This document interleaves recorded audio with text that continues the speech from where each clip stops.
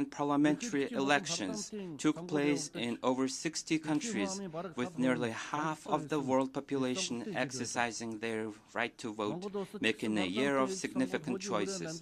In Mongolia, parliamentary elections were also held, and I would like to highlight that both domestic and foreign observers, as well as international organizations, have commended the elections for being successfully conducted within the legal framework. Mongolia has always consistently sought to contribute to the international community's efforts for peace, security, and sustainable development. In this regard, Mongolia has established diplomatic relations with all member states of the United Nations and is dedicated to strengthening and developing friendly relations and cooperation with all countries around the globe. As a nation that consistently pursues to a peaceful, open, independent, and multipolar foreign policy, Mongolia respects the pluralism inherent in the diverse histories, cultures, civilizations, religions, national interests, and development paths of countries around the world. We strive to develop international relations based on multipolar principles. Therefore, my country upholds the principles of the UN Charter, particularly the commitment to refrain from using force against the territorial integrity and political independence of any state. In addressing disagreement and conflicts, we call upon countries and nations around the world to prioritize diplomatic dialogue over confrontation, promote unity over hostility, and pursue collective goals rather than divisiveness in order to consistently cooperate in strengthening international peace and security. As Mongols, we have a rich history of valuing and seeking amicable solutions through dialogue. For centuries, Great Mongol Empire engaged through political and diplomatic means in its relations with neighboring, distant, allied, and adversarial nations. This included sending and receiving envoys and ambassadors, concluding agreements, fostering friendship, and negotiating, which are the practices that remain as the cornerstone of Mongolia's current foreign policy. The Geopolitical serves as a historical evidence of this legacy. It represents the origins of credentials handed to envoys or modern diplomatic passports, having been used by Mongols since the 13th century in their relationship with other nations. The Geopolitical is displayed as a historic artifact at the United Nations headquarters. In 2000, UN Secretary General Kofi Annan remarked that Geopolitical is an invaluable heritage gifted by Mongols to the international community, emphasizing that we have a lot to learn from the wisdom of Mongolian ancestors. The principles of maintaining peace and harmonious coexistence championed by our ancestors reflects the progressive ideals that underpin our current collective effort to sustain peace and stability. At present, humanity is alarmed by the deepening global geopolitical tensions which ignite the fires of war and heighten the nuclear threat. The collective efforts of countries around the world towards non-proliferation, disarmament, and the total elimination of nuclear weapons, as well as the expansion of nuclear weapon-free zones, must not be overlooked. Mongolia has made significant contributions to the elimination of nuclear threats by having its nuclear weapon-free status recognized at the international level. We reaffirm our commitment to continue pursuing and supporting nuclear weapon-free policies and initiatives. Mongolia calls upon all countries to collaborate in ensuring peace and stability, particularly in creating a world free from nuclear threats. We propose the convening of a special gathering on this issue within the framework of the United Nations. Mr. President, Mongolia deeply appreciates the role of UN peacekeepers, the Blue Helmets, who serve tirelessly and make significant contributions to international peace and security. Due to various factors, such as international terrorism, brutal acts of extremism, and the growing number of refugees, Blue Helmets are confronted with increasingly complex tasks under more challenging conditions. We must not forget that over 4,370 UN peacekeepers, including military, police, and civilian personnel, have lost their lives in the line of duty. Although Mongolia has a relatively small population, over the past 20 years, more than 20,000 peacekeepers have been deployed to hotspots around the world to contribute to peace and security of humanity. In particular, in alignment with the Women, Peace and Security agenda of the UN Security Council, we aim to increase women participation in UN peacekeeping operations. Currently, Mongolian female officers made up to 11% of our peacekeepers. To ensure the competence of our peacekeepers, it is crucial to improve their psychological well-being. Therefore, Mongolia initiated and developed a pilot project for supporting peacekeepers and their families, which was submitted to the UNDPKO, Mr. President, and distinguished delegates. In recent years, the rapid development of information and communication technologies has significantly impacted the daily life of people, and is seen as a factor that may fundamentally reshape the development of civilization in the future. In line with these intensive discussions on information and communication technologies and artificial intelligence have arisen in the international fora, and the recently adopted Global Digital Compact is a timely and essential step. Our country aims to keep pace with the development of information technology, placing great importance on UN resolutions, documents, and other international legal frameworks related to this issue, and keenly participating in their discussions. In March of this year, the UN General Assembly adopted a resolution calling on member states to ensure the reliability and security of artificial intelligence for the first time, which is a significant step forward. To accelerate the implementation of the Sustainable Development Goals, countries around the world are focusing on policies that promote economic diversification, energy and digital transitions, reduce the negative impacts of climate change, enhance adaptive capacity, and increase access to essential social services, particularly in education and health, while also prioritizing employment and food security. On the other hand, global debt accumulation has reached unprecedented levels, with debt service payments in developing countries exceeding the amounts borrowed, further constraining the budgetary space needed to implement Sustainable Development Goals. Mongolia fully supports the international community's efforts to not only ensure debt sustainability, but also fundamentally reform the international financial architecture under the initiative outlined in the UNSG's report, Our Common Agenda.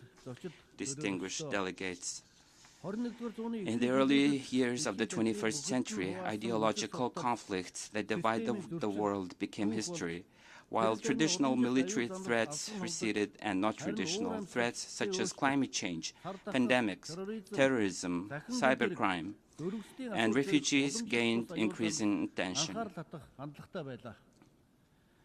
However, this situation has changed drastically in the recent years, with traditional threats resurfacing and negatively impacting international security and sustainable development. In other words, the overlap and expanding scope of traditional and non-traditional threats requires countries around the world to pay special attention and strengthen their collaborative efforts. In particular, global warming and climate change have transcended natural and economic boundaries, exacerbating sensitive social issues and disputes over resources and triggering migration that bring numerous direct and indirect dangers and risks. If this situation continues, humanity will face not just a choice between development or stagnation, but rather a choice between existence and non-existence. Therefore, we must carefully assess the situation and recognize the need for smart solutions based on the advancement of our era, as well as implementation of new technologies, and share good practices while collaborating to overcome challenges posed by climate change. As descendants of nomads, we, Mongols, have preserved and honored our unique cultural heritage and traditions to this day. The origin of our nomadic civilization is, in fact, the philosophy of green development, which emphasizes caring for and protecting nature while responsibly utilizing its benefits. This indicates that we have substantial traditional wisdom and initiatives regarding the future of green development, thus in line with the goals of the Sustainable Development, as well as Vision 2050 long-term development policy of Mongolia has successfully been implementing national movements and programs such as Billion Trees, Food Security and Safety, Healthy Mongolia, and Digital Mongolia. These initiatives represent our contributions at both international and regional levels in achieving the Sustainable Development Goals. I'm also pleased to announce that Mongolia is actively working to implement the resolution adopted by the UNGA, declaring the 2026 as the International Year of Rangelands and Pastoralists. Furthermore, we are also preparing to host the 17th conference of the parties to the United Nations Convention to Combat Desertification in Ulaanbaatar in 2026. I'm confident that the international community and member states will support and collaborate with us in these efforts. Mr. President, Mongolia, as a landlocked country with its unique location on the Central Asian plateau and extreme weather conditions, has consistently paid particular attention to the issues of countries in similar special situations. We have already collaborated with them to safeguard our interests and make tangible contributions to amplify our voices on the global stage. Mongolia and Austria co-chaired the preparatory committee for the 3rd United Nations Conference on LLDCs for 2023-2024 and successfully facilitated discussions on the draft outcome document among member states. We're pleased that the draft of the action program to be adopted at the upcoming conference in Botswana next December includes innovative content outlining specific goals and measures to guide the development of LLDCs over the next decade. Therefore, we urge all LLDCs, transit countries, and all UN member states and development partners to engage at the highest level in the 3rd conference on LLDCs and to contribute creatively to discussions for the successful implementation of the program of action. Mr. President, at the 4th World Conference on Women, held in Beijing in 1995, it was proclaimed that women's rights are human rights and human rights are women's rights, setting forth the significant goals of eliminating barriers to gender equality on the global stage. We, Mongols, have a long-lasting culture and tradition of honoring and respecting women with a history of Mongol queens and women who played crucial roles in governance and social affairs throughout our nation's history. This rich traditional and cultural heritage have continued to evolve, positioning Mongolia as one of the leaders in promoting gender equality in Asia. In its first constitution, Mongolia became the first country in Asia to guarantee equal rights for women, including the rights to vote and to be elected. This year we celebrate the centennial anniversary of the establishment of the National Organization for Women, the Mongolian Women's Federation. As we approach this historic anniversary, in 2023, we have implemented legal policy reform designed to enhance women participation in both social and political decision-making level. As a result, in the recent parliamentary election, 25.4% of elected members were women, exceeding the average rate of 21.2% in Asia. Moreover, in August this year, our country successfully hosted the World Women's Forum under the theme Towards a Green Future in Ulaanbaatar in collaboration with the United Nations. This forum brought together women leaders and from governments, international organizations, and influential representatives from diverse sectors, social, economic, and cultural, across 5 continents. They proposed proposed numerous creative initiatives to enhance women's role and contributions toward achieving sustainable development goals, including economics, environment, climate change, food security, education, sports, culture, and the arts. I'm pleased to highlight that the Ulaanbaatar Declaration towards a Sustainable Future was adopted as the forum's outcome document. Building on the momentum of the World Women's Forum, Mongolia will continue to actively promote gender equality and the empowerment of women. Mr. President, distinguished delegates, the General Assembly of the United Nations is the most important and honorable podium for amplifying the voice of ideas and aspirations for international peace and security, well-being, and development of humanity. Mongolia has consistently supported the efforts of member states to reform the UN Security Council into a more equitable, accessible, transparent, effective, democratic, and responsible system. We also strongly advocate for further strengthening the United Nations' central role and coordination in global affairs. Our country believes that any international challenges and misunderstandings should be addressed through mutual understanding, trust, respect, and dialogue, and resolved within the framework of international legal norms. Therefore, I call on you, heads of states, governments, and distinguished delegates, to demonstrate exceptional leadership and make meaningful contributions to strengthen trust, mutual respect, and cooperation among the nations of the world in the crucial pursuit of global peace, security, sustainable development, and the well-being of humanity. May the eternal blue sky bless us with peace throughout the world. Thank you very much for your attention. On behalf of the Assembly, I wish to thank the President of Mongolia.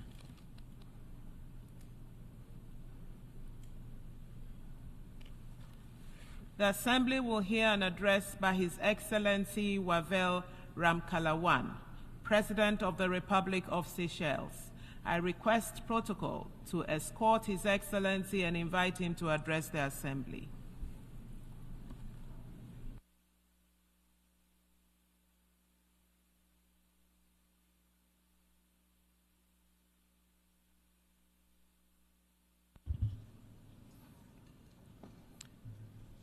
Mr. President, Excellencies, distinguished delegates, I would like first of all to extend my words of congratulations to Ambassador Yang on your election as President of the General Assembly for this 69th session.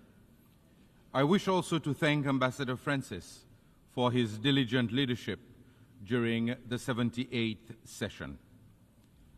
Mr. President, as the highest representatives of the peoples of the world, we meet every year in this institution, which promises to deliver peace, progress, and prosperity for all.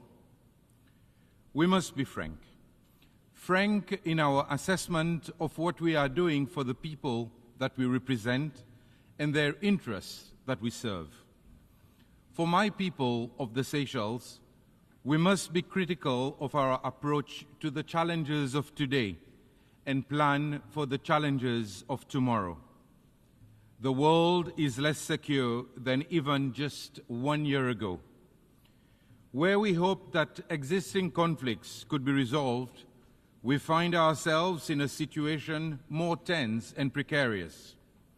Flames stoked by competition and distrust threaten to engulf those who have no part in these conflicts, leaving us gripped by a fearful atmosphere of instability exacerbated by the worry of expanded warfare.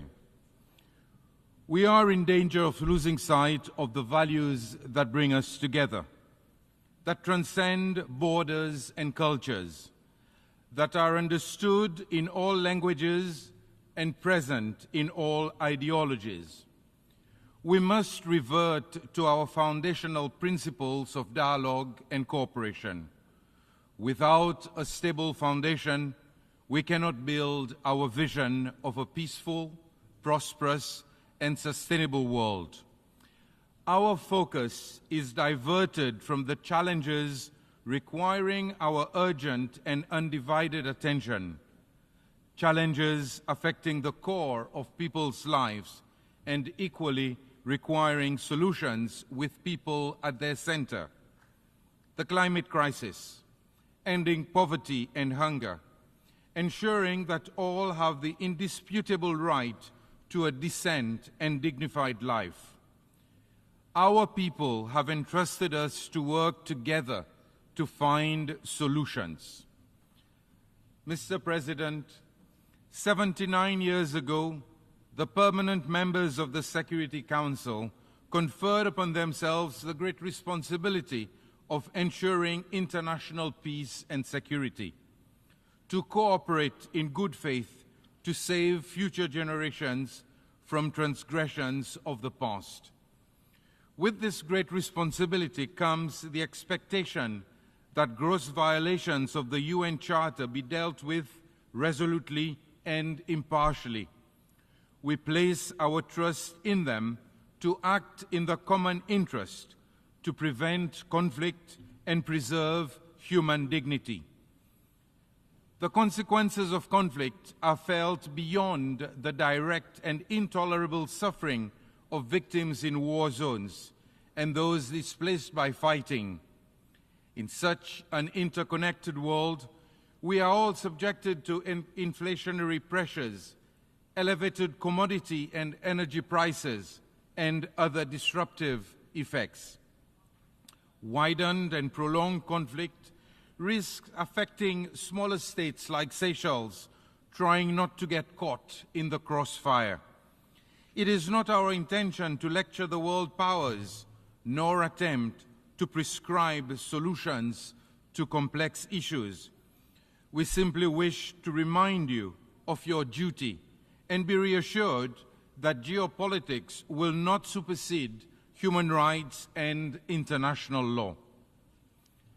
Since its formation in 1946, the Security Council has remained largely unchanged.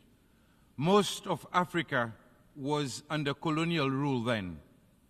Seychelles joins the call for the UN and the Security Council to deliver the reform being appealed for by so many, with the objective not to hinder its work, but to bring inclusivity and perspective. It is time to correct one of the many injustices to which Africa has been subjected. Permanent membership of the world's primary peacekeeping institution is a necessity.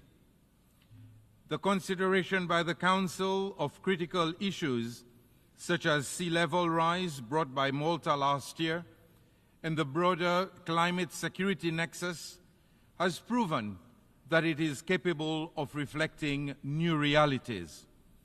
The proposal of the United States to include a rotating seat for small island developing states is a welcome and progressive one. Mr. President, climate change remains the foremost challenge facing humanity, and failure to address its effects will devastate current and future generations. As a small island state, Seychelles understands what it means to be vulnerable, a vulnerability that cannot be ignored in the future we see for ourselves. We are on the front lines of the climate crisis, which poses irreversible threats to our people, our economy, and our way of life. Rising sea levels, extreme weather events, and the degradation of our oceans are stark reminders of the urgent need for global action on climate change. We have all made commitments, pledges, and promises to achieve large-scale reductions of emissions, to keep the goal of limiting global warming to 1.5 degrees, to boost adaptation, to deal with extreme weather disasters, and build resilience to address future impacts. But words are nothing without deeds, and we have to act urgently in unity to make the necessary transition to a more sustainable future. It is a choice, conscious and intentional, to continue down this path and decide that business as usual in pursuit of short-term goals is acceptable. Mr. President, world military expenditure has increased for the 10th consecutive year, reaching $2.5 trillion in 2023. This makes even the highest estimates of the funds, $100 billion needed for loss and damage, seem modest and insignificant. This is a worrying reflection of the world's priorities. It is unfair for SIDS to suffer the consequences of these choices. We simply do not have the means to cope with the disastrous effects of climate change. Here I want to thank those who have contributed to the Loss and Damage Fund. The pledges made following COP28 should not be mere attempts to pacify us who have been calling for remediation.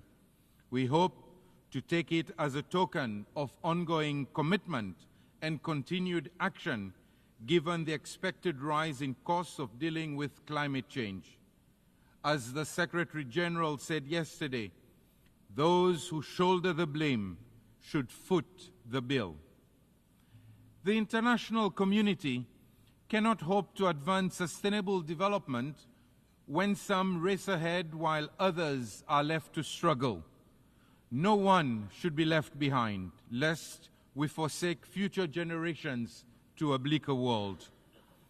The obligations outlined in the Paris Agreement are the lifelines that give us a chance if all states did their utmost to adhere to them. Our reliance on fossil fuels is unsustainable and detrimental.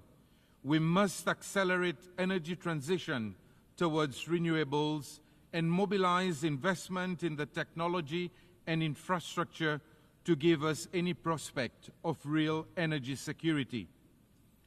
Seychelles' focus remains on nature-based solutions to combat climate change while ensuring economic sustainability and environmental preservation. Our blue bonds demonstrate the potential to harness capital markets for financing the sustainable use of marine resources. Mr. President, ambitious and innovative strategies of securing long-term economic development are futile without finance that is accessible and sustainable. The average debt to GDP ratio in SIDS exceeds 70%.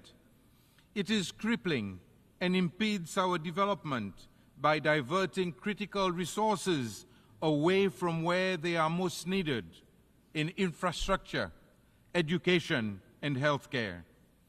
Our vulnerabilities have been expounded, yet our borrowing costs remain high. Instead of concessions, we are penalized for our vulnerability.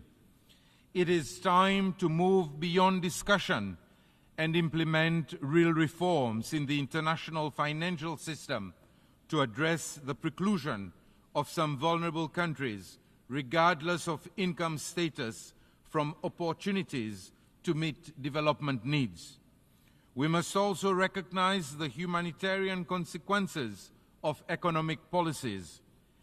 Our work in the multilateral system is undermined by unilateral coercive measures that are intended to leave economies crippled and governments unable to advance dignity for their own people. Mr. President, the multilateral system remains our best hope for addressing the challenges we face. As a small state, Seychelles believes in the United Nations, for we fear of a reality with no alternative. In a world more interconnected than ever, multilateralism is the network that links our shared values to achieve the vision that we have for our world, one that is defined by our common interests and not by our differences. We are here to solve problems, not exacerbate them, to listen and not to dismiss. We put our faith in this institution because we must prove to the world that we can work for it. But it is up to us to make it work.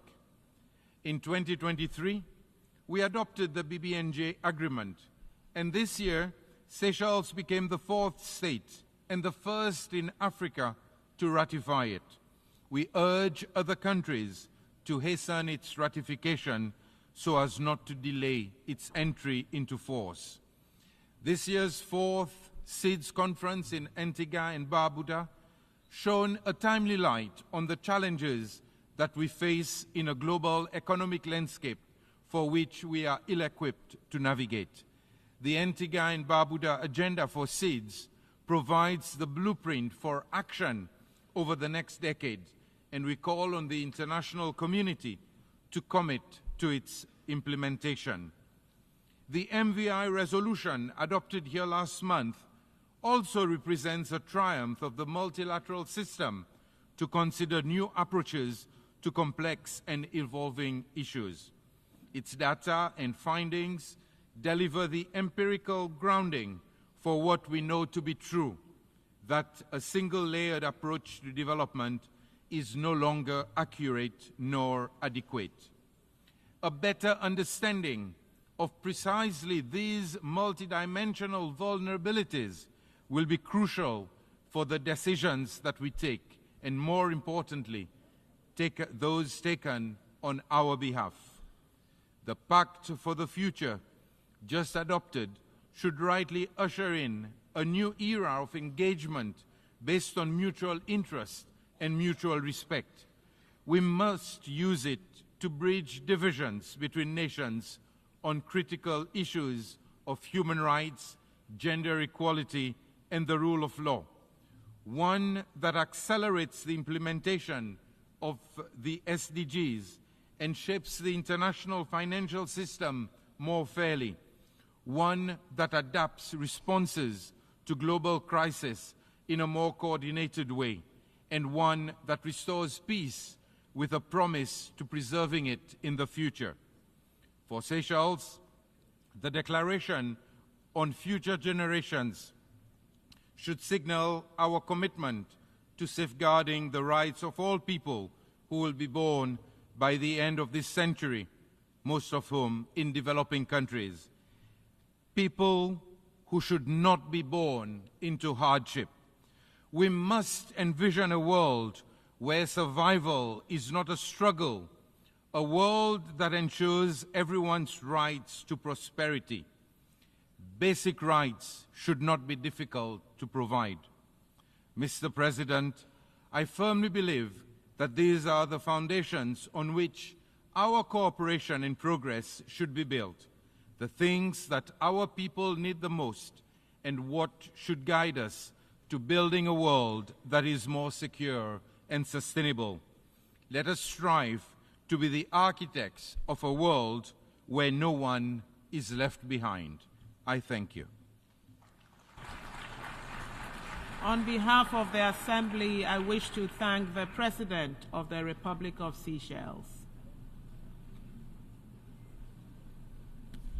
The Assembly will hear an address by His Excellency Peter Pavel, President of the Czech Republic.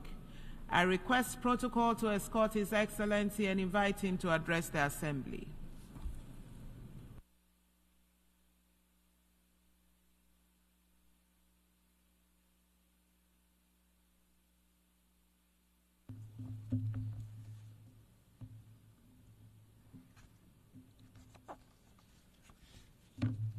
Madam President, Excellencies, ladies and gentlemen, it is a true honor for me to address you today.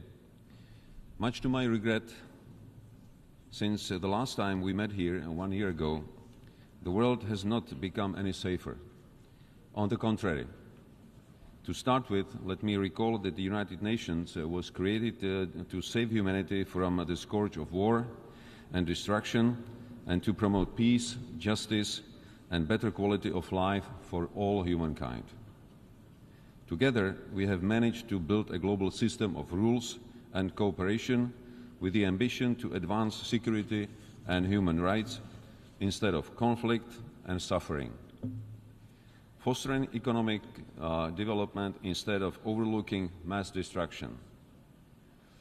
Aligned around the UN Charter, we have subscribed not to repeat the mistakes and disasters of the past. Unfortunately, we still do. The world and its citizens need and deserve an effective UN that can respond quickly when needed and deliver better on our shared global commitments. Without a functioning multilateral system, alternative and exclusive structures would lead to more fragmentation and less predictability. It is our duty as national and global leaders to find common solutions to the most pressing problems before they get out of hand. Finding a compromise is never easy. It requires time and patience. Only if we realize that together we can achieve much more than when antagonized can we make our nations and the United Nations truly united behind common goals. A comprehensive reform of the UN Security Council is long overdue. Making the Council more effective, inclusive, accountable, and better reflecting today's realities by strengthening the voice of underrepresented regions is crucially needed. In the face of unjust and unprovoked Russian war against Ukraine, we must realize that Security Council membership is not a carte blanche.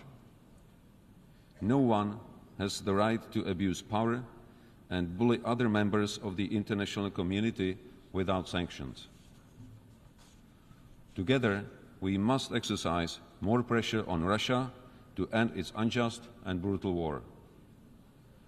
The Peace Summit in Switzerland clearly confirmed that peace in Ukraine must be based on international law and principles of sovereignty and territorial integrity. The cynical nature of Russia's policy and its disinterest in genuine peace talks has global consequences. These include impairing nuclear safety, diminishing food and energy security, and damaging rules-based international order. Czechia calls on those who have not yet supported our common effort to evaluate the possibility of signing the joint declaration agreed at the Peace Summit in Switzerland. So far, many with the aspiration to become respected regional or global actors have remained silent. But respect cannot be forced. It can only be earned. Let us not forget that hesitation strengthens the aggressor. If you remain silent to injustice and aggression, soon there will be others waiting in line to see how far they can go in bending international rules as they please. Some of you might think that Russia's actions against Ukraine are just another regional conflict and both sides need to go halfway. But there is no such thing as just a regional conflict. Conflicts in one part of the world cause food insecurity and create refugee waves in others. With globalization, our security and prosperity starts way beyond our own borders. Being fully aware of that, Czechia is committed not only to security of Europe, but also in Middle East, Africa, and elsewhere. I applaud the fact that many nations, including African, spare no effort to achieve and safeguard peace and security in their own regions and far beyond. Czechia will continue to engage with African countries and closely listen to their views and needs. I believe that despite political differences, together we can create mutually beneficial partnerships based on the principle of equality, mutual respect, and without any historical burden or future material demands. Africa is a continent with huge economic potential which is waiting to be unlocked. We want to see Africa flourish, enhance its capabilities, and create opportunities and jobs for young people. The last topic I want to touch upon is cybersecurity and technology. With progressing digital transformation and our increasing reliance on advanced technology, the gravity and scale of cyber threats are increasing and respect no borders. Cyber espionage and attacks against our hospitals, media, infrastructure, national institutions and businesses aim to destabilize our democratic system and undermine its principles. Just as offline, we cannot allow the cyberspace to become a lawless criminal world. The agreed framework of responsible behavior of states in cyberspace should guide us in our effort to strive for a safer online world. The security of cyberspace will depend on the capacities and effort of all responsible states to enhance their own cyber capabilities. Czechia is taking its commitment to the protection of global cyberspace security very seriously. We will continue providing assistance to our partners in Africa, Asia, and South America so that together we can improve our resilience and to protect our citizens even better. Foreign interference and disinformation continue to present a challenge with a serious impact on democracy, security, and the rules-based international order. With rapid development of new technologies, protection and promotion of human rights continue to be vital for our societies. Emerging technologies will have an undisputable influence on the nature of our future conflicts, but also on peace. It is our duty to ensure that innovations, including artificial intelligence, autonomous systems, biotech, or quantum computing, fully conform to our ethical and human rights standards. Last year, Czechia, together with Mexico, the Maldives, the Netherlands, and South Africa, submitted a resolution on human rights in the context of digital technologies. Furthermore, last month, during the GlobeSec Security Forum, I sat down with top managers of global tech companies at the Prague Geotech Summit. I was glad to hear that they are fully aware of their responsibility and fully committed to contribute to the resilience of democracy. Madam President, ladies and gentlemen, the challenges we are facing are global, and we can only succeed if we fully commit ourselves to collective action and more cooperation. The quality of our governance will be judged by our actions and whether we leave this world in a better condition for future generations. I would like to thank everyone who is tirelessly working to make our planet a safer and more secure place for all. That is what really matters. Thank you for your attention. On behalf of the Assembly, I wish to thank the President of the Czech Republic. The Assembly will hear an address by His Excellency Volodymyr Zelensky, President of Ukraine. I request protocol to escort His Excellency and invite him to address the Assembly.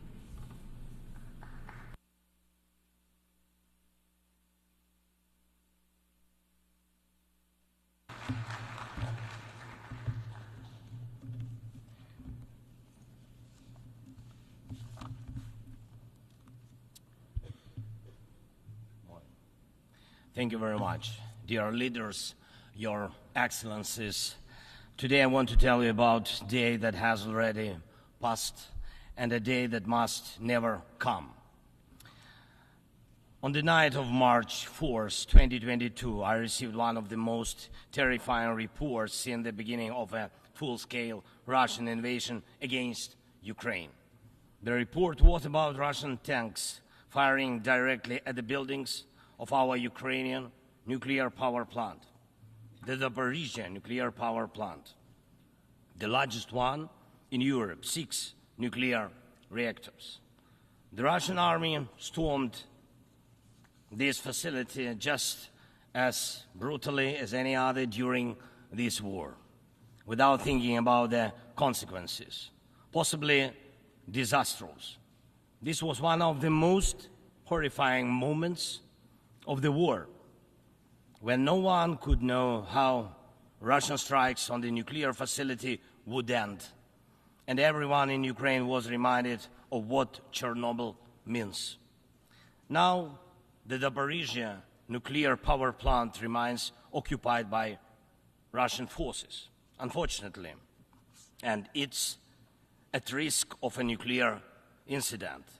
This is the major source of radiation danger in Europe, possibly in the world. That's why, in the peace formula I presented, the first point is about nuclear safety. In Ukraine, we know exactly what we are dealing with. And I want to thank you, the General Assembly members, for adopting a resolution in July this year on the safety of nuclear facilities in Ukraine. Most in the world understand what's at stake. The General Assembly demanded that Russian return control of the Zaporizhzhia nuclear power plant to Ukraine. Only then real nuclear security will return to Europe and the world. And now about the day that must never come. Since Russia can't defeat our people's resistance on the battlefield, Putin is looking for other ways to break the Ukrainian spirit. One of his methods is targeting our energy infrastructure. And these are deliberate Russian attacks on our power plants and the entire energy grid. As of today, Russia has destroyed all our thermal power plants and a large part of our hydroelectric capacity. This is how Putin is preparing for winter, hoping to torment millions of Ukrainians, ordinary families, women, children, ordinary towns, ordinary villages. Putin wants to leave them in the dark and cold this winter, forcing Ukraine to suffer and surrender. Just imagine, please, your country with 80% of its energy system gone, with such a destroyed part of the system. What kind of life would that be? Recently, I received yet another alarming report from our intelligence. Now Putin does seem to be planning attacks on our nuclear power plants and their infrastructure, aiming to disconnect the plants from the power grid. With the help of satellites, by the way, ladies and gentlemen, satellites of other countries. Russia is getting images and detailed information about the infrastructure of our nuclear power plants. But what does this really threaten? Any missile or drone strike, any critical incident in the energy system could lead to a nuclear disaster. A day like that must never come.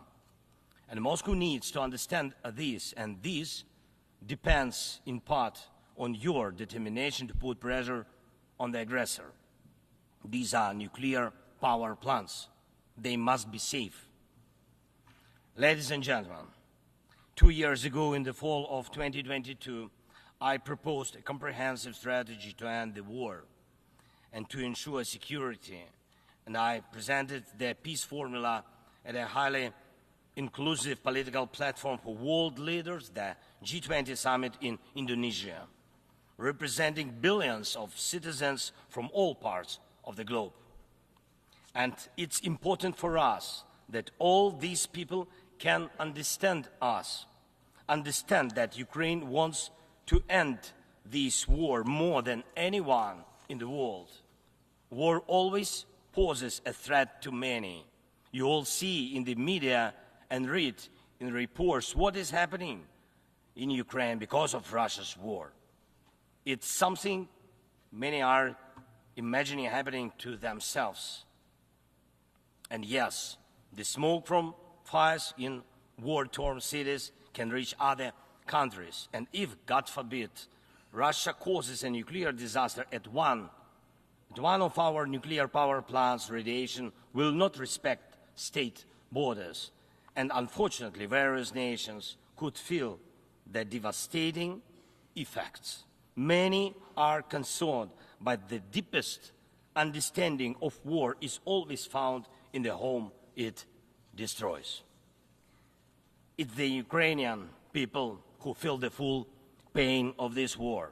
It's Ukrainian children who are learning to distinguish the sounds of different types of artillery and drones because of Russia's war. It's our people who are forcefully separated by occupation because Putin decided he could do whatever he wants. It's our heroic soldiers who are giving their lives to defend our country from invaders trying to steal our land. That's why we say, rightfully so, there can be no just peace without Ukraine. And I thank every leader, every country that supports us in this, that understands us, that sees how Russia, a country more than 20 times larger than Ukraine in territory, still wants even more land, which is insane, and is seizing it day by day while wanting to destroy its neighbor. And Russia found very special bodies for that: North Korea and Iran, telling choice of friends. And now every neighbor of Russia in Europe and Central Asia feels that the war could come to them as well, and just think what kind of losses that would mean for the world. And I thank nearly 100 nations and international organizations that have supported the peace formula. It's truly a global community: Africa, Asia, Europe, Latin America, North America, the Pacific region, all united by the peace formula. And I am glad that the first peace summit was so reminding of the UN General Assembly. Everyone was equal. All nations that participated in the peace summit, large and small, no veto right, no blocking authority, those that have been independent for ages and those that have only recently gained independence, those that have gone through wars themselves, and those accustomed to peace. All were equal. That is what Russia hates the most and cannot control. That's why Russia says the peace formula doesn't suit it. Here at the UN, I've already met with leaders from India, Guatemala, Japan and Italy, Turkey and Finland, Canada, Paraguay, Slovenia, Germany and others, and my meetings will continue. These are different, absolutely, parts of the world and various political waves of life, but they share the same understanding. Peace is needed, and it must be a real, just peace.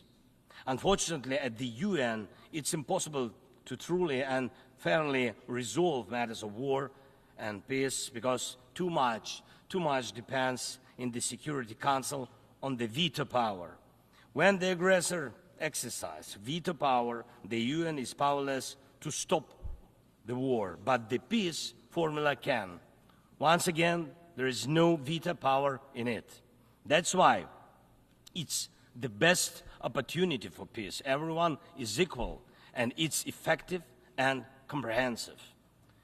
When some propose alternatives, half-hearted settlement plans, so-called sets of principles, it not only ignores the interests and suffering of Ukrainians, who are affected by the war the most, it not only ignores reality, but also gives Putin the political space to continue the war and pressure the world to bring more nations under control. Any parallel or alternative attempts to seek peace are, in fact, efforts to achieve allow instead of an end to the war as a global initiative. The peace formula has already existed for 2 years, and maybe somebody wants a Nobel Prize for their political biography for frozen truths instead of real peace, but the only prizes Putin will give you in return are more suffering and disasters. We must restore nuclear safety. Energy must stop being used as a weapon. We must ensure food security. We need to bring home all our captured soldiers and civilians forcibly deported to Russia. We must uphold the UN Charter and guarantee our right, Ukraine's right to territorial integrity and sovereignty, just as we do for any other nation. We need to withdraw the Russian occupiers, which will bring an end to the hostilities in Ukraine, and we must hold those responsible for war crimes accountable. We need to prevent ecocide and stop the destruction of nature caused by the war. And we must not allow a second or third phase of this Russian invasion. And we need to make it clear the war is over. This is the peace formula. What part of this could be unacceptable to anyone who upholds the UN Charter?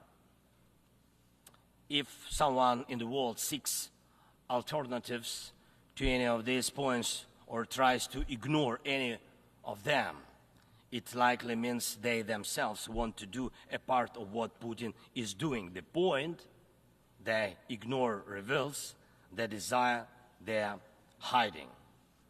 And when the Chinese-Brazilian duo tries to grow into a choir of voices, with someone in Europe, with someone in Africa saying something alternative to a full and just peace, the question arises, what is the true interest? Everyone must understand you will not boost your power at Ukraine's expense. And the world has already been through colonial wars and conspiracies of great powers at the expense of those who are smaller. Every country, including China, Brazil, European nations, African nations, Middle East, all understand why this must remain in the past. And Ukrainians will never accept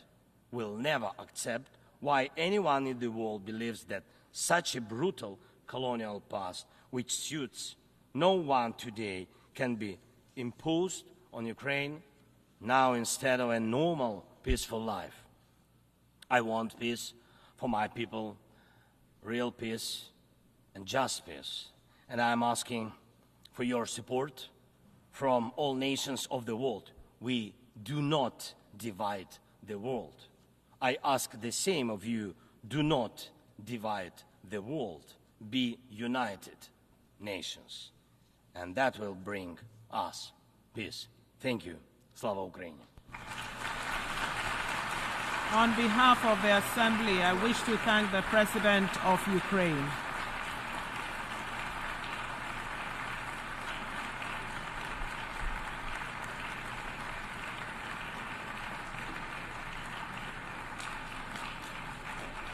The Assembly will hear an address by His Excellency Nana Addo Dankwa Akufo-Addo, President of the Republic of Ghana. I request protocol to escort His Excellency and invite him to address the Assembly.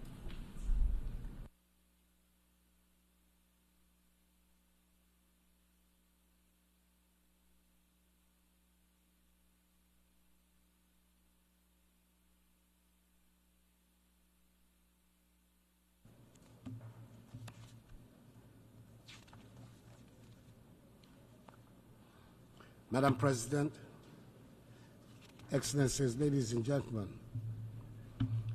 I cannot help but reflect on the significance of this moment, as this will be my final opportunity to address the United Nations General Assembly as I enter the closing months of my presidency. Over the past 8 years, I've had the privilege of speaking on several variations of the essential themes that quite properly dominate the deliberations of this global assembly: the condition of humanity and the state of the planet. Serving the people of Ghana, and by extension those of West Africa, Africa, and the world, has truly been the greatest blessing of my life. Indeed, being here this morning fills me with both pride and humility. Pride in the limited progress we have made together as nations, and humility in recognizing the challenges that still remain. My time as president has been deeply fulfilling, and I'm profoundly grateful for the trust placed in me by my fellow Ghanaians. It has been an honor to serve them and to contribute to advancing peace, security, and development on the global stage. Mr. President, Madam President, I'm here with a heart full of hope, yet mindful of the great challenges that still confront us. As President of the Republic of Ghana and as a citizen of the world, I'm acutely aware of the shared responsibility we carry. Our work here is nothing less than shaping the future of humanity, a future that will affect generations long after we are gone. Leaving no one behind, acting together for the advancement of peace, sustainable development, and human dignity for present and future generations, reminds us that the decisions we take here will define whether we rise to meet the hopes of billions or continue to let inequalities and injustice persist. We owe it to those who look to this body for leadership to act and not just to talk. The world we live in today is a stark, unfortunate contrast of privilege and hardship.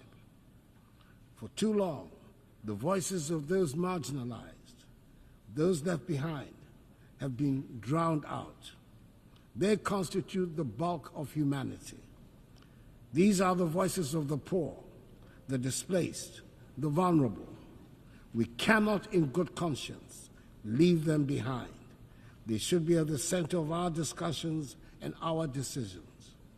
Africa, in particular, knows the cost of being left out.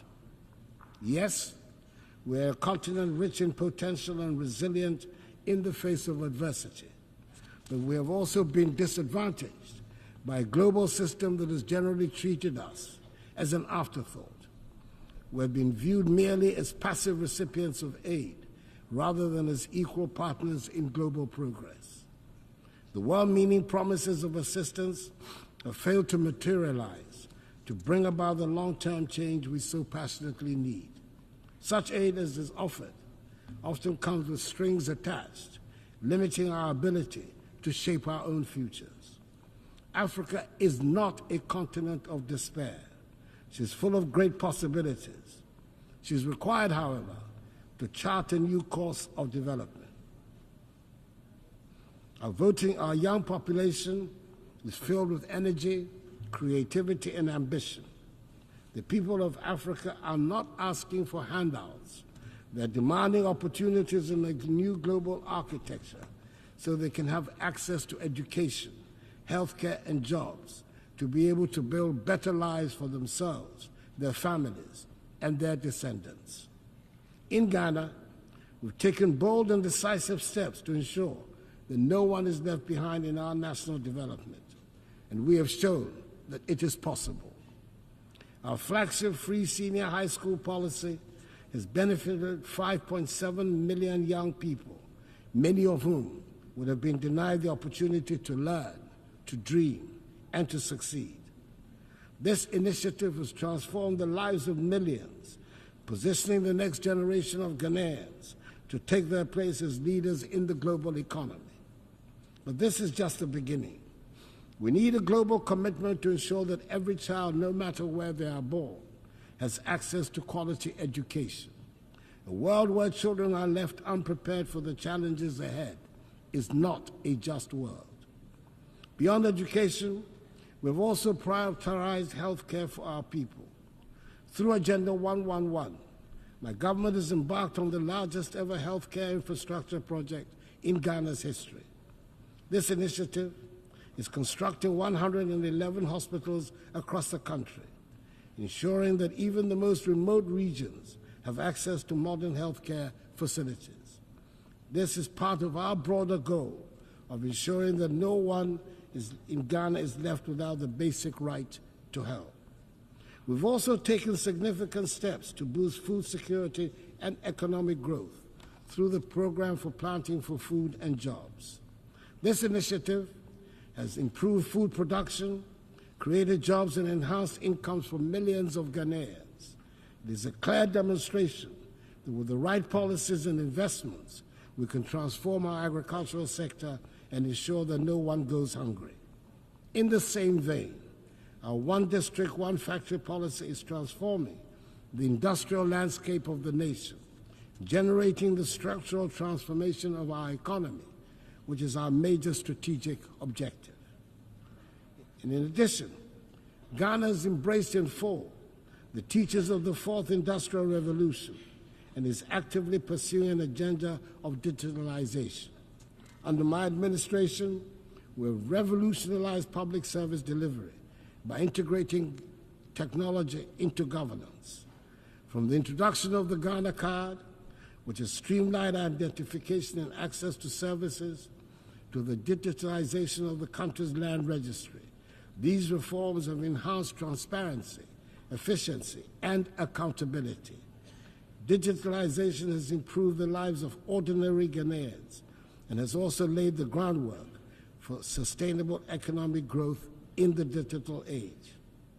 And let us not forget the strides we have made in enhancing the rule of law and governance through reforms in the judicial system, strengthening our democratic institutions, and promoting transparency. Ghana continues to be a beacon of good governance in Africa. We have enacted laws and implemented policies that uphold the principles of accountability and ensure that every Ghanaian, regardless of their background, is protected by the rule of law.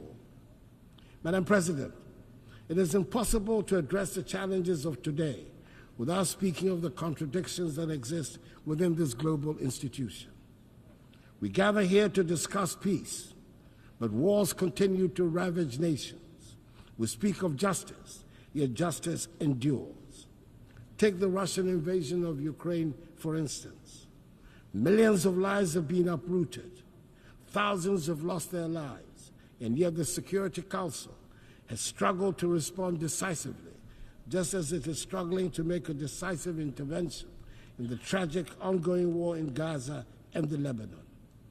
The structure of the Council reflects a world that no longer exists, and its failure to act in times of crisis raises a difficult question. What is the purpose of the Security Council if it cannot intervene when the world needs it most? Reforming the UN Security Council is a matter of fairness and necessity. The current structure, created in 1945, no longer reflects the realities of today's geopolitical and economic landscape. Africa, Latin America, and South Asia remain underrepresented despite their significant influence on global affairs. This lack of representation undermines the legitimacy of the Council's decisions, and the use of veto power by a few permanent members often paralyzes its ability to act effectively during crises. Reform is essential to ensure that the Council is more inclusive, democratic, and responsive to the complex challenges we face today. The world has changed, and the Security Council must change with it to maintain its relevance in promoting global peace and security. For years, I've championed the need to reform the Security Council as per the Ezulwini Consensus, the common African position on UN reform, which calls for Africa to have permanent seats on the Council. It is incomprehensible that a continent of 1.4 billion people has no permanent voice in shaping decisions that affect global peace and security. The time for half measures is over. We need a Security Council that is fit for purpose in today's world. It is heartening, however, that finally the demand for reform has found acceptance by leaders of 2 of the 5 permanent members, President Joe Biden of the United States of America and President Emmanuel Macron of France. Hopefully, the others will soon follow suit. We must also recognize that the fight for peace goes beyond government actions. It is a fight for humanity itself. In Africa, we have often borne the brunt of conflicts, sending our troops to peacekeeping missions with limited support from the global community. While I'm pleased to see the UN now taking steps to finance peacekeeping in Africa, an outcome of Ghana's presidency of the UN Security Council, we must go further. Peacekeeping alone is not enough. We must address the potential causes of conflict, poverty, inequality, and lack of opportunity. True peace comes from investing in education, healthcare, and economic development. However, peace cannot be imposed from the outside. It must be built from within. African nations must take ownership of their security, and the African Union needs to strengthen itself to be able to respond swiftly to threats. Madam President, as I speak today, ongoing developments in West Africa are deeply troubling. Military coups in Mali, Guinea, Burkina Faso, and Niger threaten the democratic progress we have worked so hard to achieve within the ECOWAS community. These coups are stark reminders that democracy is indeed fragile and must be continually nurtured. In Ghana, however, we will remain resolute in our commitment to democracy. As my presidency draws to a close, I want to assure this Assembly that the upcoming 2024 elections in Ghana will be free, fair, and transparent.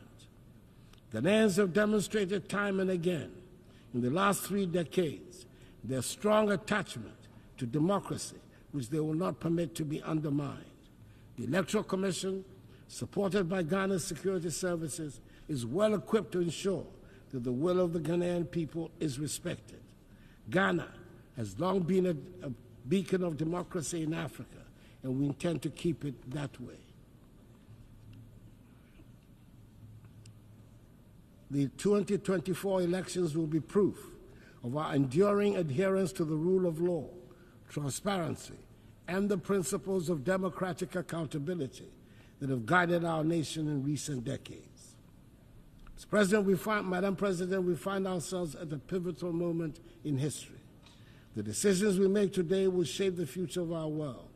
We can choose to act with courage, compassion, and a commitment to leave no one behind, or we can choose inaction and allow the suffering of millions and the degradation of the planet to continue. Let me end by reminding us all that the future is not something that simply happens. It is something we create. We have the power in this room to change the course of history. Let us not shy away from that responsibility. Let us act now, and let us act together. I wish you God's blessings in all your current and future deliberations, and I thank you for your attention. On behalf of the Assembly, I wish to thank the President of the Republic of Ghana.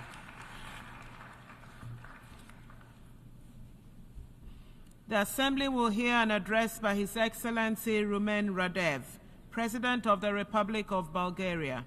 I request protocol to escort His Excellency and invite him to address the Assembly.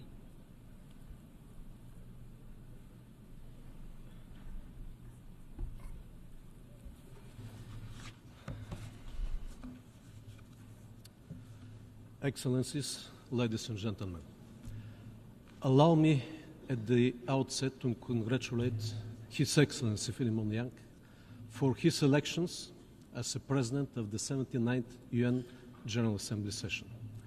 I believe that under his leadership and through his vision, the international community will move forward on the agenda of strengthening the values of the UN Charter, an effort that the humanity now needs the most.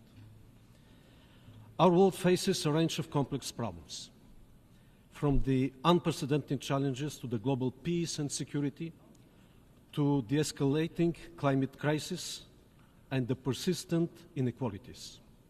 We are confronted with a complex array of issues that require our immediate attention and concerted effort. We need to light the spark that ignites change. With this in mind, my country approaches the 79th session of the UN General Assembly with renewed determination to promote multilateral and workable solutions achieved through negotiations and based on the UN Charter. We must follow the path for the sake of the survival of humankind and the future generations. Taking this into consideration, we praise the Pact of the Future as a move towards a vital transformation. It becomes increasingly clear that our success hinges on a firm commitment to upholding multilateralism and the respect for international law, which are the cornerstones of our global order. This order that has been forged in UN by you and your predecessors is now under severe threat. Bulgaria has been always committed to the values of multilateralism and will continue to be, using the accumulated experience from the successful Bulgarian presidency of the UN Economic and Social Council and our current mandate as a constructive member of the Human Rights Council. Excellencies, in 2015, all UN member states adopted with unanimity 17 Sustainable Development Goals, providing a shared blueprint for peace and prosperity for the whole planet. Nowadays, they remain more than ever topical and requiring full mobilization of international efforts. However, we must admit that the sheer deterioration of the international peace and security environment in the last years is threatening the fulfillment of our Sustainable Development Agenda, undermining the rules-based international order. Restoring and preserving the peace must not be seen but as the ultimate goal of the international community and is a basic prerequisite for the SDGs fulfillment. It has been 2.5 years since the Russian Federation unleashed a full-scale invasion of Ukraine. From the very beginning, Bulgaria strongly condemns this war, which led to hundreds of thousands of victims, enormous suffering, and destruction. Every single day of this war increases the risk of escalation in intensity and geographical scope, posing a substantial threat to the global peace and security. The side effects of the war are already gravely affecting the economies and social systems of many countries worldwide. That is why the international community should seek ways that lead to de-escalation and dialogue. We should support every diplomatic effort that pursues comprehensive, just, and lasting peace in Ukraine, in conformity with the United Nations Charter and the international law. Since the last year UN General Debate, we have witnessed a significant increase in instability across the Middle East. The conflict between Israel and Hamas after the Hamas brutal attack on Israel triggered a major deterioration of the security in the region with global projections. We must not forget the consequences which followed: tens of thousands dead and injured civilians in Gaza, the total destruction of vital infrastructure, and mass displacement of people. We call for immediate ceasefire, free access of humanitarian convoys, as well as release of all hostages held by Hamas. We are also deeply concerned about the recent development in Lebanon, bringing a qualitative, new and dangerous dimension in the conflict and increasing the risk of its regional enlargement. We call for refraining from use of force, for wisdom and de-escalation. The spiral of violence and the human suffering must come to an end. The only way to achieve sustainable and lasting peace in this region with its very fragile security landscape is the two-state solution. Amid the ongoing destabilization around different regions, the collective global goal for a world without nuclear threat remains more critical than ever. In line with the new agenda for peace, Bulgaria will maintain its commitment to uphold, protect, and strengthen the multilateral framework for disarmament, non-proliferation, and arms control. We remain dedicated to the universalization and full implementation of the Nuclear Non-Proliferation Treaty, recognizing it as the cornerstone of the global nuclear non-proliferation regime, which serves as the essential foundation for pursuing nuclear disarmament and plays a crucial role in the development of nuclear energy for peaceful purposes. As we address these challenges, prioritizing regional stability becomes vital. My country actively engages in political dialogue with Southeast European countries, driven by the conviction that the region's security, stability, and prosperity are crucial for the broader regional and international resilience. Bulgaria is a strong supporter of the European path of the Western Balkan countries. Our main priorities vis-à-vis the region are fostering good neighborliness, improving connectivity, protection of human rights, and combating ethnic discrimination. However, a serious challenge on this path are the new outbursts of incitements of hatred. Fighting and curbing the aggressive nationalistic rhetoric all over the region and concentrating on positive agenda on strengthening multi-ethnic societies and the rights of the constituent communities will prevent the evocation of the reminiscence of the troubled past of the region.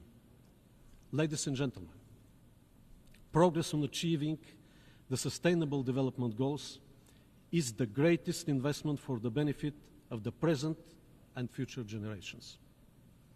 Bulgaria keeps on contributing actively to this common effort through the steady implementation of the National Development Programme Bulgarian 2030 and of sustainable projects for development cooperation with partner countries, through supporting projects in education, healthcare, public infrastructure and services, as well as renewable energy solutions. We face a growing number of places around the world where warring dynamics in terms of governance, democracy, and human rights emerge. As a present member of the Human Rights Council, we reaffirm our commitment to this noble cause.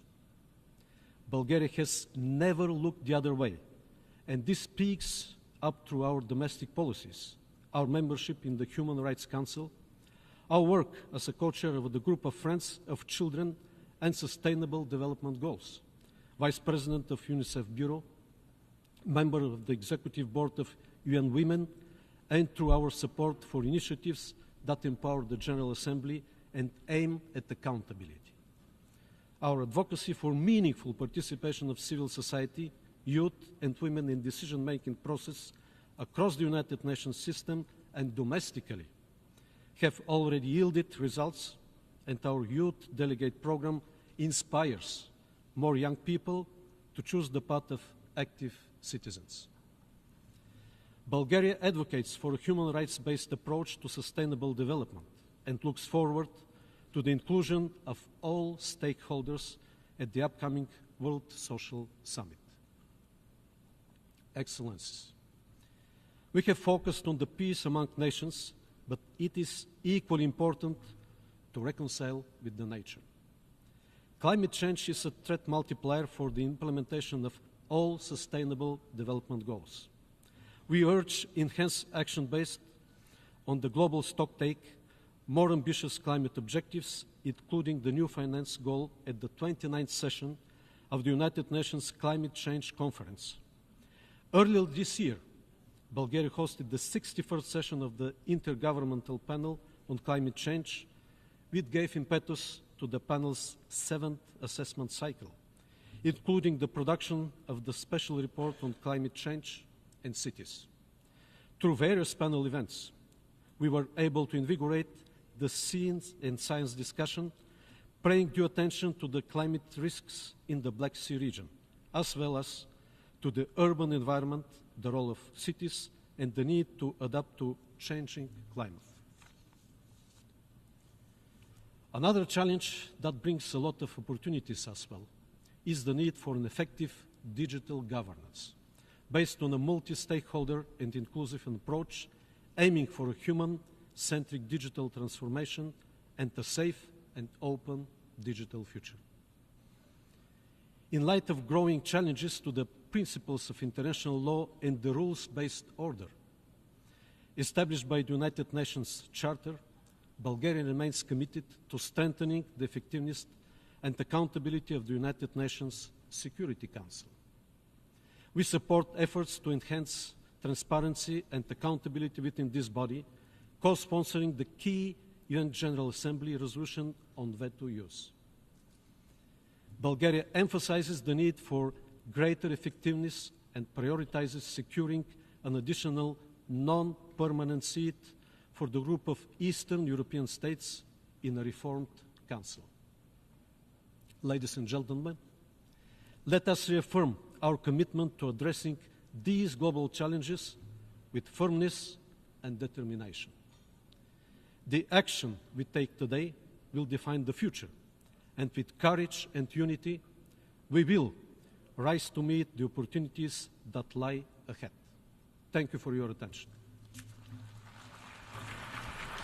On behalf of the Assembly, I wish to thank the President of the Republic of Bulgaria.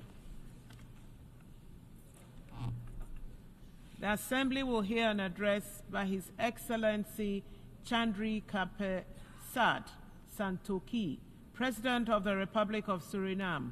I request protocol to escort His Excellency and invite him to address the Assembly.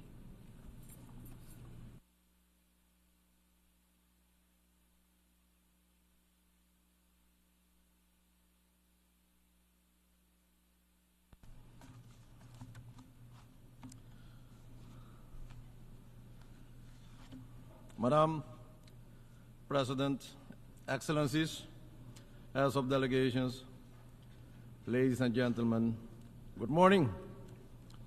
Madam President, this General Assembly is of historic significance as we embark on a process of recalibrating international relations and establishing a more effective multilateral framework.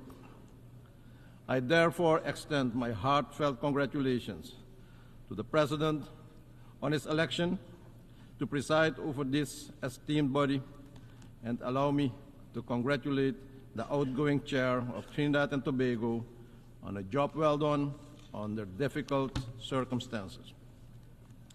Madam President, this organization was founded after two devastating world wars.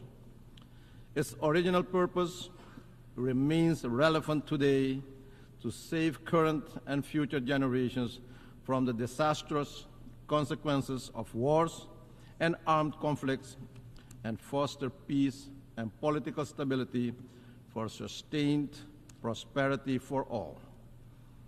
We, however, observe instead that the world is marked by a complex political and security crisis, weakening our global multilateral framework of collective solidarity, international law, and respect for humanitarian law.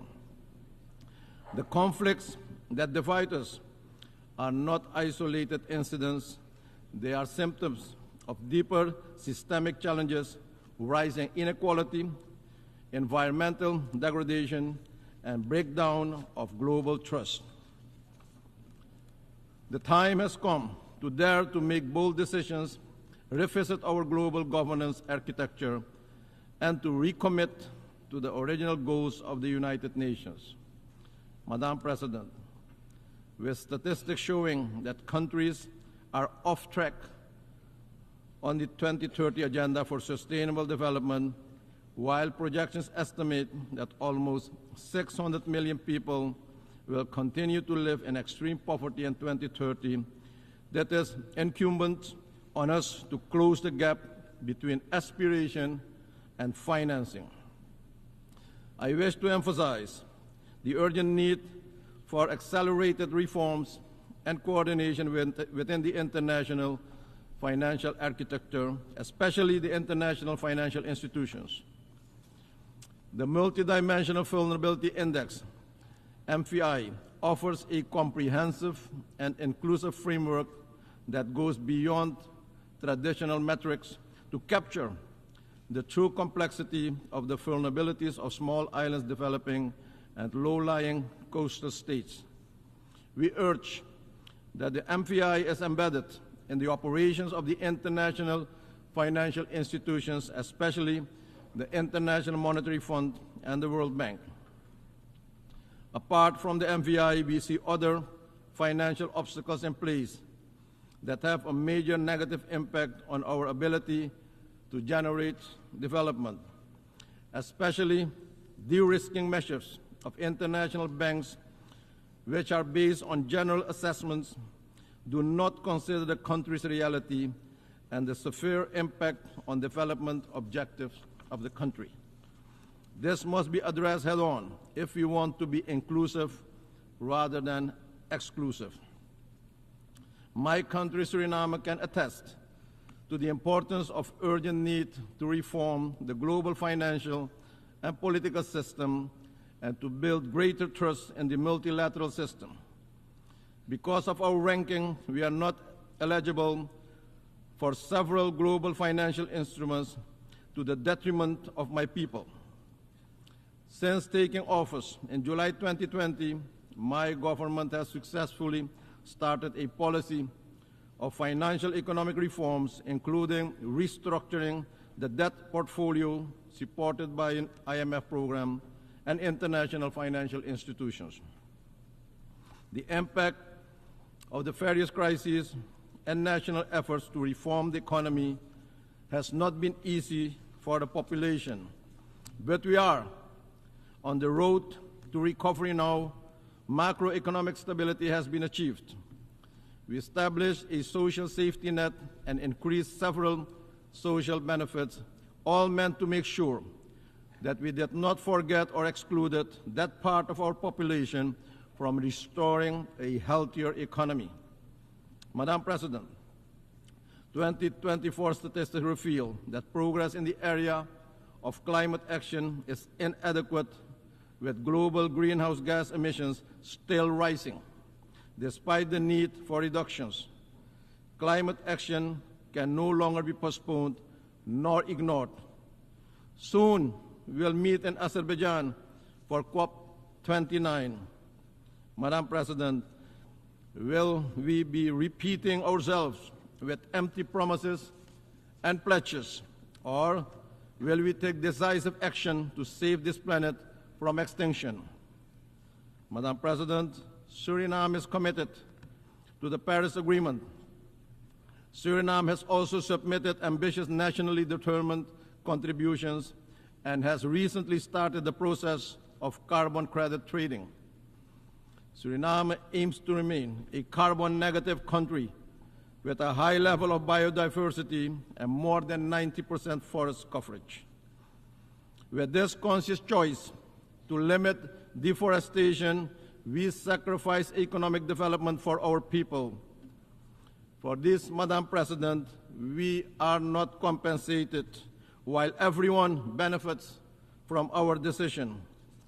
Carbon negative and carbon neutral countries must be supported for maintaining that status. We are in favor of a just transition to a carbon-less economy for the coming decades, but we also expect to be allowed to develop our natural resources in an environmentally friendly and balanced manner in compliance with the international standards and practices. In fact, we have already embarked in such a development path by introducing more renewables to our energy grid, utilizing technological innovations to reduce our carbon footprint even further. Madam President, Suriname has had, over the past 100 years, industrial development of bauxite industry, onshore oil production, gold production, as well as agriculture production and other industries. And despite these activities, Suriname is among the 3 carbon negative countries in the world. At the same time, Suriname is among the 7 most vulnerable countries with respect to the effects of rising sea levels. Madam President, not only have the international pledges for climate financing not materialized in the way pledged, but access to the available resources is an enormous challenge. Simplification of the application and appraisal procedures must be put in place to have the required impact at local level. Regretfully, we also observe that a large part of these funds finds their way in time-consuming and expensive studies, consultancies, and advisory services. In the meantime, the situation on the ground in the affected regions and countries is deteriorating. Often the requested assistance comes late. Madam President, to transform the well-being of our communities, we must embrace diversity and work towards social justice and inclusion. That is what responsible leaders do, making sure no one is left out or excluded. We must practice what we preach, Madam President. While the humanitarian and security situation in the Republic of Haiti remains of concern, we are pleased to note also through leadership of the Caribbean community, a roadmap towards free and fair elections has been initiated and a transition government with a clear mandate has been installed. We cannot leave Haiti and its people alone and behind. Haiti fatigue is not an option. We urge the international community to financially and technically support Haiti on its path forward. Suriname will contribute to the MSS with security personnel and remains committed to assist in whatever way we can. We urge and call for a more effective, coordinated, and coherent approach and the transparent sharing of information regarding the different initiatives to serve more effectively the objectives of facilitating peace, security, and prosperity in Haiti and the Haitian people. Madam President, leaving no one behind should also include lifting the long-standing economic embargo against Cuba and its people. Adopting the Pact of the Future represents an opportunity to redirect a new path for humanity to address current challenges while laying the groundwork for sustainable solutions. We need to foster collaboration and strengthen partnership to address the long-term global issues as climate change, social inequality, and access to affordable health care and quality education for all. Small nations need the support for digital transformation, providing the tools and capacity building initiatives needed to fully integrate into the global digital economy. We must, Madam President, utilize technology in a positive and constructive manner to facilitate financial inclusion for all, access to general education and skills training, but also telemedicine and treatment, as well as instant government services. Madam President, 2024 marks the 5th time for me to address the General Assembly. In 2020, I made my maiden address virtually through the optimal use of modern technology. At that time, I remarked that multilateralism came under attack on several occasions. And 4 years onwards, we still have a long way to go. We must work collectively and with a sense of urgency and positive attitudes towards a renewed commitment to a multilateral framework that is more inclusive, more equitable, more accountable, with the ultimate goal to create a better, safer, and more productive planet for our people now and in the future. In conclusion, Madam President, the theme leave no one behind is a call to action, but it's also a challenge. For smaller countries like Suriname, the global system often continues exclusion, sometimes in new version and new style. As we continue our renewed commitment to building a more just, inclusive, and equitable international system where accountability is important, and together, Madam President, we must ensure that no nation, no community, no individual, no woman, and no children is excluded or left behind from the promise of peace, prosperity, and dignity. Let's live up to the spirit of one for all and all for one. I thank you, and may God bless you all. On behalf of the Assembly, I wish to thank the President of the Republic of Suriname. The Assembly will hear an address by His Excellency Nikos Christodoulidis, President of the Republic of Cyprus. I request protocol to escort His Excellency and invite him to address the Assembly.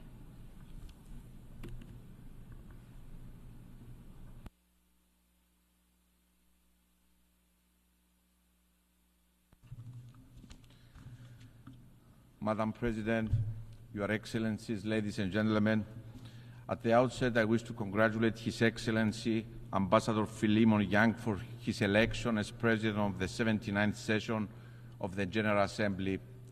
Rest assured, Mr. President, of Cyprus' steadfast support for your mission. Your Excellencies, I humbly stood at this podium for the first time last year. My main premise then was that the UN Charter is not a reality. It is a promise, a sacred pledge that we inherited from our predecessors, from those who had the remarkable courage, the clarity of vision to put pen on paper, vision to action, and to solemnly declare, never again. These great visionaries who had the audacity to build peace upon still burning ashes of war assumes the tremendous responsibility to look beyond the horrors of the past, to learn from history, no matter how painful, and to lay the foundations for a world anchored on peace and stability, respect for international law, the sovereignty and territorial integrity of states. A world that leaves no one behind, that ensures prosperity and human dignity for all. Burning like a torch lit from those ashes, this promise was passed to us. Their voices are echoed in the halls of this building, which stand as a beacon and a symbol of the only path to the fulfillment of the UN Charter, which each and every state, each and every one of us undertook to uphold: multilateralism and respect for international law, diplomacy, peaceful settlement of disputes, cooperation over use of force and aggression, laying down arms. A world order that does not appease the aggressor, the violator of international legality. Ladies and gentlemen, only a few weeks after last year's General Assembly, on October 7, the world was shocked by the unimaginable, horrendous brutality of the terrorist attack against innocent civilians. No one was spared the blindness and cruelty of terror that Saturday morning. Women raped, children killed and abducted, the elderly witnessing the burning flame of their loved ones, their future extinguished before their eyes. Their screams penetrating the hearts, forever changing the landscape of their lives, penetrating the conscience of humanity. There is never, ever any justification for terror. There is never, ever any justification for such blatant disregard for human life and dignity. No matter where it comes from, no matter whom it concerns us all. when rape is used as a weapon of war against women and girls, when children are abducted, our voice needs to be loud, clear, united, and unequivocal. Those are our daughters. Those are our children, and we failed them. Let me be clear. Ours is a mission for the innocent. Innocents know no country, age, race, nor religion. Human pain and human dignity is equal for all, and it must be upheld always in each and every context. Dear friends, in the immediate aftermath of the October 7 attack, and as the humanitarian situation in Gaza deteriorated, my country, the Republic of Cyprus, acted. We acted on our moral responsibility to help the innocent civilians of Gaza, men, women, children, suffering abhorrent conditions no human should ever endure. As a country that is an integral part of the region, Cyprus built on the long-standing bonds of friendship and trust with our neighbors.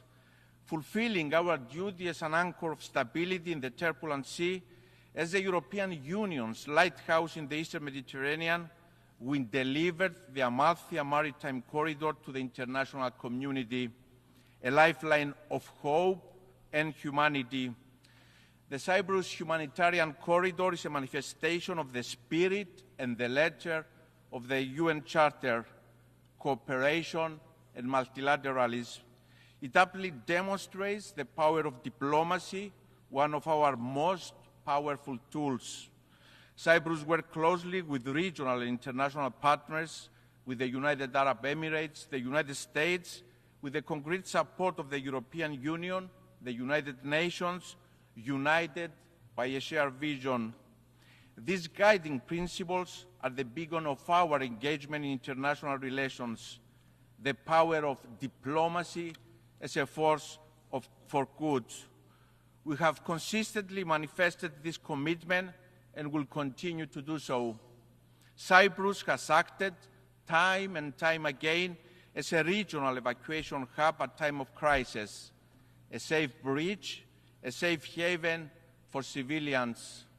Dear friends, the Palestinian children that have been orphaned, forced to live in tents with no access to the most basic items of existence, food, shelter, education, safety, are also our children. No child should ever endure such nightmare. They didn't cause this war. They do not deserve it. They suffer in silence. Their cries are haunting our conscience. We have also failed them. The situation in Gaza is a desperate cry for us to act decisively. We must do all that is in our power. We must act as leaders, as states, as international and regional organizations. My country has emphatically stressed the need for the respect of international humanitarian law, the protection of civilians, the rapid, safe, and unhindered flow of humanitarian aid into Gaza, for the immediate and unconditional release of all hostages. This war must end now. The suffering must stop now. We have also consistently underlined and acted on the imperative of avoiding further escalation and destabilization in our region, and of the vital importance of preventing regional escalation. We are deeply alarmed by the recent developments in our neighboring Lebanon and stress the need for restraint. A step back must be taken from the brink. Excellencies, the wider region of the Eastern Mediterranean and the greater Middle East, our neighborhood, is no doubt a turbulent region faced with a multitude of complex challenges. And yet, this neighborhood is so much more than the prevailing narrative. I will never accept the linear narrative of a region in turmoil. It is a narrative that ignores the complexities, but also the immense promise of the region and its people, the dynamics of opportunity and change that are unfolding. I have seen this journey closely, witnessing the full cooperation in the region, experience firsthand what countries of the region can achieve when they come together behind a common vision for the future, committed to multilateralism, always in respect of international legality. And I'm convinced that the Eastern Mediterranean and the wider Middle East can move decisively beyond the prevailing narrative of being a region in turmoil and become a hub of stability, peace, and cooperation. For the region to fulfill its promise, there has to be a path for lasting peace. There is an urgent need to reinvigorate the Middle East peace process and reach a political settlement in line with the relevant UN Security Council resolutions. There is no other path to walk. Out of tragedy and suffering of the last year, let us exert every effort to ensure there is lifeline to peace. There are no shortcuts, no alternatives or substitutes to a lasting peace. There are no frozen conflicts. The vacuum created in the absence of a viable peace becomes a breeding ground for crisis and conflict. We can never be complacent. This is a painful lesson recent history teaches us over and over again. The Russian invasion of Ukraine, a sovereign nation, came as yet another stark reminder of what is at stake if we don't defend and uphold the principles enshrined in the UN Charter. Cyprus strongly condemns any breach of international peace and security effected through military action by any state against the independence, sovereignty, and territorial integrity of another state. My country has stood in an unwavering manner since the first day of the Russian invasion on the right side of the history. Cyprus, my country, itself a victim of invasion and continuing occupation, has steadfastly supported the unity, territorial integrity, and sovereignty of Ukraine. Madam President, Your Excellencies, the torch for peace in Cyprus awaits to be lit. This year, on July 20th, we mourned 50 years since the Turkish invasion of Cyprus. Through use of force, Turkey occupies a sovereign European state. It violates the sovereignty and territorial integrity of an EU member state. 50 years, half a century of continuing Turkish occupation of approximately 37% of the territory of the Republic of Cyprus, of continuous violation of the UN Charter, international law, including international humanitarian and human rights law. 50 years that the displaced stoically await to return to their ancestral homes. 50 years that the mothers of the missing stoically await the remains of their loved ones, to lay them to rest in peace. Half a century of blatant disregard of UN Security Council resolutions, resolutions that have also called for the return of the fenced town of Varosha to its lawful inhabitants and its transfer to the administration of the UN. And yet, 50 years of resilience and hope by Cypriots, hope for peace, a burning desire and a deep belief by my people, by all Cypriots, that this cannot be the future of Cyprus. It cannot be the future of our children and of the generations to come. They deserve to live, to thrive in coexistence and co-creation in a reunified country in conditions of viable peace. I'm often asked, dear friends, if I'm optimistic about peace in Cyprus after 50 years. Let me recall the words of Jean Monnet, one of the inspired founders of the European Union, when he proclaimed that this is not the time for blind optimism or paralyzing pessimism. Now is the time to be determined.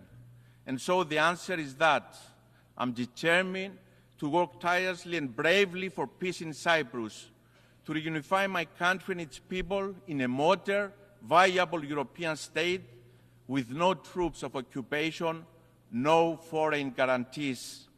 I'm determined to provide for all Cypriots all rights and fundamental freedoms that other Europeans enjoy. They deserve nothing less. I'm determined not to fail them. To my Turkish Cypriot and Greek Cypriot compatriots, I hear your call for peace. It has not faded over time. It has grown louder, more determined. We look to the UN Secretary General, who understands the imperative of reunification, to fulfill the promise of peace, to deliver on the pledge of the UN Charter. I'm determined to continue exerting all efforts to resume negotiations for a viable solution to the Cyprus issue with the only framework, the relevant UN Security Council resolutions that call for a bizonal, bicommunal federation with political equality as defined by the relevant UN Security Council resolutions and fully in line with EU law, values and principles. Your Excellencies, since the last time I stood before you in this hall, we have exerted every effort to resume the peace process. There is no alternative to the path of peace. I'm committed and I'm ready to sit at the negotiating table today, not tomorrow, today. I have clarity of vision for the future of my country, for the future of our children in a unified, prosperous, viable European state. To Mr. Erdogan, history will judge us, and history is unforgiving in the light it casts on leaders who have an opportunity to deliver peace and instead choose the path of revisionism and disregard for international law. Those who want to lead must lead by example. The voice of morality, Mr. Erdogan, cannot have selective historical amnesia or selective sensitivity to violations to international law. The aggressor, the violator of international law, cannot be the advocate of legality nor point the finger to others. On this podium yesterday, we heard Mr. Erdogan call for the disregard of the UN Charter, the violation of the UN Security Council resolutions and international law, including the UN Convention on the Law of the Sea. And my response, the response of the international community, is clear. Illegality stemming from invasion, aggression, and use of force cannot be recognized. International law is not a la carte. Its interpretation does not change depending on who is the violator. It applies equally to all contexts, to all countries. It applies to Turkey, a country that 50 years ago used force in violation of the UN Charter, invaded the sovereign state, and is an occupation force in Cyprus. It is an affront to this plenary to name an invasion a peace operation. Revisionists cannot change reality, not now, not ever. To Mr. Erdogan, I also say now is the time to deliver on your proclaimed commitment to international law and to peace. No country that believes in the moral superiority of its position refuses to sit on the negotiating table. I adamantly believe that we can carve a new path, one of peace, cooperation, and collaboration. We cannot change geography. It is an opportunity, not a curse. Turkey and Cyprus will always remain neighbors. Let us change the narrative. Let us transform our proximity into a promise. Let us build together a legacy of peace that can be transformative for the whole region.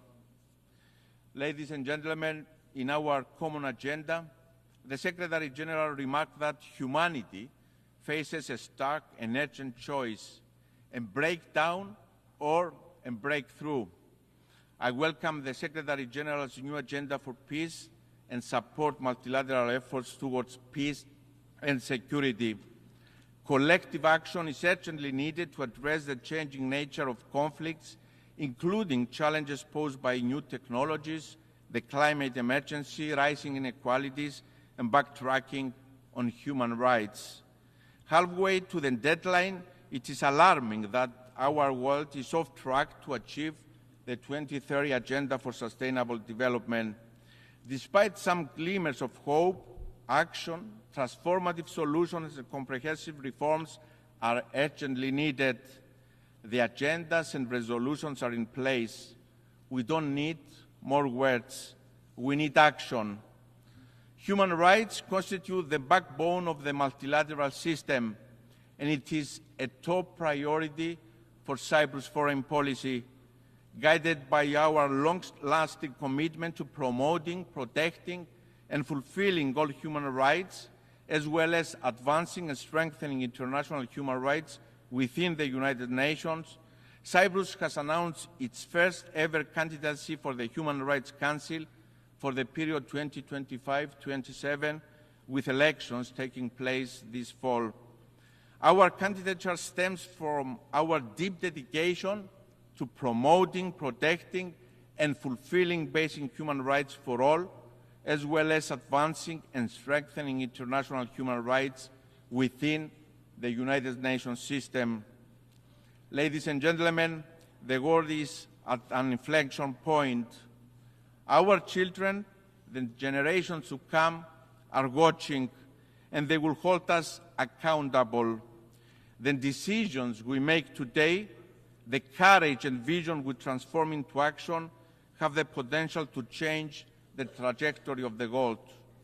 We have an opportunity to come together and, through multilateralism, by upholding the primacy of the UN Charter, to build a safer, more secure world. The nature of the challenges we face is such that no country can address it on its own. We need to come together. We, the peoples of the United Nations, determine. Thank you very much. On behalf of the Assembly, I wish to thank the President of the Republic of Cyprus. The Assembly will hear an address by His Excellency Peter Pellegrini, President of the Slovak Republic. I request protocol to escort His Excellency and invite him to address the Assembly.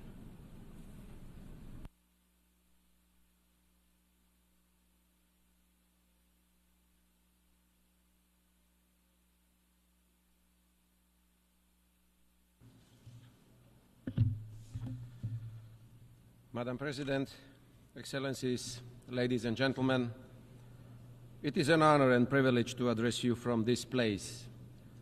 It's the first time for me in my capacity of President of Slovakia. The United Nations organization, which we helped to found with our brotherly Czech nation under Czechoslovakia's flag, has been here for almost 8 decades. We could spend hours discussing its imperfections or flaws. We have a legitimate right to ask how the UN delivers on its core mission, and that is maintaining peace, guaranteeing international law, and protecting human rights. And most importantly, why it fails to do so quite often. Despite all its faults and failures, the UN is the only truly global forum we have. It is the backbone of the world order based on rules and international law.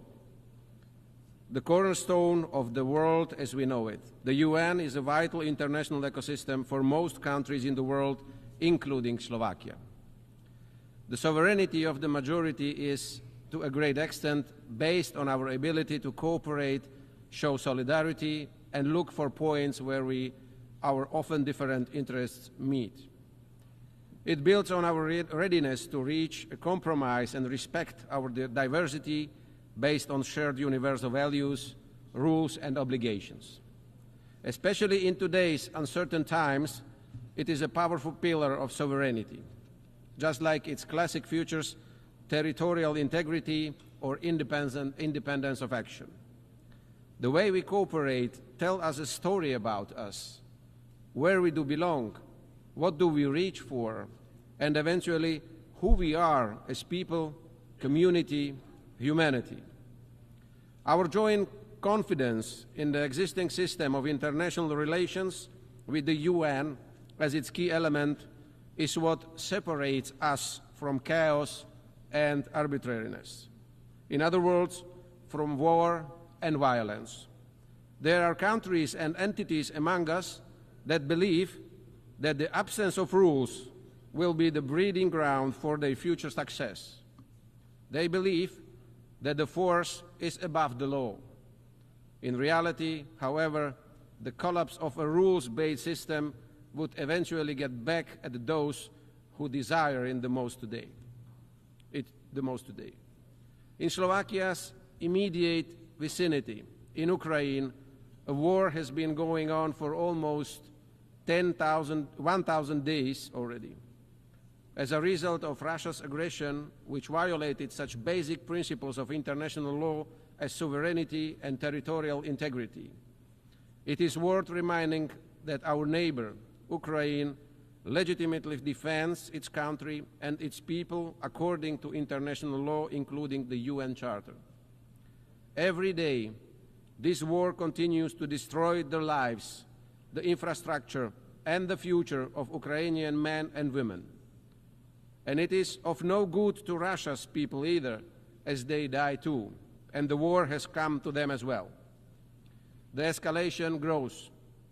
It is high time to start looking for a peaceful, sustainable, and just end to this conflict, based on the principles of international law and the UN Charter. Looking at the world's geography for parts of the globe, it might seem like a local and by far not the only serious conflict the world faces today.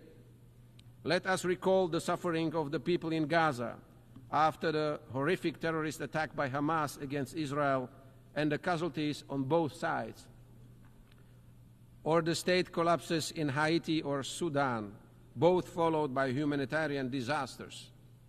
However, from the international community's point of view, what we see here is an existential struggle for the nature and future of international law and adherence to agreed rules. None of us today can think that the UN can fully prevent all wars and conflicts in Ukraine, the Middle East, Africa, or elsewhere. The reason, however, isn't some kind of alleged dysfunction of the organization and its agencies. It is rather the lack of joint political will in its highest body, the Security Council. On the other hand, it's a fact that the UN was born with powerful and exclusive checks without effective balances. For years, there has been a general understanding that the UN needs a deep reform, and Slovakia stands ready to continue assisting this legitimate effort. We see that we must rather look for effective prevention, management, and eventually solutions to conflicts within local or continental alliances. The role of the UN remains central, but the need for partnership with regional organizations is growing. For us in Europe, it is NATO and the EU. This is the only way for the UN, with its foundations laid in the last century, to withstand the threats and challenges of the current one. I don't find it appropriate or useful to divide the world into global north or global south, east or west. Much more important is to look at who respects our shared rules and obligations and who doesn't, who is interested in making them stronger and acting by them, and who is rather undermining them or applying double standards. All of us are far from perfect. However, it fills me with hope that those of us who respect our shared values and rules form the vast majority here, and those who despise, systematically ignore, harm, or apply these rules only when it comes in handy are only a few. It's often those who try to take apart not only the rules but also the meaning of words. In the flood of information and misinformation that we face today, we must not renounce the truth. The reverse is still the reverse and not the face. A lie is just a lie, not a fact of an alternate reality. Aggression is no defense. Occupation is no brotherly help, liberation, or some mythical togetherness. Likewise, war remains war, no matter what euphemism they call it. We must not forget that words and those who speak them, including traditional and social media, remain the most powerful weapons, determiners of good and evil. They can both fortify or disrupt unity and trust in our societies and communities. They can promote tolerance or spread hatred. It is of utter importance that we speak out against those who abuse words by giving them alternate or even opposite meanings. Promoting information integrity should be high on our priority list. The global debate on climate change is a good example proving we can do this. The denying of climate change and its evidence by renewed scientific teams around the world, quite common until recently, is in the face of increasingly destructive climate conditions and disasters, now obscure even in the most marginal opinion groups. Our emissions are already beyond the imaginary line of our Paris commitments, before which we could still significantly slow down what we, humanity, have caused through our activities. Blaming each other won't help either. We'd better do what we can. Let's invest part of our personal and political activity into what is already happening with our climate, mitigating the consequences of hurricanes, floods, and extinguishing fires, both figuratively and unfortunately also literally, is today's urgent climate agenda. Protection of freedom, human rights, and human dignity for everyone, efforts to reduce poverty, strengthening food security, upgrading health, hygiene and vaccination standards, environmental protection, preservation of ecosystems and diversity. Here, along with the climate change mitigation, I see a huge area of action for the UN and its specialized agencies too. Practical and well-directed policies, coordination of different national development and assistance programs into regional synergies and successes, as well as comprehensive and expert evaluation of green transition efforts. That is what I expect from the UN of today. I am proud that Slovakia belongs not only in Europe, but also globally to the leaders in compliance with the joint climate commitments. I believe the UN should also pay much more attention to the technological and digital aspects of our lives. Today, it's almost equally important as our physical identities. What I have in mind is no global regulation. That is a task for regional actors. I rather think of the widest possible involvement of new technologies into everything that the UN has been working on. My point is that the whole world should more evenly benefit from technological progress. It should become one of the main engines of social progress and the way to level differences and promote gender equality. All of this is also a part of the basic mission of the UN. Another pressing problem in front of many countries and the entire international community is migration. It is a phenomenon that divides us rather than unites us, an agenda on which elections are won or lost today. However, we should never forget that the most of our ancestors across Europe were refugees too, when they fled before war, poverty, or persecution during Nazism or communism. There is no magic formula for addressing illegal migration. It is, however, clear that many aspects of migration need clear rules, transparent procedures, and effective policies, measures which will help the source, transit, as well as target countries. And it is also legitimate to appropriately address all security risks that in particular the illegal migration brings. But what we need in the first place is a calm, pragmatic, and realistic dialogue leading to the cooperation of all concerned parties, which not only deals with the consequences, but above all with the causes of illegal migration as well as those who aid and profit from it. Excellencies, ladies and gentlemen, Slovakia has a long-term been an active member of the UN. In the spirit of all these issues, priorities and challenges that I mentioned today, Slovakia is preparing as a candidate for a non-permanent seat in the UN Security Council in 2028 and 2029.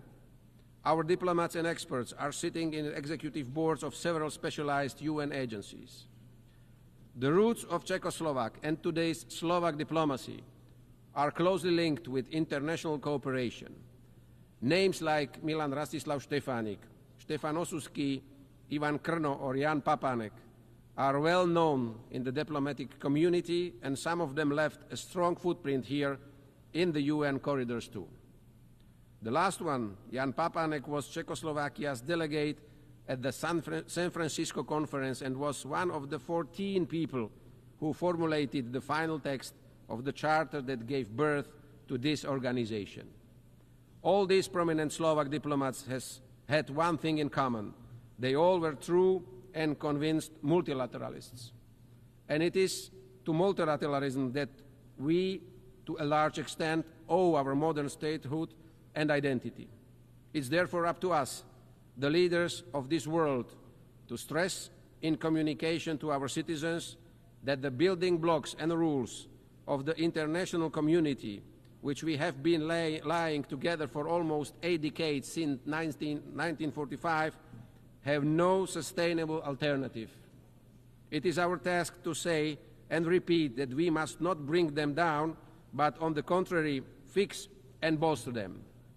Multilateralism, just like the world around us, is complex and has many diverse and often opposing layers. It requires a lot of patience, and it often brings frustration and bitterness.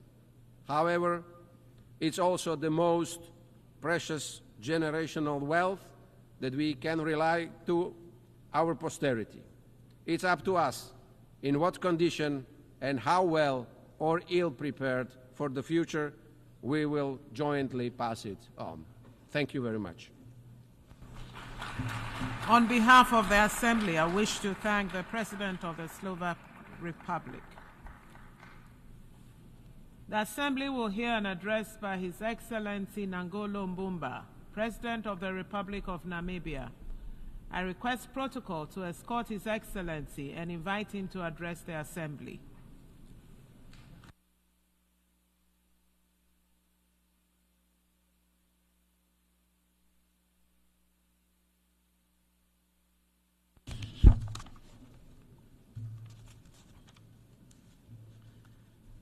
Madam Deputy President, the Secretary General of the United Nations, Your Excellencies, delegates,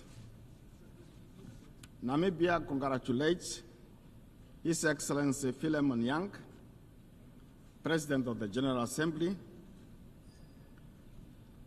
I also extend my appreciation to his successor, His Excellency Dennis Francis, for successfully steering the Assembly through trying times. It was during the 78th session where the relevance of the Assembly's work repeatedly came to the fore through reaffirmations. The theme for this general debate, leaving no one behind, acting together for the advancement of peace, sustainable development, and human dignity for present and future generations, aligns perfectly well with our shared aspiration for effective international cooperation. In this regard, the adoption of the Pact for the Future and its annexes on the 23rd of this month, 2024, is encouraging. Namibia is proud to have served alongside Germany as a co-facilitator of the Summit of the Future. I congratulate all delegates for their commitment that brought the pact to fruition, all of you. Namibia's interest in the Pact for Future is grounded in the understanding that multilateral institutions, including the Security Council of the United Nations, do not represent African needs and aspirations. The institution created in 1945 must better respond to today's challenges. At the core of the pact is this recognition and the urgency for profound global transformation. At the heart of our quest to rebuild trust in multilateralism is a legitimate demand to be recognized as equal partners. Partners who can be trusted. Partners in the fight against war, against poverty, against global injustices and inequalities. Mr. President, Namibia is particularly concerned about the impact of climate change. Changes in ocean temperature have affected our fish stocks with potential long-term consequences for our livelihoods, ecosystems, and tourism. Namibia and the rest of SADC region are going through an El Niño phenomena which has adversely impacted our food security. In this regard, Namibia has to declare a state of emergency to address the severe effect of drought. As we approach the 30th anniversary of the Beijing Declaration, we are presented with a renewed opportunity to strengthen gender equality. Namibia remains among the top 9 countries globally that have close to 80% of gender gap. In the past 12 months, we have achieved perfect parity in the National Assembly, where 50% of representatives are women. Namibia is preparing for the 8th Presidential and National Assembly elections on 27 November 2024. Political parties, including the ruling party, which I represent, have nominated female candidates. We hope that the United Nations will have a female Secretary General in the near future.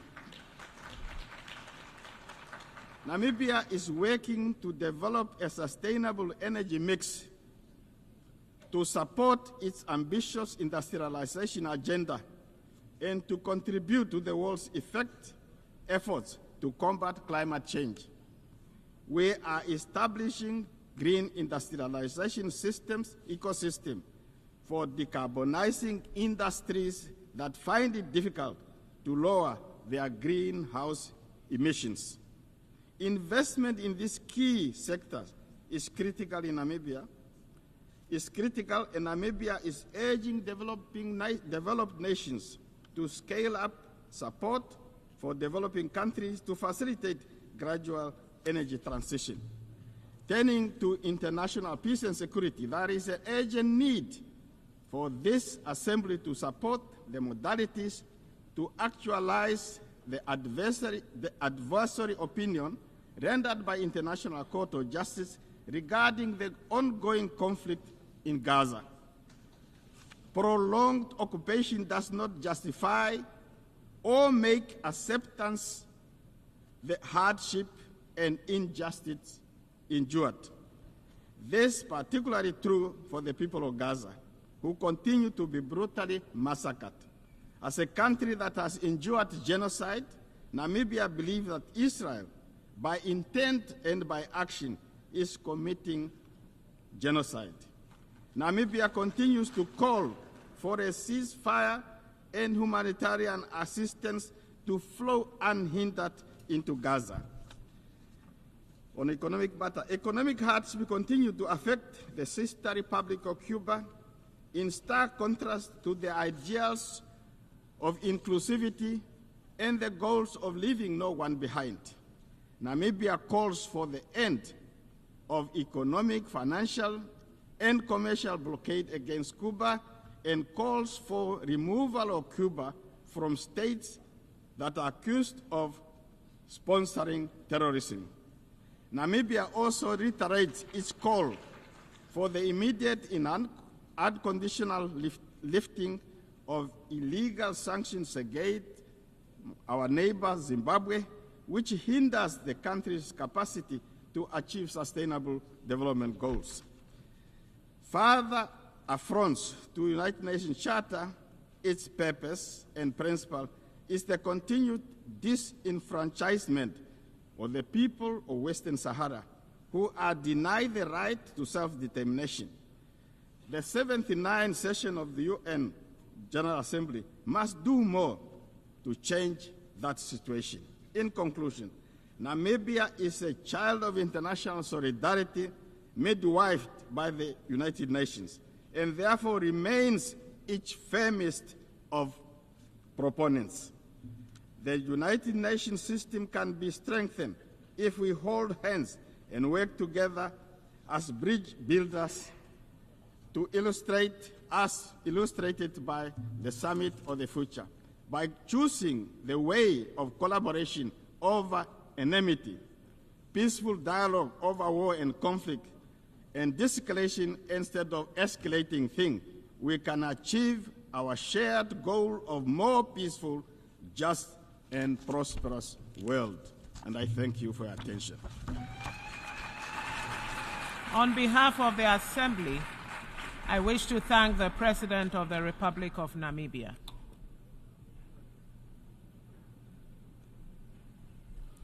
The Assembly will hear an address by His Excellency Mohamed Yunus Menfi, President of the Presidential Council of the State of Libya. I request protocol to escort His Excellency and invite him to address the Assembly.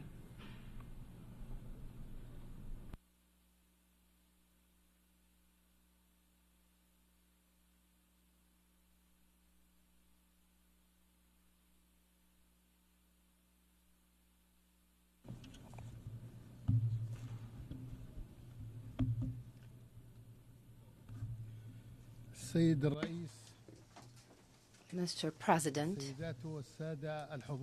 ladies and gentlemen, at the outset, I would like to congratulate you on your election as President of the 79th session of the United Nations General Assembly. I wish you and your team all the success. I would also like to express my thanks and appreciation to Mr. Dennis Francis for his excellent stewardship of the previous session. Thanks are also due to His Excellency the Secretary General Antonio Guterres for his continuous effort to promote international peace and security, as well as his good officers to achieve the noble objectives of the United Nations and his role in promoting human rights. Madam President, ladies and gentlemen, Libya has suffered for over more than a decade from successive transitional periods tainted with unjustified conflicts and wars among brothers. They were fueled by foreign interference aimed at weakening the state, deepening divisions, and controlling its natural resources, as well as its political and social decisions. This necessitates a strong stance today to regain control. Challenges are huge and complex before us. However, we're still trying to reach consensual solutions to unite our words and ranks and gather all all parties around one table to find a national solution. However, this institutional division that is a result of the systematic obstruction by some political parties and the subsequent conflict over privileges and prerogatives led to the escalation of this institutional and political crises.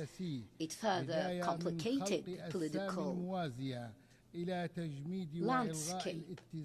This started with building parallel bodies, leading to the freezing and cancelling of our commitment to certain political agreements and resolutions of the Security Council, and the use of the resources of the state as a tool for political pressure, and the last of which was also attacking the Libyan prosecution and adjudication.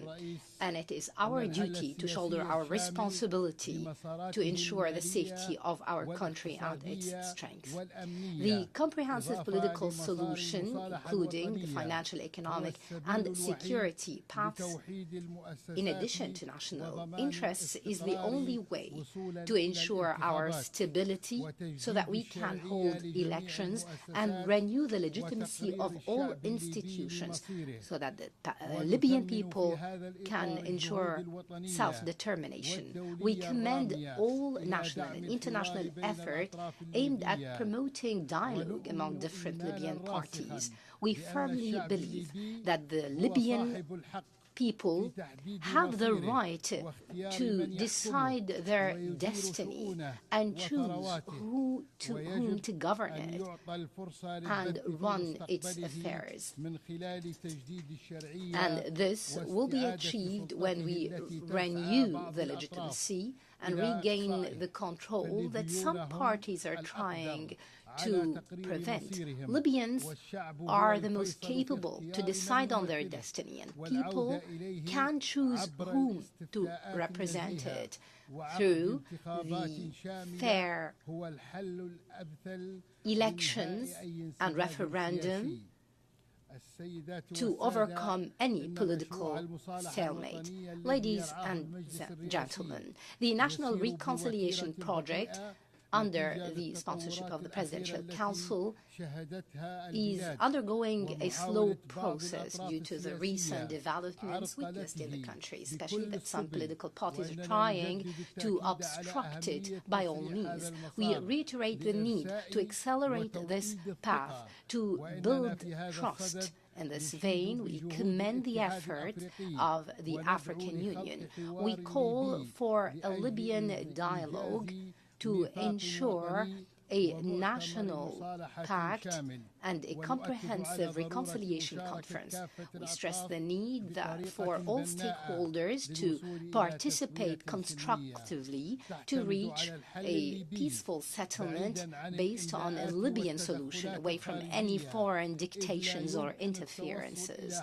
We cannot reach sustainable solutions without a serious and honest dialogue among Libyans without any foreign interference. This would ensure the unity of our country, its social cohesion and sovereignty. This month coincides with the first anniversary of the destruction of parts of the city of Darna due to Hurricane Danielle. This was an unforgettable and painful event that left behind a lot of destruction and huge human and material losses. However, we also remember the effort of the Libyans who came together to draw a clear lesson on the ability of the Libyan people to overcome the obstacles and crises they face.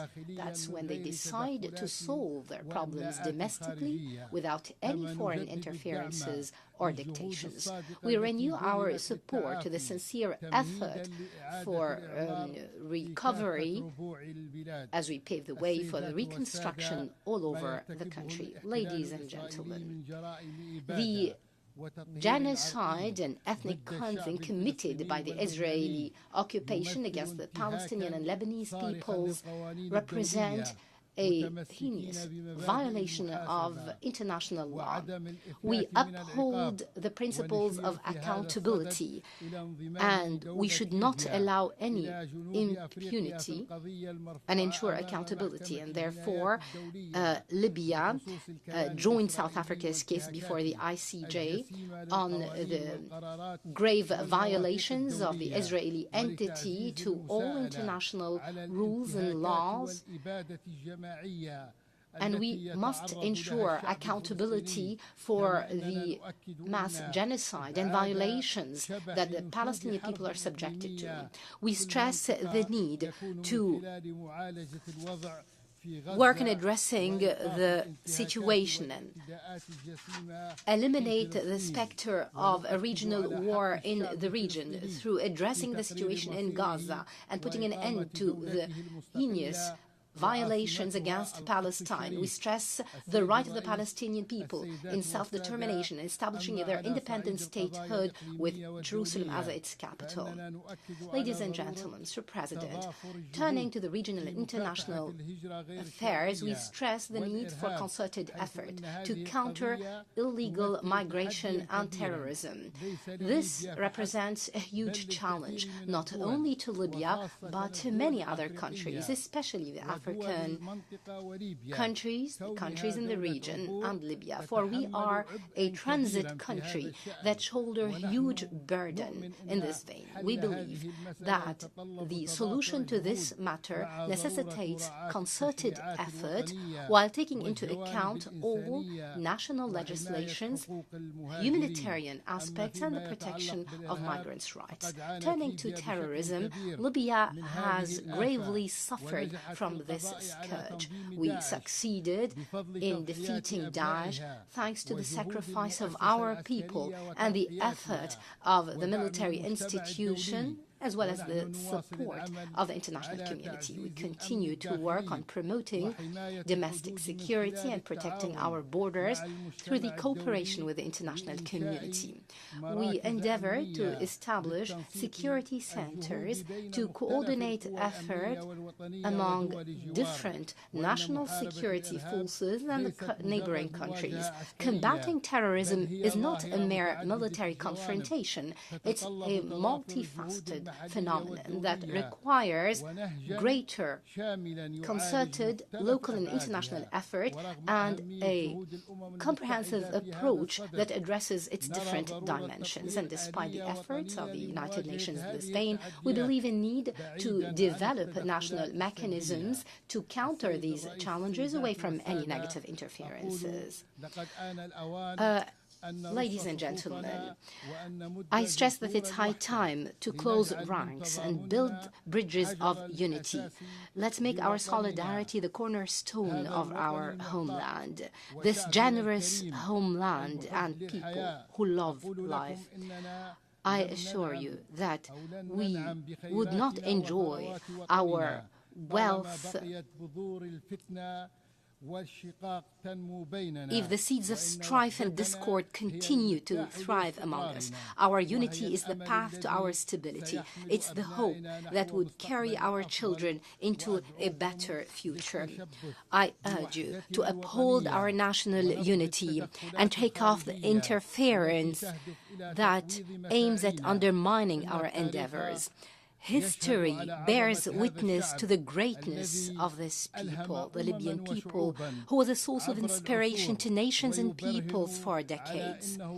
They proved that despite all challenges experienced, they always raise up stronger and more resilient and adamant. Libyans will not forget those who stood by them in times of hardship. We will continue to work to build a bright future worthy of the aspirations and hopes of our people. We will spare no sacrifice for its sake. Thank you, and peace and blessings of God be upon you. On behalf of the Assembly, I wish to thank the President of the Presidential Council of the State of Libya. The Assembly will hear an address by His Excellency Luis Rodolfo Abinader Corona, President of the Dominican Republic. I request protocol to escort His Excellency and invite him to address the Assembly.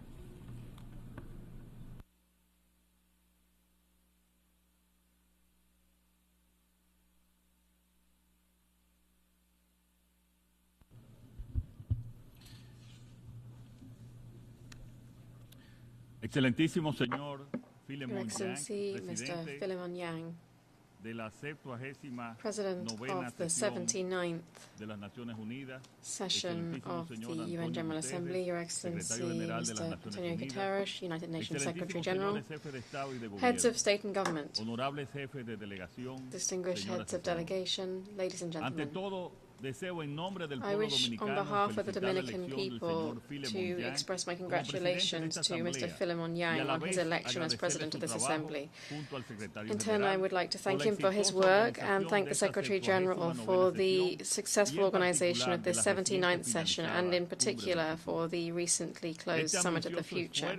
This ambitious effort stressed the need to bolster international financing to ensure that we can attain the Sustainable Development Goals, the SDGs. It demonstrates the sincere determination to work for a present and future of peace, civic well-being, respect for human rights, and democratic values. I'd like to emphasize that in the Dominican Republic, we have made considerable headway in the SDGs in poverty reduction, food security, energy sustainability, public safety, and climate action, just to cite a few examples. By way of example, monetary poverty shrank from 25.8% in 2019 to 23% in 2023. This despite the pandemic and the effects of the war.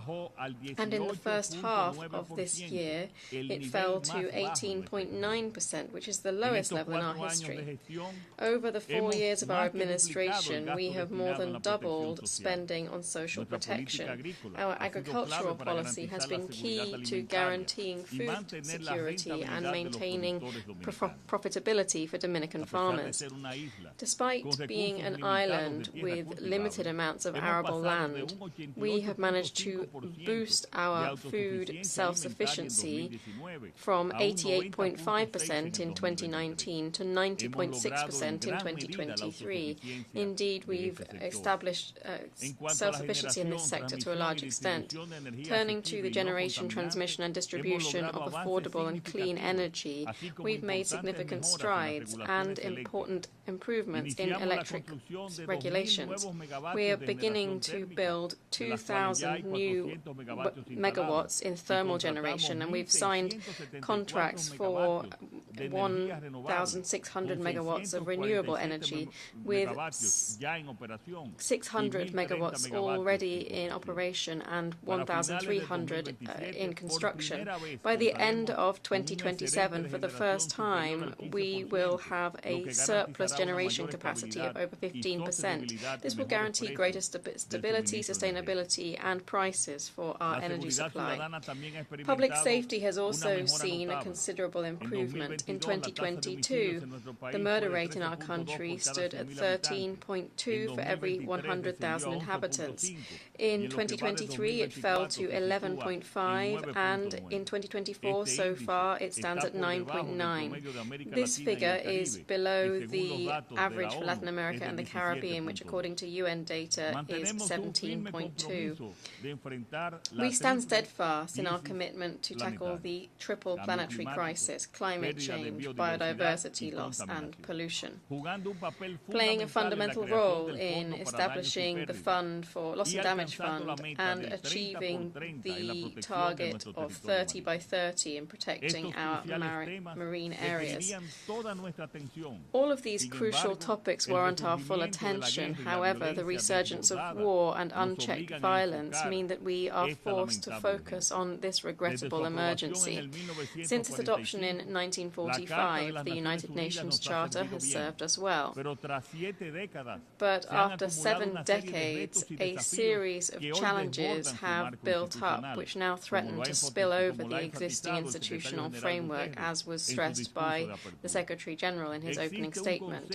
There is a widespread consensus that we urgently need a new model of global governance, a model that fosters greater trust and effectiveness in the decisions that emanate from this crucial concert of nations.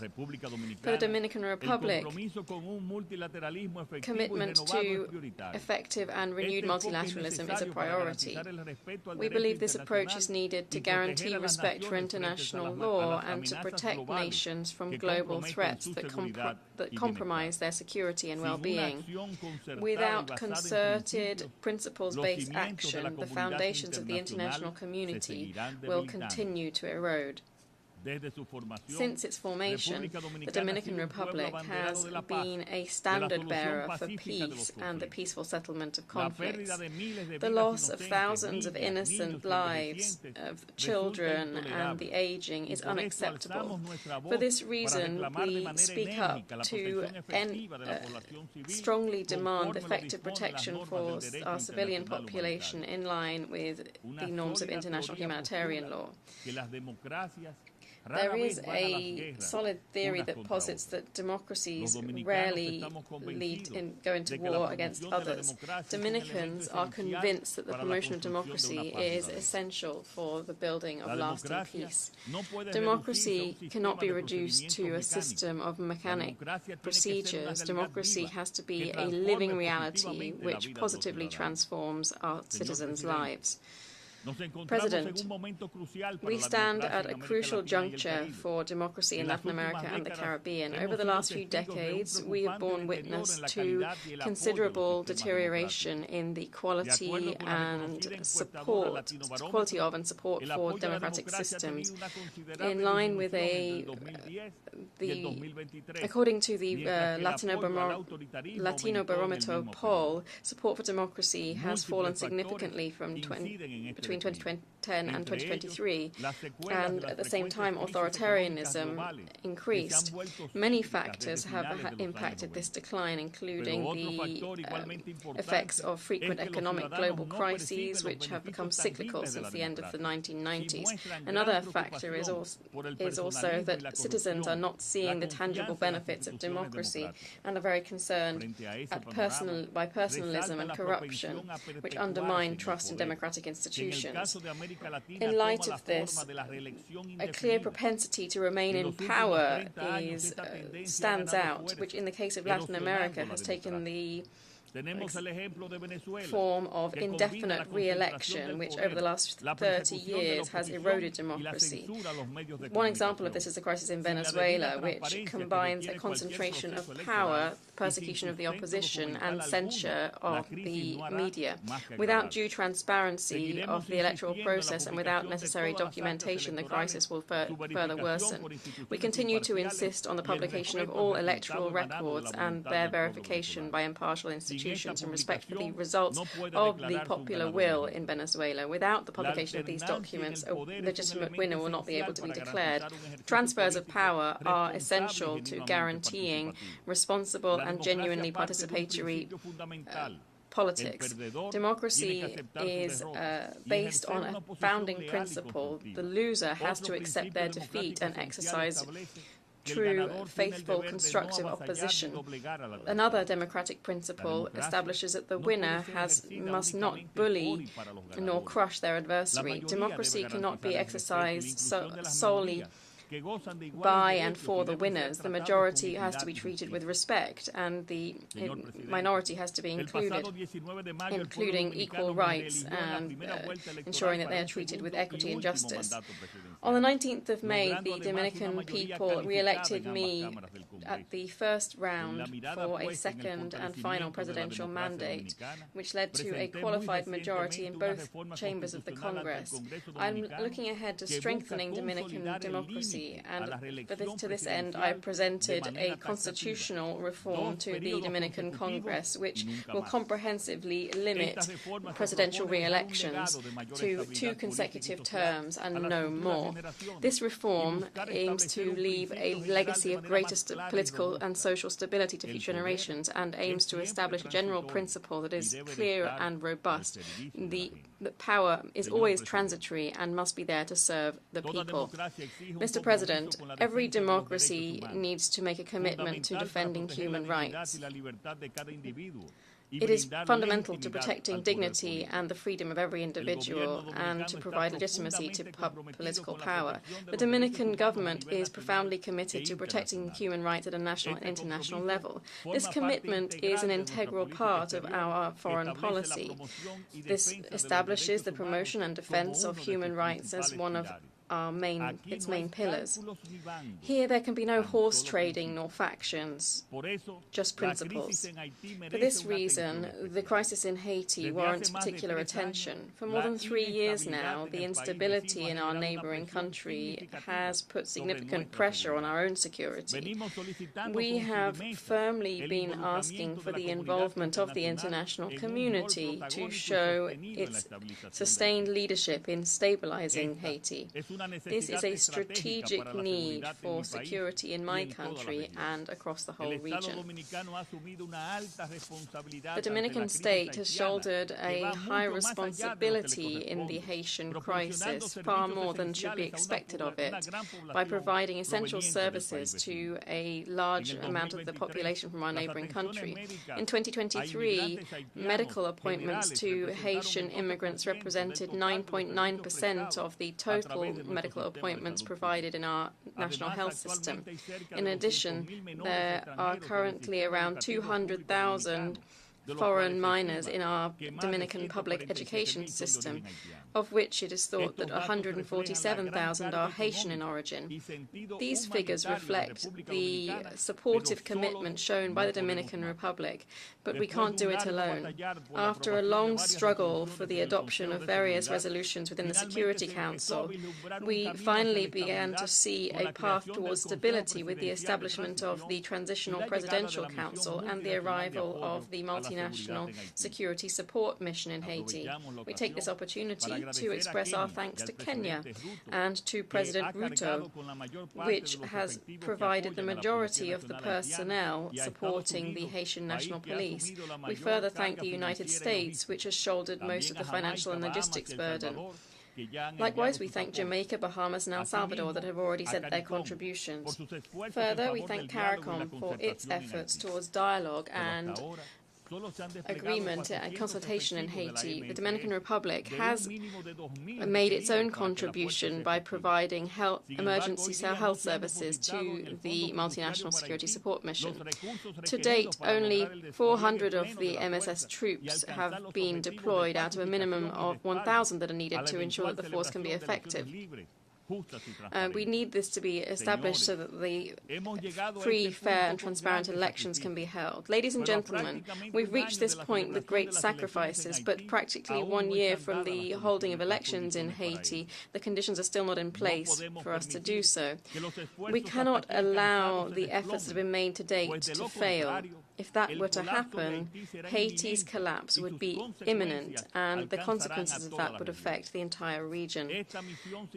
This mission is an exceptional source of hope for the establishment of normality in Haiti. A failure could lead to us needing to take drastic measures to protect our national security.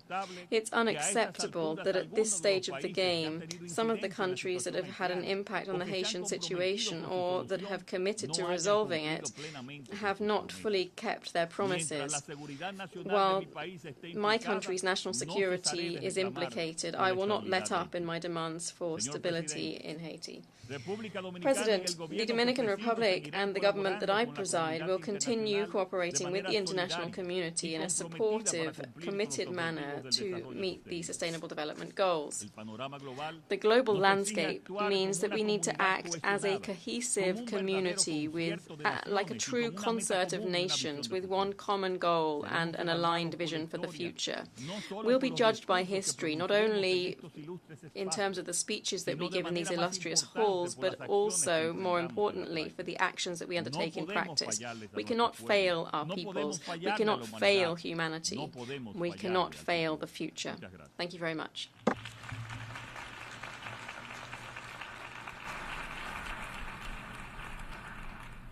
On behalf of the Assembly, I wish to thank the President of the Dominican Republic.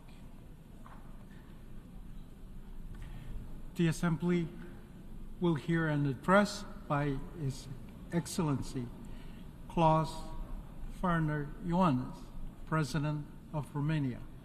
I request protocol to escort His Excellency and invite him to address the Assembly.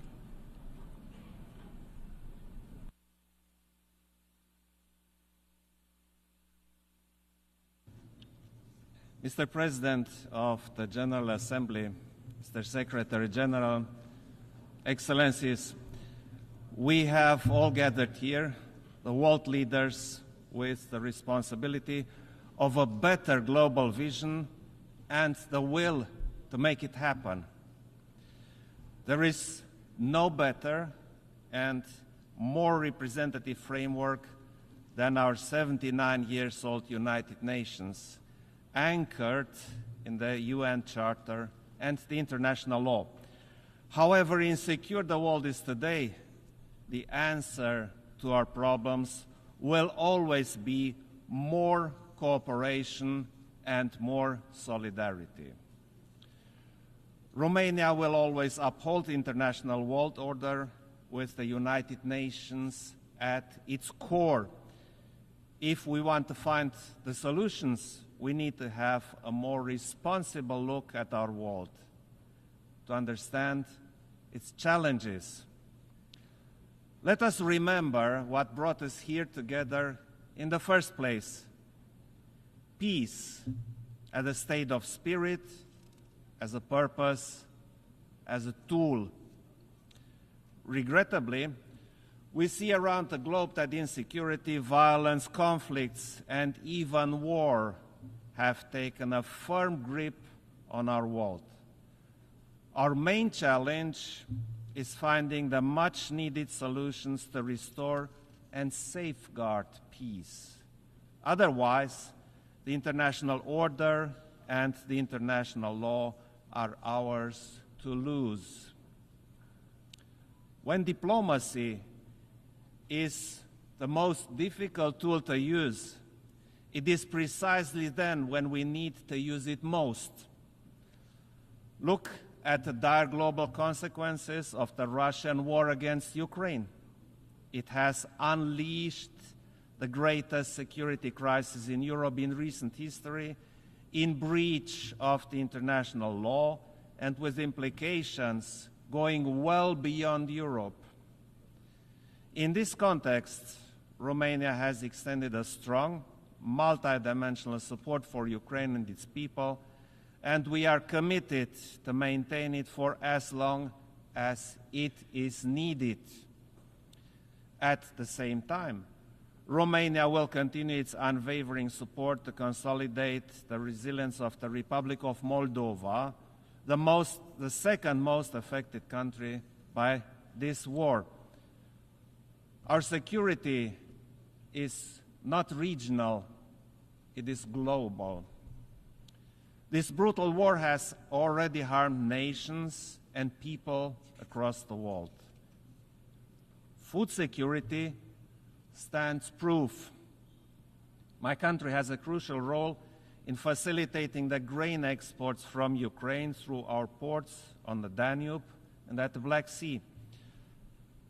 A long-term conflict is unacceptable, and we must stay the course. Ukraine needs the resolute support of all UN member states determined to uphold the international law and the United Nations Charter. Romania fully supports the peace initiative of President Zelensky.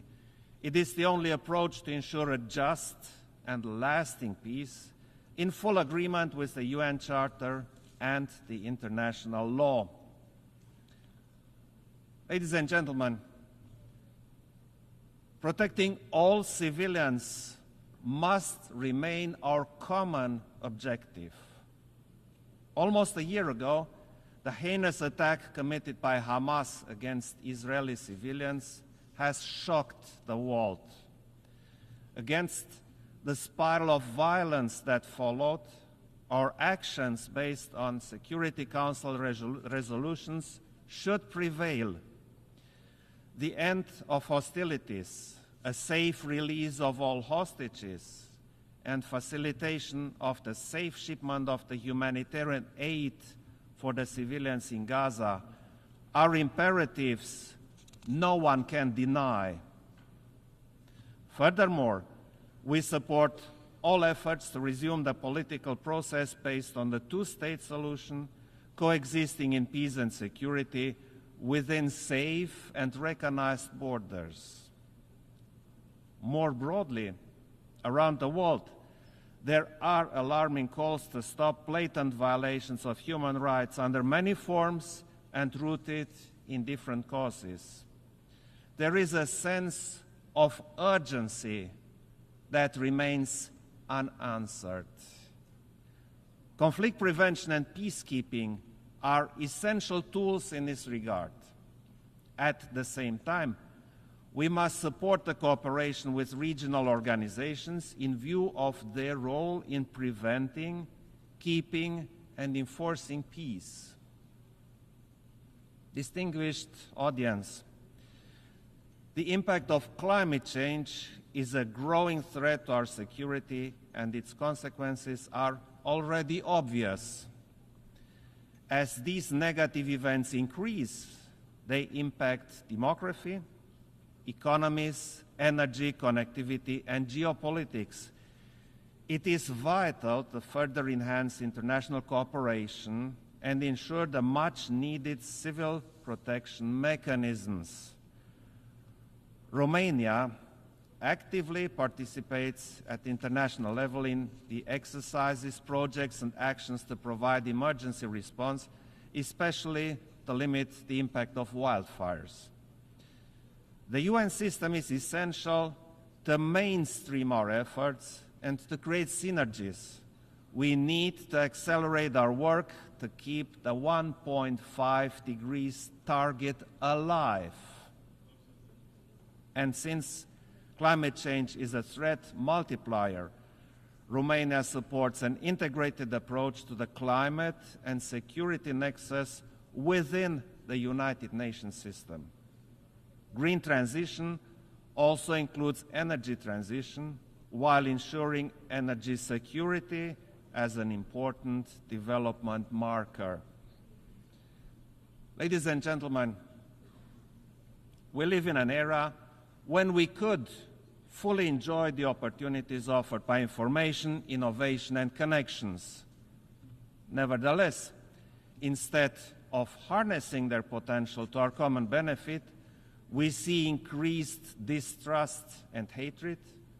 We see polarization and rise of extremism instead of coexistence and tolerance.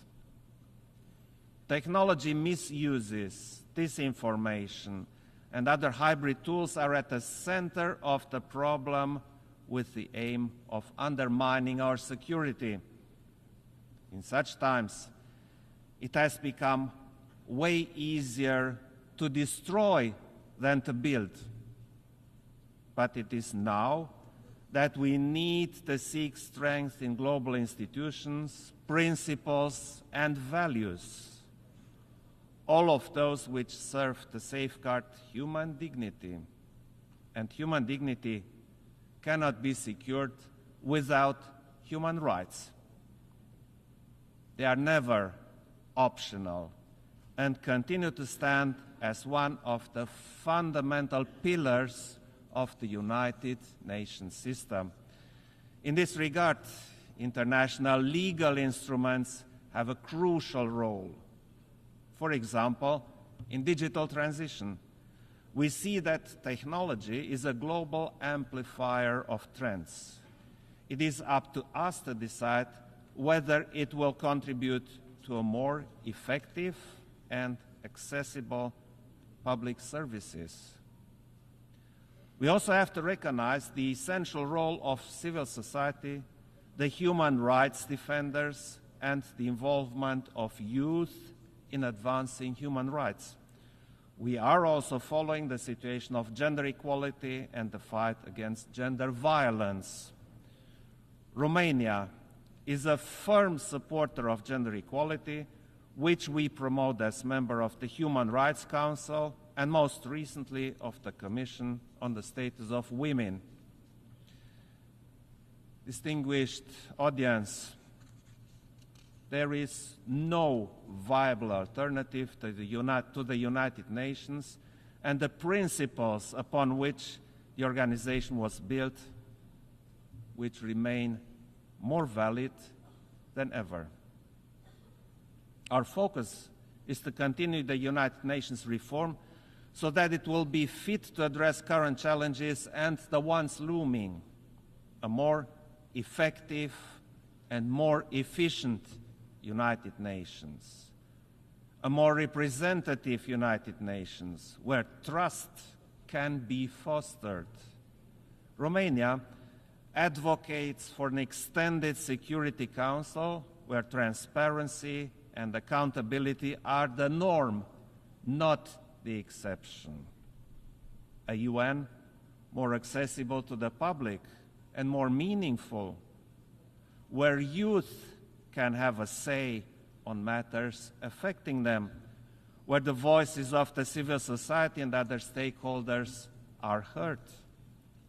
This is why a pact for the future was so urgently required to give fresh shape and purpose to our vision for the next generations.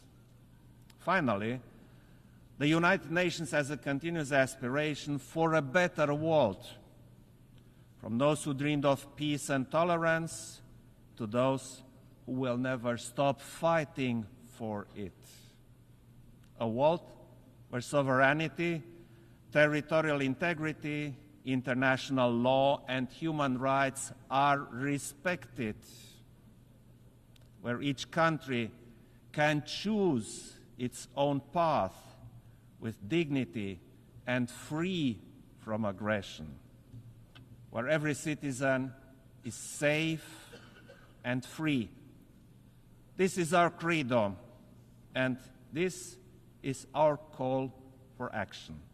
Thank you very much.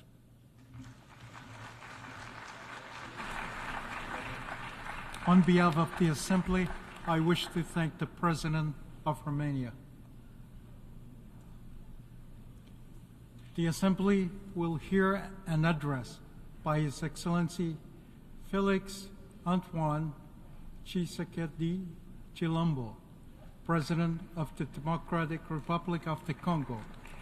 I request protocol to escort His Excellency and invite him to address the Assembly.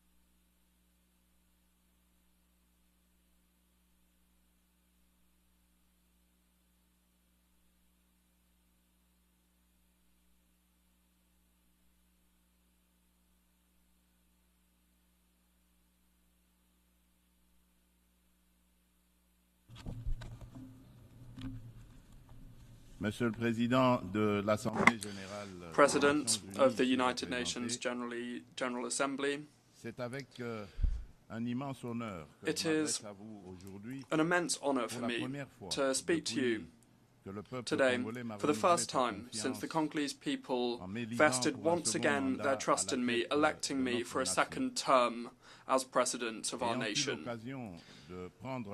Having had the opportunity to speak to you before in the past, I'm particularly moved to be able to do it again at this significant moment for our country. I wish to congratulate Mr. Philemon Yang upon his election as President of this 79th session, and at the same time I wish to pay tribute to your predecessors for their constant commitment at the service of this institution. The theme of this session, leaving no one behind, acting together for the advancement of peace, sustainable development and human dignity for present and future generations, is a theme that particularly resonates with our aspirations in the Democratic Republic of Congo. Mr. President, United Nations Secretary General, heads of state and government, heads of delegation, multilateralism and the respect for a global rules-based system have been the essential pillars that have supported peace, security, health and prosperity the world over the last 80 years. The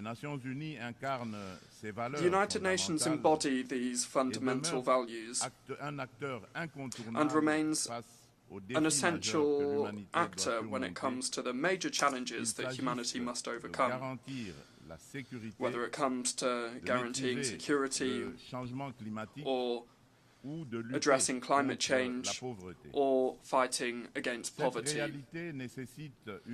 This reality requires strengthened multilateral cooperation. However, the noble ideals of those that drafted the United Nations Charter, that is, for it to serve as an instrument by which all countries govern their conduct, seems to be ebbing away, and the basis of collective security that it established is shaking. We have a responsibility to pool our efforts and to reaffirm our commitment to multilateralism, which is the key for truly transformational solutions in response to the challenges that we see across our world. As Dag Hammarskjöld, former United Nations Secretary General, whose sacrifice for peace in the Democratic Republic of Congo, which recalls how grave our mission is, so eloquently said, and I quote, "The goal of the UN is not to take us to heaven, but rather to prevent us from going to hell." At this critical juncture for multilateralism, multilateralism is of the utmost importance. It allows us to respond to common threats, to protect our planet, and to strengthen civil society and human rights. Indeed, we cannot ignore the alarming rise in saber-rattling and the indecent resumption of practices of armed aggression and looting of natural resources which affect all continents. The Russia-Ukraine conflict that is ongoing and continues to affect the region is simply yet another manifestation among many others that threaten peace in the world. Yemen, Sudan, Syria, and the terrible tragedy unfolding on the Gaza Strip are part of the list of crises multilateralism needs to address. It is essential to act together to progress towards peace, sustainable development, and human dignity, thereby ensuring a better future for future generations. Let us not leave anybody by the wayside. This is the clear and relevant message that's inspired the theme selected to guide the work of this 79th session of this august assembly. Mr. President, the Pact for the Future and its annexes, that is, the Global Digital Compact and the Declaration on Future Generations that we adopted during the recent Summit of the Future, highlight the importance of active collaboration to achieve a common vision of a peaceful and prosperous future. These documents represent an essential commitment to put an end to conflicts, to tackle extreme poverty and hunger, hunger and to address challenges such as displacement of populations, illegal immigration, food insecurity, pandemics, and the risks associated with new technology. At the same time, the Global Digital Compact is an essential pillar, part of our quest for a prosperous future, and is at the heart of the fourth industrial revolution, where digital technologies have become essential. This digital transition is an unprecedented opportunity to achieve the Sustainable Development Goals by 2030, in particular for the least developed countries. It seeks to reduce the digital gap and to onboard unconnected populations with digital services with a high social impact. However, in order to address this major challenge inherent to the digital revolution, global reforms are required, involving a reassessment of the international financial architecture and involving adequate financing. For this reason, the Democratic Republic of Congo aspires to attract investment to develop connectivity in Africa and calls for cooperation from multilateral partners and telecommunications operators, with knowledge transfer being key.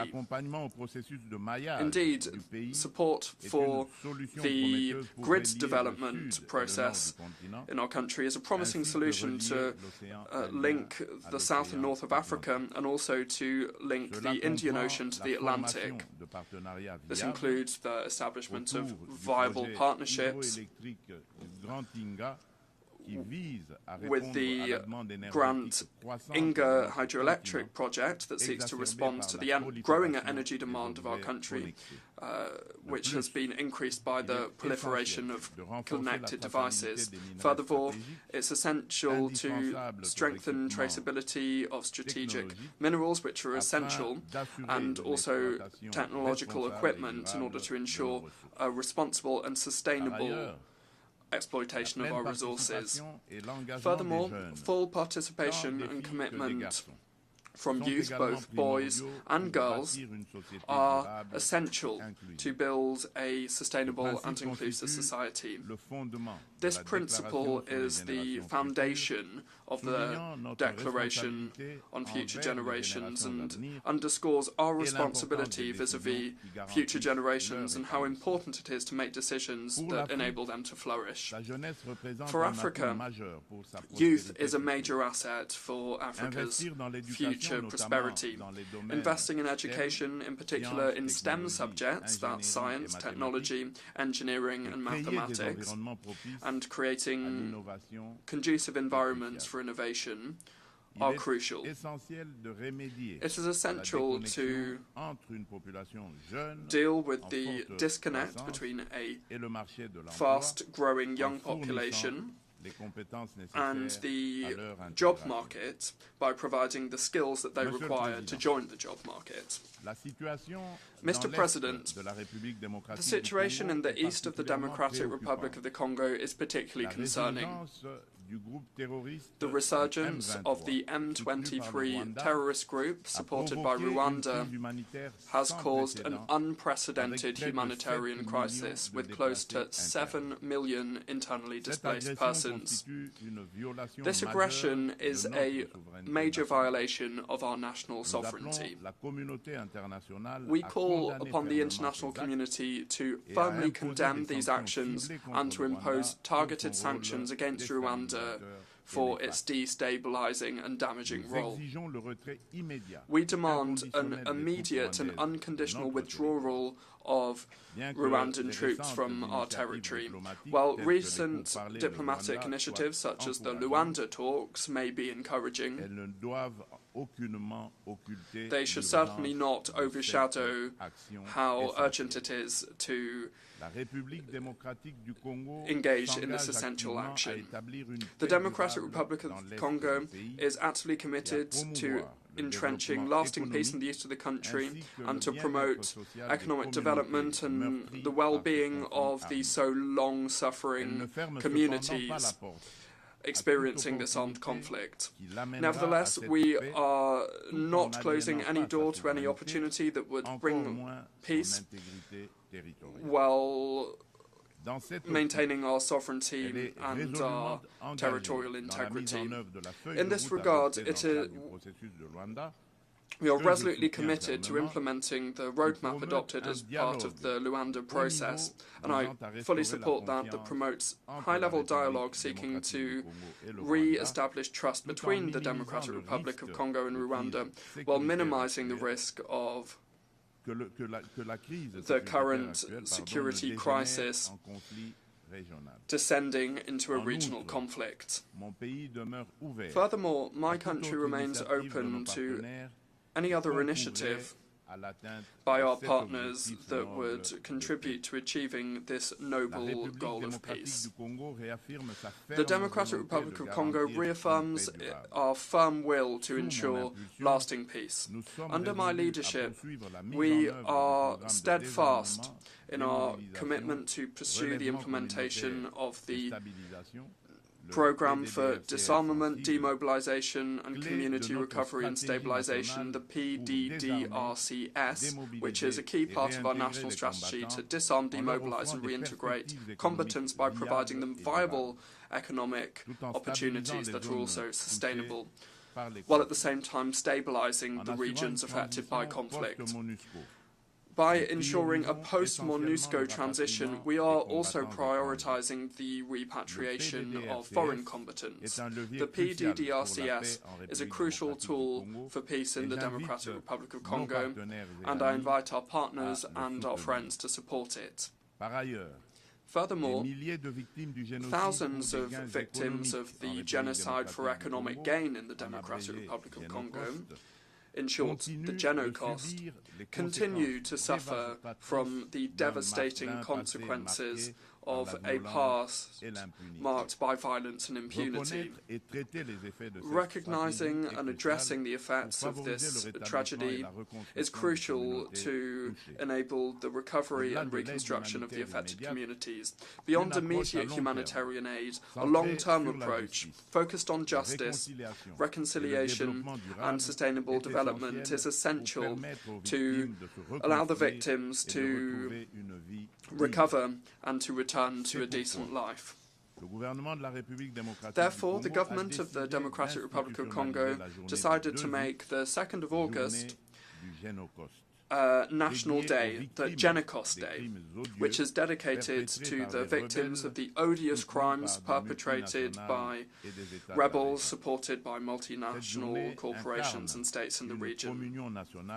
This is a national day of coming together, and it allows us to confront our painful past so that we can move forward. It's essential to strengthen the historic conscience of our country and to affirm the determination of our nation to prevent such barbarous acts from repeating. President, terrorism is a serious threat to international peace and security, and it affects all the regions of the world. Having raged in Asia, in Western Europe and in North America, this scourge now seems to be entrenching itself in Africa. As a member of the global coalition against the Islamic State, the DRC urges the United Nations to ramp up its efforts to implement the recommendations of this organization, in particular when it comes to the Akaba process. Terrorism, which is raging in the east of our country, is closely linked to the looting and illegal exploitation of our natural resources. These criminal activities are nourishing insecurity and financing armed groups, exacerbating conflicts in the Great Lakes region. It is therefore essential for the United Nations to envisage severe sanctions against those responsible for these economic crimes in order to break this vicious circle and to foster peace, sustainable development and human dignity for future generations. President, according to the most recent voluntary national review report for the SDGs, the Democratic Republic of the Congo has made significant progress towards several of the SDG targets, thanks to major reforms and interventions. Since 2019, the government has had in place ambitious reforms to ensure free basic education, which has allowed more than 4 million children to attend school. Moreover, several measures have been taken to strengthen social protection, to introduce universal health coverage, and to promote gender equality, as well as fostering and supporting the development of infrastructure and rapid industrialization via, inter alia, the creation of special economic zones. Despite this progress, the Global Report on Sustainable Development Goals underscores that at the current tempo, the Democratic Republic of the Congo will not be able to achieve the SDGs by 2030 due to persisting inequality and vulnerability, which are exacerbated by armed conflict.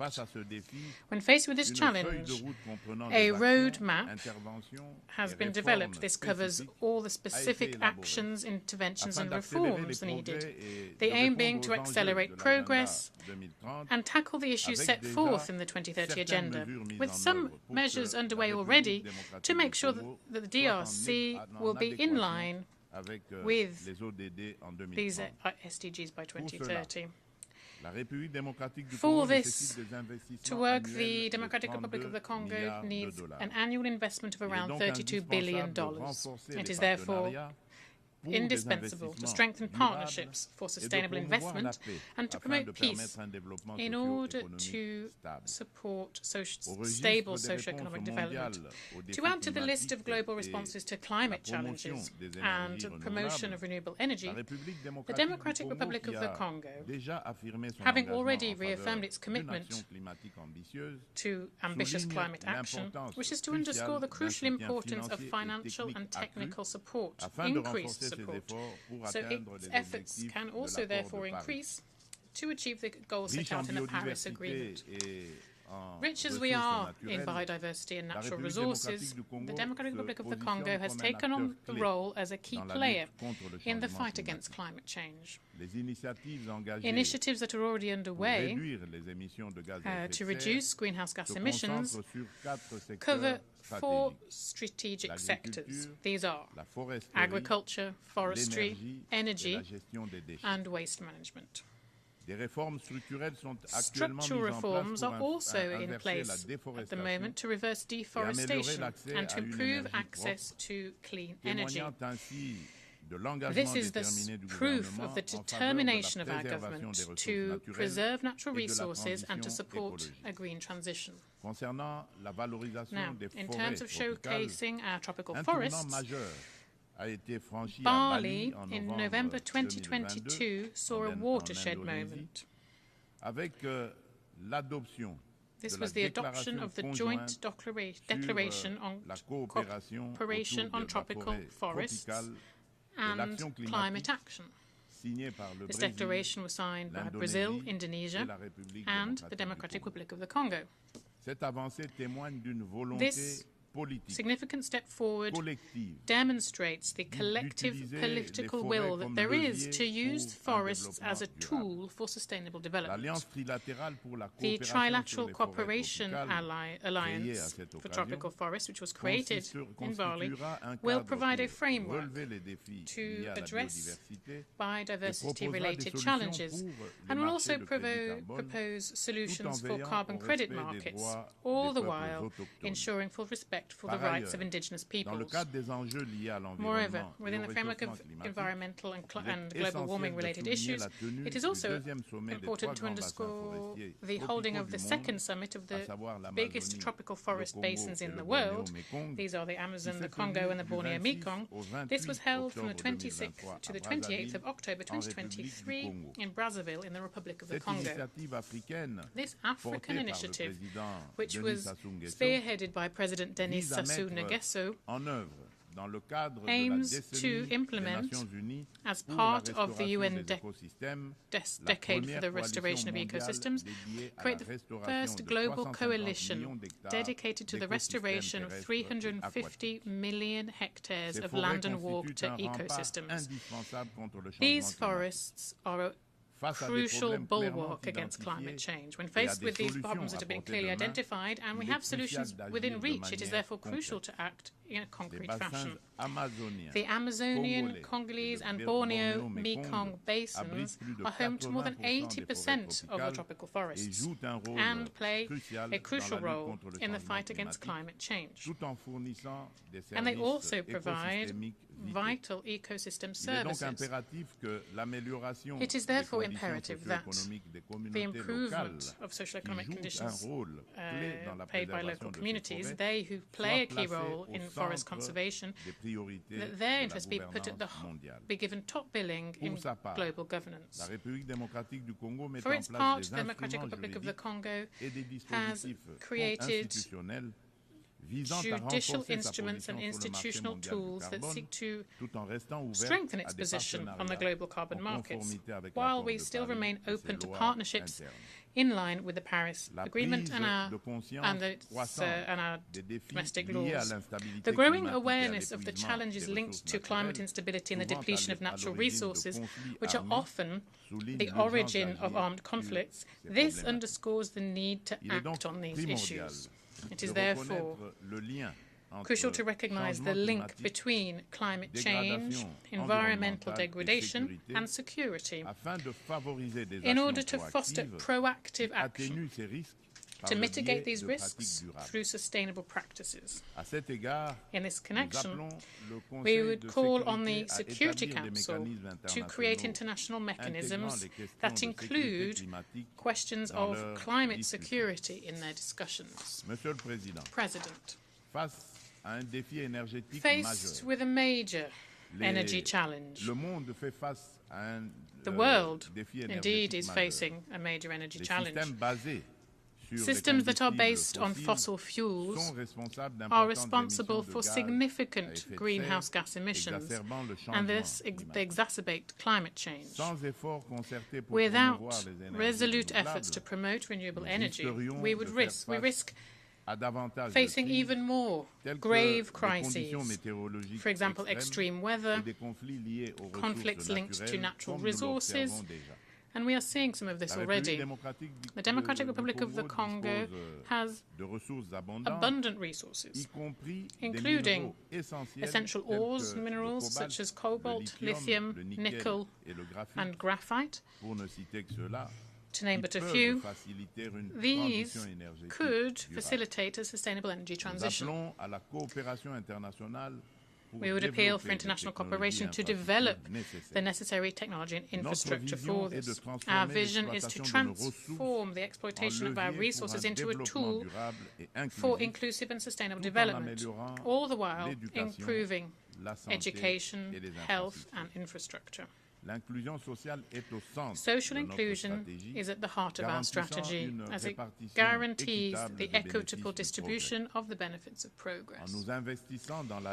As we invest in the fight against climate change and as we contribute to the SDGs, the Democratic Republic of the Congo is ready to play a key role in the transformation of global energy systems. Together, we can build a future where energy is clean, sustainable, and accessible for all. President, I would also like to touch on the crucial question of gender equality.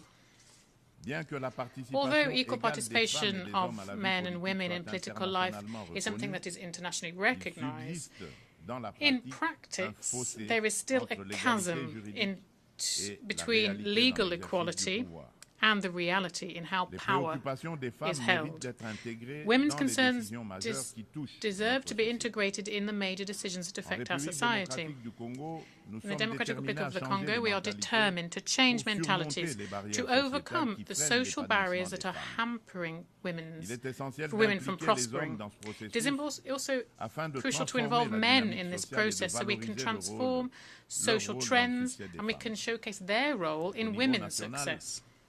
On a national level, the Congolese constitution enshrines parity. Thus, the government has also created a strategy to fight gender-based violence, a strategy that is focused on prevention, protection, and also reparation for victims. This strategy is reflected in our National Fund for Reparation of Victims of Conflict-Related Sexual Violence and Crimes Against Peace and Security, which goes by FONAREV. The current legislation seeks to guarantee this level of protection. Here I wish to underscore significant progress that's been made in terms of women's participation in decision-making, with the appointment for the first time in our history of a woman as Prime Minister and Head of Government.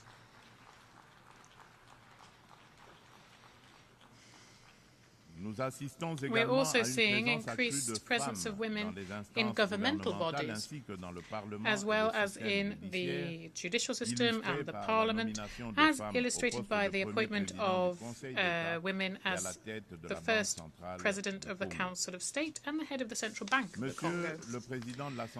President of the United Nations General Assembly, United Nations Secretary General, heads of state and government, heads of delegation,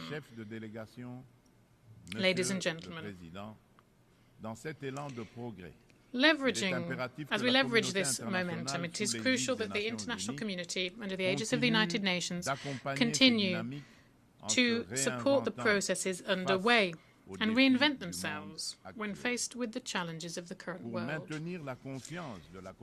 To retain the trust of the international community, the United Nations must prove how it is able to adapt to contemporary changes and overcome these in an effective and responsible way.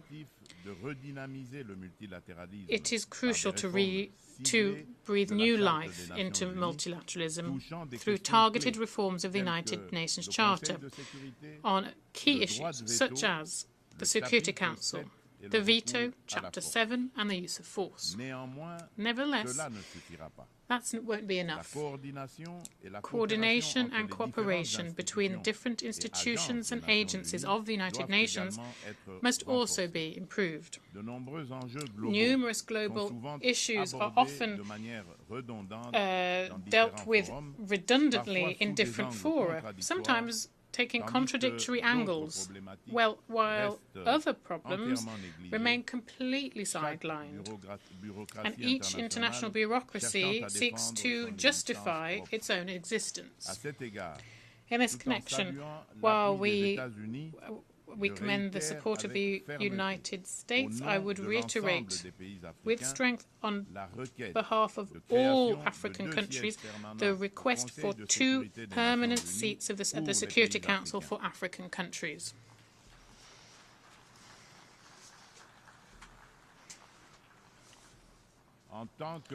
As the main decision-making body within the United Nations, this organ must include African representatives amongst its permanent members, with all of the associated prerogatives, particularly the veto. This is to guarantee fair geographic representation.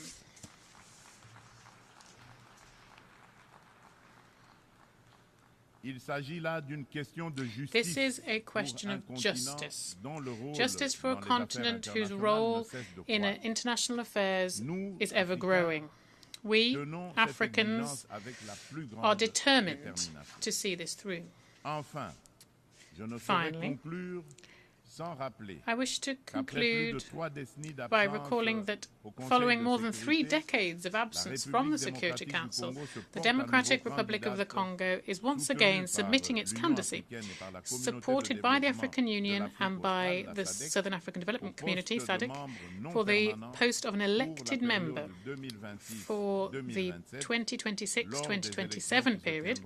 This will be during the elections which will be held in New York in June 2025. The Democratic Republic of the Congo has already filled this function between 1982 and 1983, and 1990 and 1991. And during these two periods, we worked to promote peace, security and stability in Africa and around the world. Once elected, the Democratic Republic of the Congo plans on playing a proactive role within the Security Council and participate in the revitalization of the UN Charter and contributing in a constructive way to the debates and actions related to this. My country, therefore, requests the support of all member states as we come up to these elections. At a time when multilateralism is being so sorely tested, the Democratic Republic of the Congo reaffirms its tireless commitment to the international community. And it is ready to shoulder with honour and responsibility the mission to forge a future where peace and cooperation prevail over conflict and division. Nelson Mandela said, and I quote, "None of us acting alone can achieve success." End of quote. Thus, we are reaching out to each and every one of you, long-standing partners and new allies alike, to together write this new crucial chapter of our collective history. Together, let's make our world a place where every nation, big or small, can prosper in dignity and security. Thank you very much.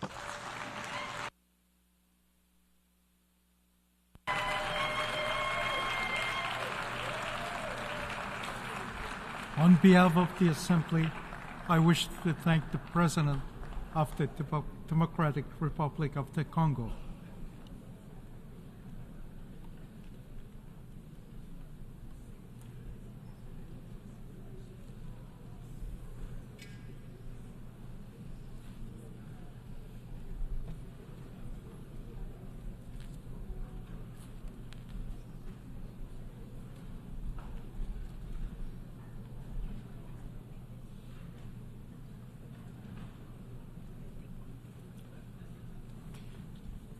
The Assembly will hear an address by His Excellency Umaro Sissoco Embalo, President of the Republic of Guinea-Bissau.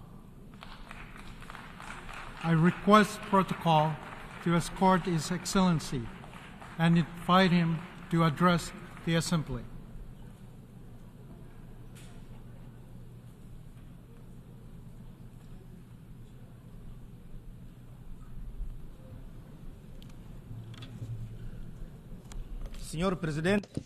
Mr. President, Mr. Secretary General, heads of state and government, ladies and gentlemen.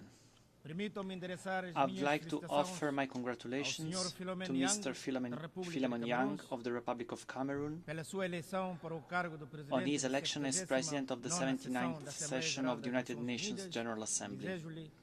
I wish him much success in a very complex international context.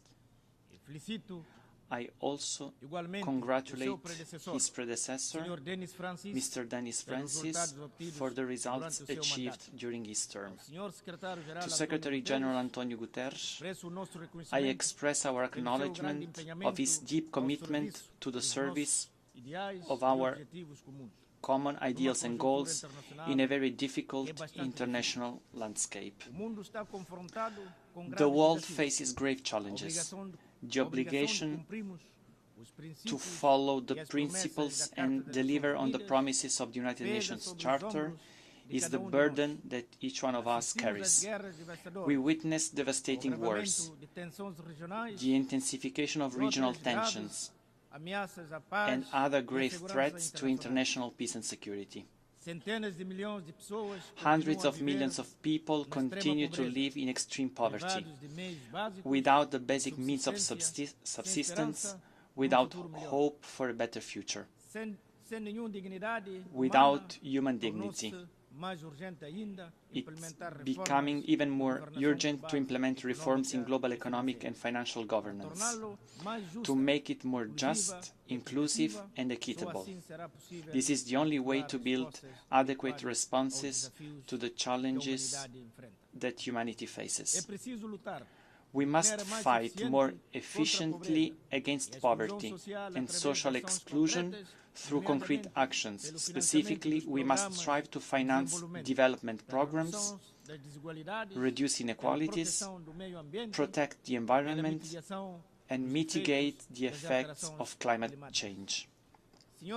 Mr. President, 8 decades after the establishment of the UN in 1945, we live today in a totally different world. We continue to call for reform of the United Nations Security Council, which must consider the interests of Africa under the terms of the Ezulwini Consensus and the Sirte Declaration of Heads of State and Government of the African Union. We must reform the international financial architecture in order to promote greater inclusion, particularly in Africa, and to consider the African continent's role and contribution to the world economy. In this context, we welcome the Summit of the Future. We hope that the Compact for the Future can drive collective efforts to achieve the Sustainable Development Goals, SDGs, and Agenda 2063, the Africa we want, of the African Union. As a member of the Global Working Group on Social Protection for Nutrition, Human Capital and Local Economic Development of the Group of 7+, G7+, we will work together with the other distinguished members on eradicating hunger and progressively achieving all Sustainable Development Goals, SDGs. Mr. President, the President of the Republic of Guinea-Bissau, we are committed to fostering dialogue, national reconciliation, consolidation of democracy and the rule of law, as well as our country's sustainable development. Despite the negative impact of the challenging world economic and financial situation, the economy of Guinea-Bissau continues to grow as a result of sound public policies. The practice of accountability has provided greater transparency in the state's economic and financial management. We have adopted measures that, though difficult, were shown to be necessary to drive the private sector and to create a more solid foundation for an economy that is dynamic and inclusive. We are promoting greater participation of women and youth entrepreneurs. We are investing on building and improvement of basic infrastructure, such as roads and other projects. We declared war on corruption and organized crime. We were able to restore trust in our relations with international financial institutions and other bilateral and multilateral partners. We continue to place faith in strengthening Guinea-Bissau's bonds of friendship and cooperation with the world. We remain steadfast on the policy of peace building and peaceful resolution of conflicts in West Africa and in the world in general. It was to this end that in recent months I made visits of friendship and work to Russia, Ukraine, Israel and Palestine. In this context, I reiterate my call for an end to the unjust and very harmful embargo that our brothers and sisters in Cuba have been subjected for decades. Mr. President, distinguished heads of state and government, ladies and gentlemen, I recently had the honor of serving Africa as President of the Alliance of African Leaders for Malaria. We made significant progress in a very difficult world environment. We endeavored to garner support to replenish the global fund. We worked with the private sector to promote the production of drugs and nets to combat malaria. We encouraged the transfer of technologies to African companies. We launched End Malaria Councils and funds and supported youth movements against malaria. Despite all the progress achieved, challenges persist. In the next 3 years, ALMA will run a $1.5 billion deficit. Global warming and rains associated with climate change are expanding. The geographic reach of mosquitoes, thus exposing more than 170 million people to the threat of malaria in the African continent. I take this opportunity to congratulate the Executive Secretariat of ALMA for their remarkable service. I also thank all of ALMA's partners for their crucial support in the fight against malaria during my term in office. Mr. President, ladies and gentlemen, in closing, I would like, on behalf of the population of the Republic of Guinea-Bissau and my own, I would like to reaffirm our determination to continue to contribute to strengthening the friendship among countries and peoples, to promote international cooperation, multilateralism, the peaceful resolution of conflicts, the end of wars and suffering of innocent populations, to hold peace in the world. I thank you. On behalf of the Assembly, I wish to thank the President of the Republic of Guinea-Bissau.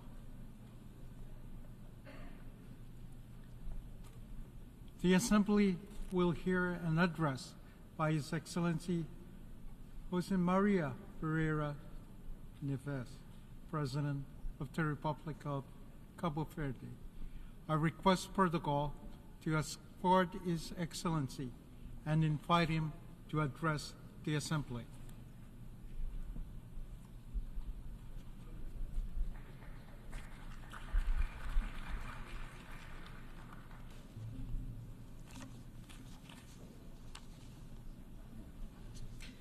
Excelências, inúmeros conflitos armados, Excellencies, numerous armed conflicts continue to ravage various regions of the world with devastating impacts on the populations, particularly in the Middle East, where the potential for escalation and risk of spreading are all too evident. Innocent lives are lost daily in an unrelenting and merciless cycle of violence. We urge all parties involved, alongside the international community and relevant organizations, to spare no effort to put an end to these conflicts, to commit to dialogue and uphold the values enshrined in the United Nations Charter, international law, and humanitarian law, thus allowing the gradual return to normalcy and the possibility of building a future free from the present-day destruction and indiscriminate death. Excellencies, at the national level, we remain committed to achieving the Sustainable Development Goals, the 2030 Agenda, and the African Union Agenda 2063. We are also focused on implementing policies toward ensuring universal access to quality education and healthcare, and on fully integrating the youth into all spheres of social, economic, and political life, ensuring that future generations are equipped with the tools they need to tackle global challenges.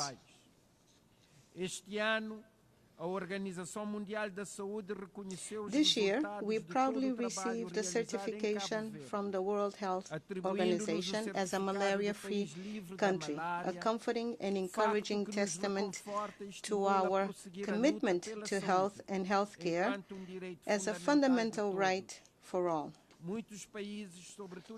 While many nations, especially in Africa, are still grappling with this terrible disease, we have a unique opportunity to eradicate preventable and treatable ailments. Ailments that have long plagued humanity, causing suffering, hindering progress, and trapping millions in poverty.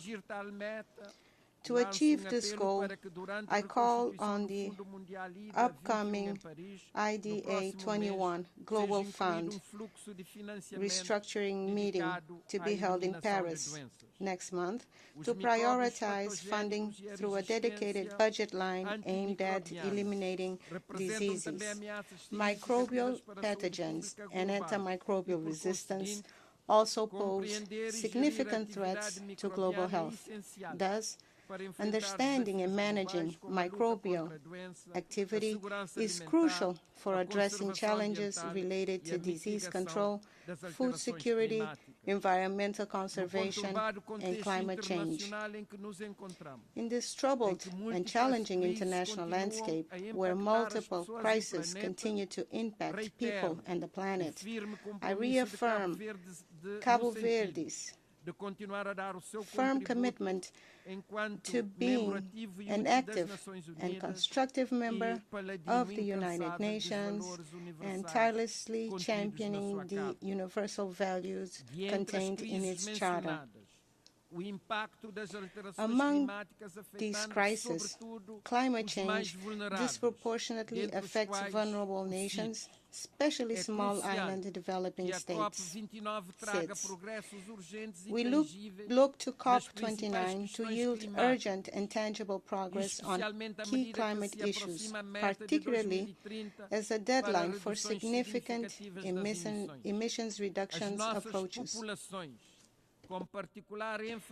Our people, especially communities in small island developing states, seek bolder commitments, namely from high-emission countries, and swift implementation of climate policies and funding mechanisms that are not only ambitious, but also equitable and effective. The rising sea levels, also caused by climate change, require immediate and special attention. The challenge is multidimensional and extends far beyond island and coastal populations. It affects all continents and regions, leaving no one immune to this catastrophe in the making. We therefore welcome today's high-level meeting on addressing the existential threats posed by sea level rise. Last year, on the sidelines of the 78th General Assembly, the Agreement on Biodiversity Beyond National Jurisdiction was opened for signature, representing an international milestone in the conservation and sustainable use of marine biodiversity in areas beyond national jurisdiction, that is, in the high seas, which constitute about 60% of the world's oceans. And I am proud to say that Cabo Verde, my country, signed this agreement on its first day and is currently finalizing the ratification process.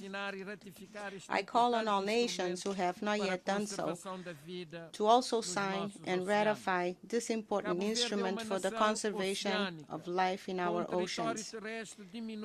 As an ocean nation, Cabo Verde has a tiny land territory in comparison to the immensity of its maritime territory. Therefore, I did not hesitate to accept UNESCO's honorable invitation to become patron of the United Nations Decade of Ocean Science Alliance for Sustainable Development for 2021-2023. As an ocean nation, heavily dependent on marine resources, our role in the Ocean Decade focuses on local and global actions to promote sustainable ocean management.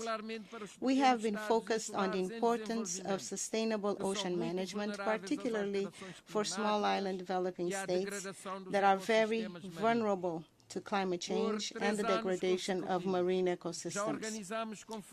For 3 consecutive years, we have hosted international ocean conferences to foster partnerships between governments, the private sector, scientists, and civil society to advance ocean science and create innovative solutions to ocean challenges.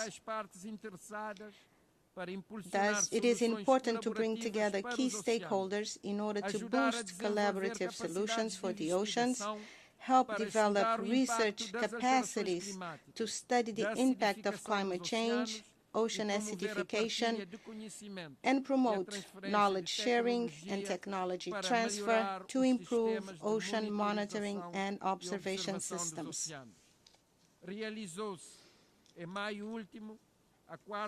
The fourth United Nations Conference on Small Island Developing States, SIDS, was successfully held last month of May. However, to ensure greater resilience and sustainability of small island developing states, we must urgently begin implementing the Antigua and Barbuda Plan of Action. Cabo Verde remains committed to playing an active role within the SIDS community, and in the first quarter of 2025, we will host a high-level meeting for the Atlantic, Indian, and South China Sea regions aimed at establishing a coordination mechanism for the sub-region. At the SIDS-4 conference, we also expressed our readiness to host the 5th United Nations Conference on SIDS in 2034. As a small island developing state, we face substantial challenges that affect our macroeconomic systems. Even if we dedicated our entire state budget to sustainable development and climate action, it would still fall short of the necessary funding targets. In most small island developing states, this situation is exacerbated by a significant lack of capacity to navigate new financial tools. While reforms to the global financial architecture evolve slowly, there is an urgent need to accelerate development processes. We must swiftly and significantly scale up technical assistance and capacity-building efforts in financing sustainable development to ensure that the Global South is not left behind. We here welcome the recent approval of the Multidimensional Vulnerability Index, MVI, which is crucial, particularly for SIDS and other vulnerable groups, as it provides a comprehensive and differentiated way of assessing our development needs and challenges, thus enabling a broader and more accurate understanding of how various factors influence the development of countries. In my capacity as the African Union champion for natural and cultural heritage, and in line with the policies of the government of Cabo Verde, I have been tirelessly advocating for the protection, promotion, and sustainable management of Africa's rich natural and cultural heritage, which is highly vulnerable to climate change. It is essential that we continue to raise awareness on the need to safeguard our ecosystems, historical landmarks, traditional knowledge, and intangible cultural practices. It is thus urgent for us to promote African identity through the promotion of African languages, traditional arts, and all the plurality of cultural expressions, reinforcing the continent's diverse cultural history and its contributions to global culture and human heritage is vital. The restitution of cultural assets, such as artifacts, works of art, and sacred objects, which are an integral part of the cultural identity, history, and traditions of the communities from which they originate, is of vital importance not only for Africa, but for many other regions of the world. Their removal has disrupted cultural continuity, and their return would allow preserving their cultural and spiritual integrity as they are returned to their original environments, thus allowing local communities to reconnect with their heritage, fostering cultural pride, and preserving their identities for future generations. I am pleased to announce that in 2025, we will host a high-level meeting in Cabo Verde focused on Atlantic Creoleness, or the Atlantic dimension of Creole, bringing together scholars of Creole languages, artists, writers, filmmakers, men and women of culture, and world leaders. They will represent the plurality of geographical spaces, of affirmation of Atlantic dimension of Creole, a construction of which Africans and their descendants were an integral part of.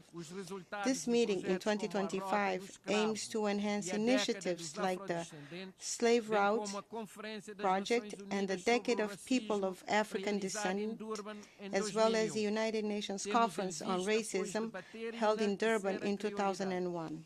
Our intention is to debate and praise Creole, the dimension of Creole, as a complex and very rich reality, the result of human relationships woven between peoples of the various peri-Atlantic continents during the ocean navigations that began in the 15th century.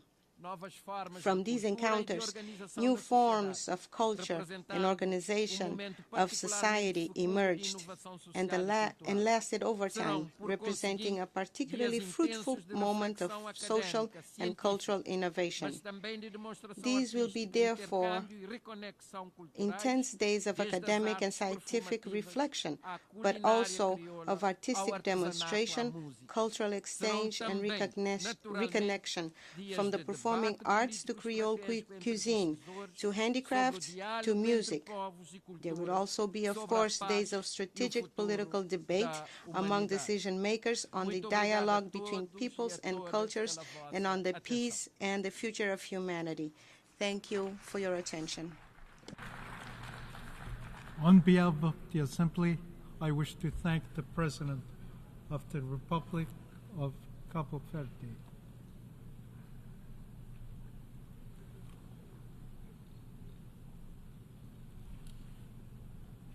The Assembly will hear an address by Her Excellency Iris Samara Castro Sarmiento, President of the Republic of Honduras. I request protocol to escort Her Excellency and invite her to address the Assembly.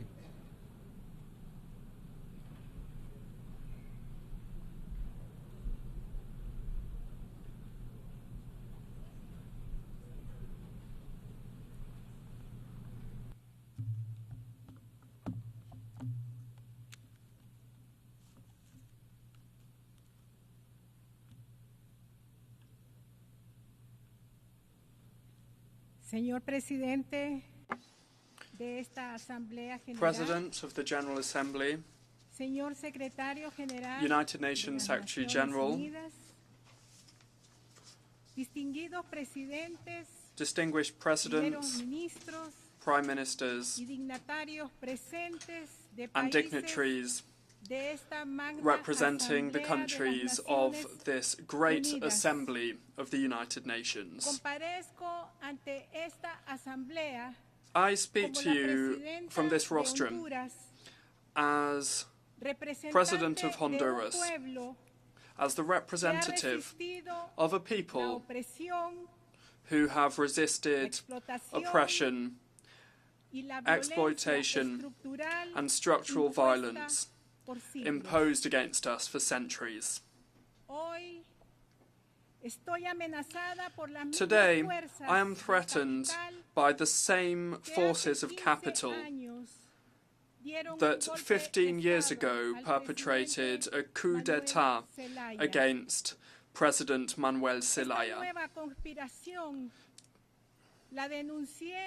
I called out this new conspiracy in the streets during the huge gatherings of people that took place on the 14th and 15th of September, our country's Independence Day.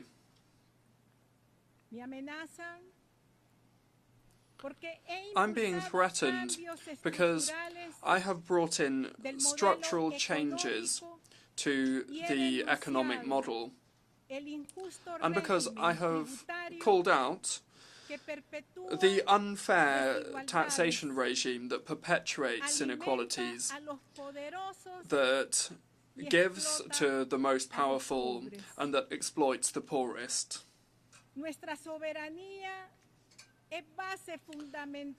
Our sovereignty is the fundamental basis and undeniable principle of international relations. However, in Honduras, they continue to impose colonial practices, interference, economic, media, and political domination against us. Supranational powers and some multinational corporations are the result of corrupt public-private elites that have no other goal than to increase their capital. Globalization has failed in its mission to bring prosperity to people.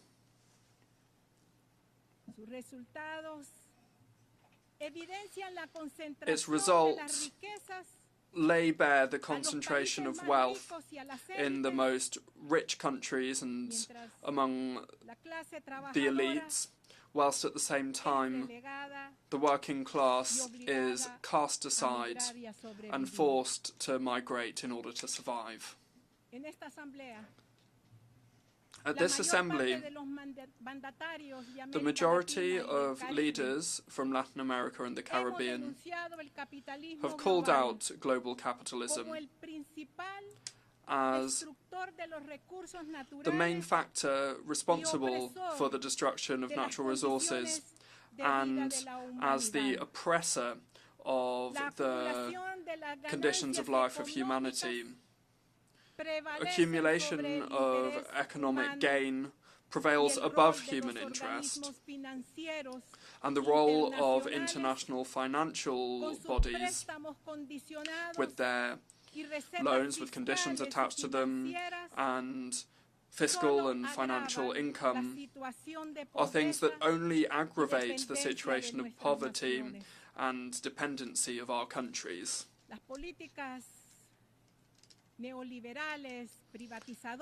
Neoliberal privatization policies continue to weaken people's access to services, like services of water and energy, health services, education,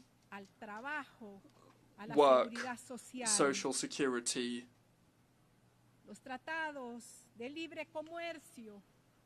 Free trade agreements imposed against our peoples undermine our sovereignty and remove the ability of our producers to compete on an equal footing, causing the cost of living to increase on a daily basis. Peace, justice, freedom, and democracy remain foundational values of our country. Therefore, we cannot accept them being held hostage by the 10 most powerful families in Honduras, who are the ones that have grabbed our main economic resources and that are refusing to accept the changes that I'm bringing in. We need to strengthen our democratic system through popular consultations and through the real, direct and effective participation of our people. The International Model Cities Project, the ZEDE project, that was selling off chunks of our country as a loot, really, for multinational capital, And that was something that was supported by stakeholders in the previous narco regime, has been cancelled definitively by my social democratic government.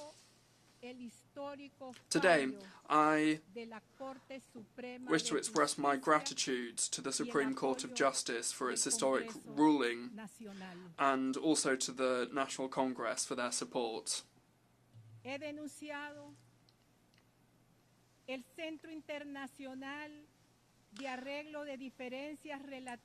I have called out the International Centre for Settlement of Investment Disputes, the ICSID, because it is an unfair system of arbitration where private interests prevail above the interests of nation states. Over the last 2 years and 8 months, I have brought in a structural reform to return to a single treasury account for our country, cancelling a scheme of corruption that was built around the setting up of trusts that were used to loot the resources of the state. Thanks to us dismantling the scheme of corruption, I am now able to help boys and girls, children, in all of the schools of Honduras. And now, thanks to that, they receive a school lunch, free of charge school enrollment, and we are also bringing new projects to communities that live in extreme poverty. We are increasing production of grain in the first and second sowing, with more than 1.5 million technological grants being given to producers who now are receiving seeds and fertilizer free of charge. Furthermore, we are providing mortgages for homes and farming credits at the lowest interest rates we've ever seen in the history of Honduras. And we are also setting up rural community banks. We are rescuing the National Electric Energy Company, the Honduran Agricultural Market Institute, and the National Body for Basic Products, the Banasupro. All of these institutions I just mentioned were privatized and were abandoned for the 12 years of the narco-dictatorship. Today, we are benefiting more than 800,000 families who now receive free energy, and we are subsidizing the cost of fuel in order to benefit all of the consumers of Honduras with the lowest prices in Central America.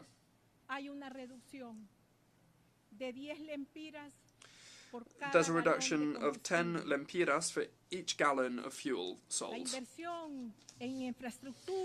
Investment in infrastructure is at its highest level in the history of our country. We've recovered the public sector with the historic approval of projects to build 8 hospitals, to repair thousands of schools, 3 national airports, the building of motorways, bridges, intermunicipal paths, multi-sport centres for the whole of the country. And we have also refurbished the 2 largest national stadia. I must also mention the biggest project and the most ambitious project in the history of Honduras, which is the plan to build a railway between the 2 oceans. It will go from Puerto Castilla on the Atlantic coast to Puerto de Amapala on the Pacific Ocean. Over the last 2 years and 8 months, we have reduced poverty by 12%. And with the plan to deal with crime, confirmed by the Secretary for Security with the cooperation of the armed forces, we're seeing an historic reduction of 15 points in the murder rate, which is the largest reduction that we've seen over the last 20 years. My Zero Deforestation program for 2030 has achieved historic results in the conservation of protected areas of Honduras's forests and rivers.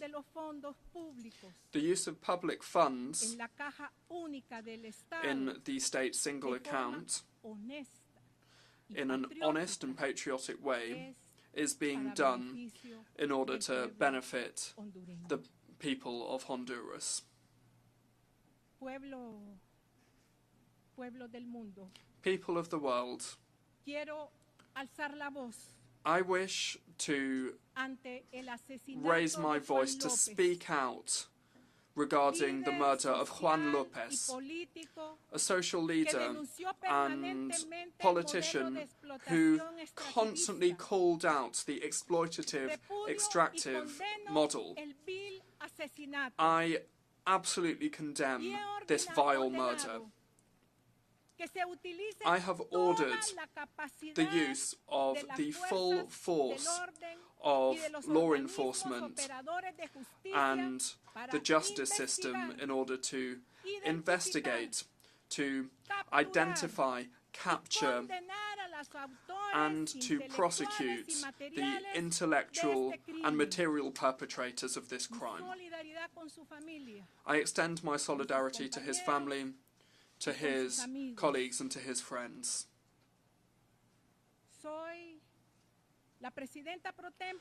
I am the pro tempore president of the community of Latin American and Caribbean states, CELAC.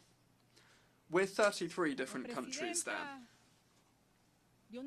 As president of Honduras, my first action was to call out and condemn the genocide against the Palestinian people. Already, more than 40,000 innocent people have been murdered by bombing, and in response to that, some countries have remained silent. I also must raise my voice and call for an end to this genocide. Lebanon must not become another Gaza Strip. We demand an immediate ceasefire in Lebanon. The Haitian people are calling for our cooperation and solidarity as an organization of countries in the Latin America and the Caribbean. Haiti is the first motherland to have been freed from colonialism, and it deserves our full attention.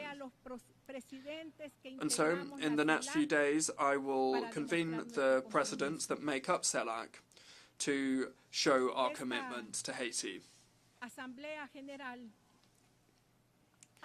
This General Assembly, for more than 30 years, with an overwhelming majority, has rejected the inhumane embargo imposed against the people of Cuba. This terrible embargo began in 1960, and since 1992, this General Assembly has sent out more than 30 resolutions calling for the United States to put an end to this cruel embargo. I also call for an end to the unfair blockade imposed against the kindred peoples of Nicaragua and Venezuela. We also call for Cuba to be removed from the list of terrorist countries.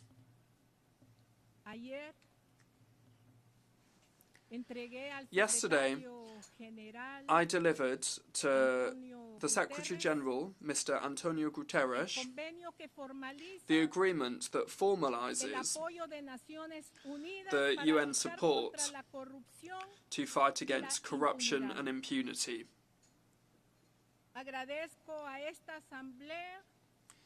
I thank this Assembly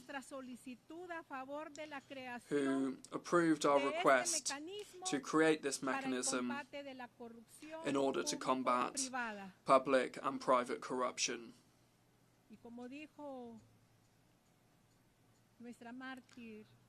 As Berta Cáceres, our martyr, said, she was a brave woman and a defender of our natural resources and of our indigenous peoples. Let us wake up, humanity. We still have time. May this be the appeal and the motto of our generation. Thank you very much.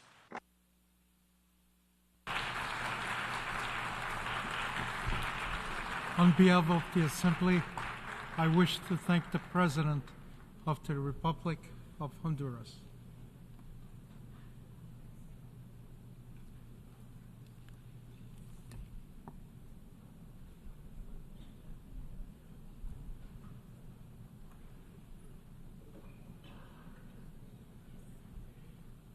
The Assembly will hear an address by His Excellency Joseph Numa Boakai, Sr., President of the Republic of Liberia. I request protocol to escort His Excellency and invite him to address the Assembly.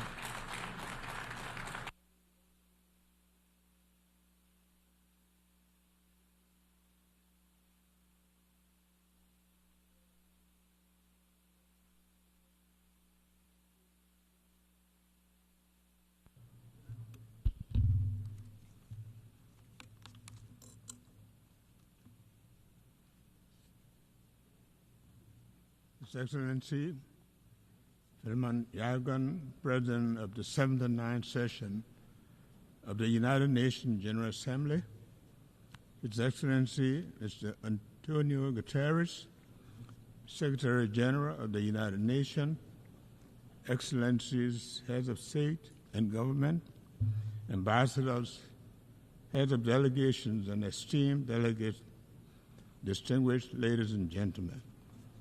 I am honored to address the 79th regular session of the United Nations General Assembly for the first time as President on behalf of the government and people of Liberia after a smooth back-to-back democratic transition. Liberia congratulates His Excellency Philemon Yagan on his election as President of the 79th session of the United Nations General Assembly. You can be assured of Liberia's support as you steer the affairs of the General Assembly.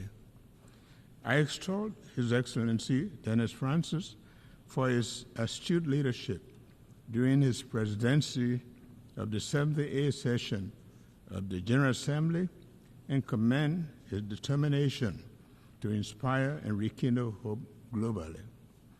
I deeply thank Secretary General Antonio Guterres for the remarkable and visionary leadership he continues to provide in pursuit of our collective mandate. Mr. President, Excellencies, distinguished ladies and gentlemen, in the summer of 1945, Liberia joined other nations in San Francisco as one of the original signatories to the United Nations Charter. On that fatal day, the world, having suffered the scourge of war, was full of hope and determined to reverse the past. Nearly 80 years on, and reflecting on the preamble of the United Nations Charter, which declares our commitment to promote social progress and better standard of life and larger freedom, we ask the question, has our reaffirmation of faith in the dignity and worth of human person made 8 decades ago, had been realized? We must admit that the world has changed and the frontiers that we now embrace are different. In it, greed, insensitivity to the poor, the international drug epidemic, money laundering, dynamics of climate change, and the impact of social media must compel us to rethink our approach to global peace and security. Our beloved United Nations must undergo the institutional and philosophical reflections required to respond to the new age.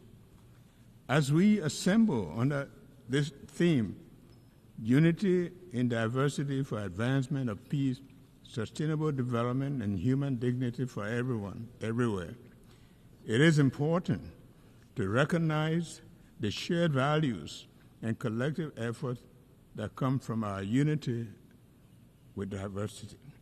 We must acknowledge these as essential for the advancement of peace, sustainable development, and the inherent dignity of every human being worldwide. By doing so, we can build a better world where no one is left behind. Like many nations gathered at this assembly, Liberia recommits to the Sustainable Development Goals. Since the end of the country's conflict, we have strived to follow a development path that will lead to building a capable state. 12 years ago, we dared to dream of a future within the realm of possibility, harboring core national aspirations to transform the future. Name Liberia Rising or Vision 2030. It has been the driving force behind all of our planning efforts. The building of blocks and the tenets of Vision 2030 are significantly aligned with the Sustainable Development Goals. Our government's arrest agenda is a comprehensive approach developed to address the economic and social needs of millions of Liberians, especially the youth, who account for 60% of our population. With emphasis on agriculture, roads, infrastructure, development, justice, and the rule of law, education, sanitation, health, and tourism, the agenda had mainstreamed the SDGs as is designed to take Liberia to the finish line of the 2030 Sustainable Development Goals. The fight against poverty, the promotion of human dignity, a steadfast commitment. Despite our progress, poverty remains a significant challenge, with over half of our population living below the poverty line. The Sustainable Development Goals aim to eradicate poverty in all forms by 2030, ensure social protection for the poor and vulnerable, improve the access to essential services. Liberia is dedicated to assessing the levels and the causes of poverty and implementing strategies to reduce it and promote shared prosperity. My government also acknowledges the pressing need to address maternal and newborn mortality by implementing robust monitoring and evaluation of health services in the country to accelerate the reduction of maternal and newborn mortality. We are particularly blessed and pleased with the United Nations HC Joint Mission to Liberia this year, which concluded a commitment to combat the high burden of increasing newborn deaths. We welcome the United Nations General Assembly's decision to declare July 25th as the International Day of Women and Girls of African Descent this year. This significant milestone acknowledges that women and girls of African descent have unique opportunities, but they also have challenges that the global fight against slavery and racism is necessary to achieve gender equality. Liberia credits its credentials by producing the first woman president of the United Nations General Assembly, Angie Brooks Randall, and first female president of Africa, President Ellen Johnson Sirleaf. Liberia has witnessed and continues to witness the immense contribution of women and girls of African descent in politics, culture, and every area of societal development.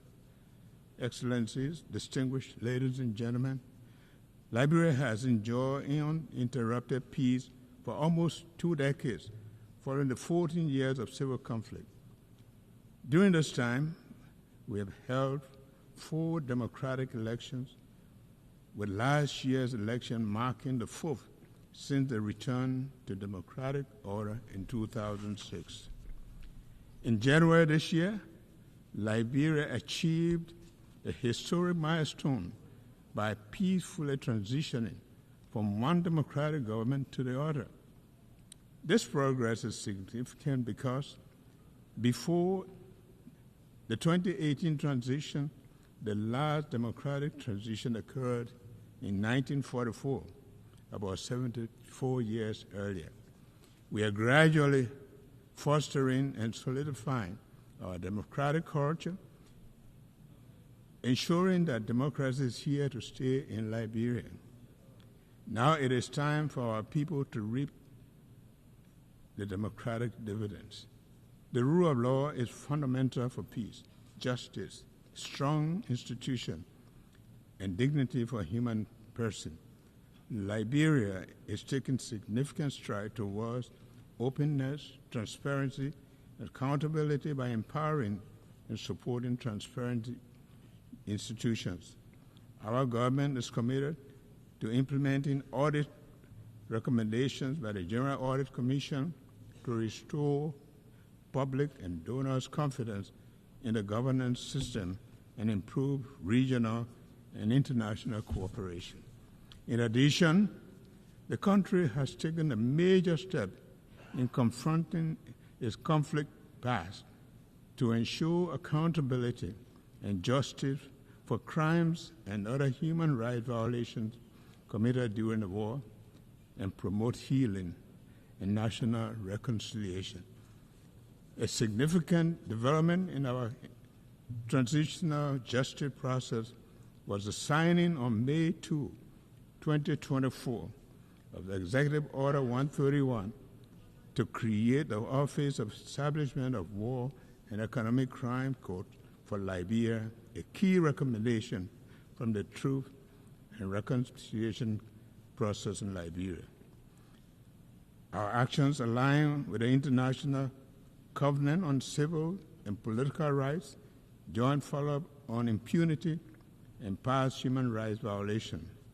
As we embark on the process and acknowledge the enormity of the task, my government seeks the support of the United Nations, partners, stakeholders in the pursuit of justice for victims, peace, and reconciliation. Liberia is facing a drug crisis that is affecting our youth and jeopardizing the country's future. This epidemic, driven by international criminal enterprises and their networks, poses a severe threat. In response, we have not only declared the drug epidemic a health emergency and a national security threat, but we have also been taking steps to address this issue by establishing a dedicated national body to tackle drug abuse in Liberia. I urge international community to join Liberia in addressing this escalating drug crisis. Excellencies, distinguished ladies and gentlemen, the world is facing numerous crises, including global threats such as disease, security, and climate change, as well as food and resource shortages. Our vulnerabilities are evident, and we need to use a collective knowledge to find solutions that will preserve the planet for future generations. Climate change is undeniably real, and its threat to our environment and the way of life is becoming increasingly apparent. We must take urgent action to address this threat, including cooperative efforts to implement Article 6.2 of the Paris Agreement. Liberia, as the most forested country in West Africa, with over half of the land covered by forests, plays a vital role in biodiversity and environmental sustainability. As a result, our country is taking important steps to lead conversation on climate action. My government has called on our legislators and stakeholders to begin looking at the Paris Agreement, particularly under Article 6, to help advance actions towards establishing Liberia's nationally determined contribution to combat climate change.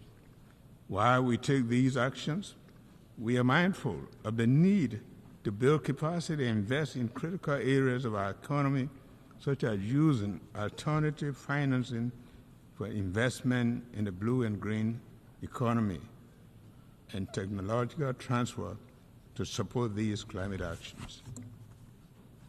Excellencies, distinguished ladies and gentlemen, the goals we set for ourselves and the future are better served on the foundation of peace and security.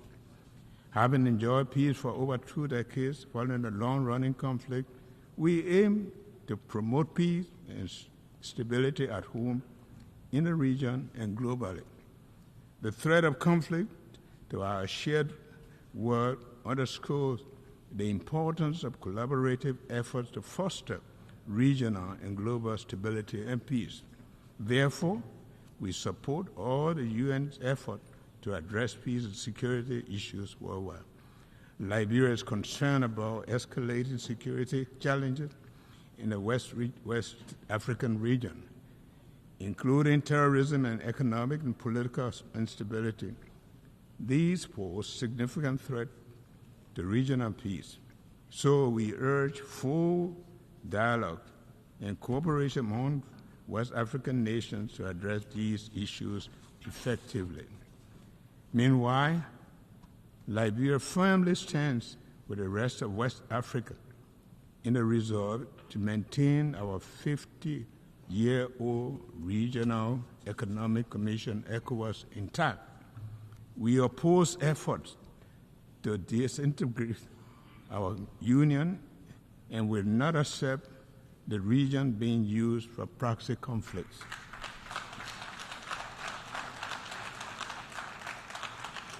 We look at the AU and the UN to support us in keeping the regional body united.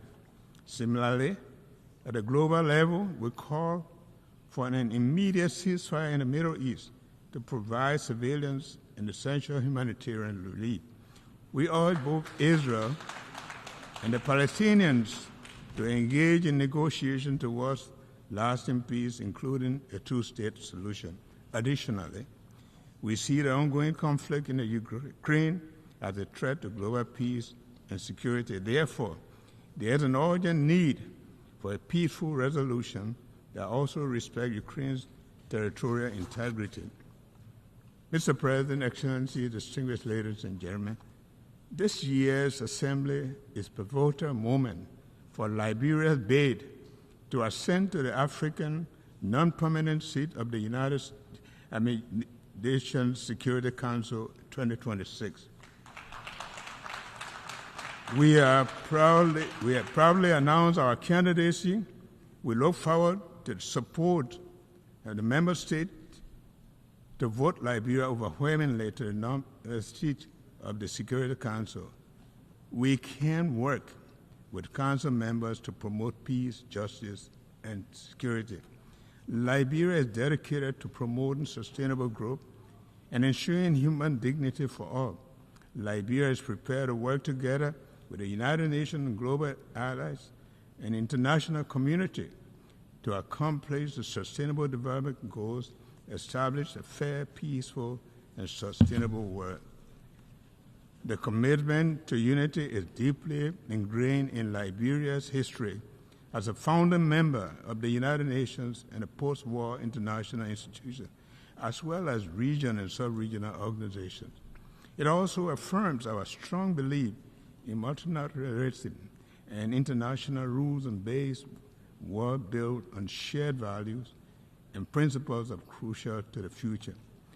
The future of a more peaceful, prosperous, sustainable world must be all-encompassing, fair, and dignified for everyone worldwide. One United Nations, one world. Thank you, and thank you very much.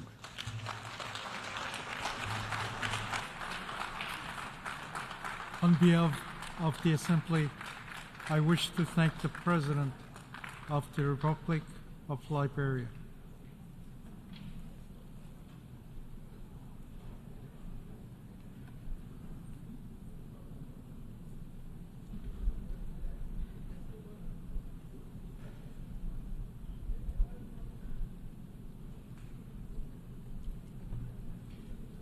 The Assembly will hear an address by His Excellency Mokwitisi Eric Keabetswe Masisi, President of the Republic of Botswana. I request protocol to escort His Excellency and invite him to address the Assembly.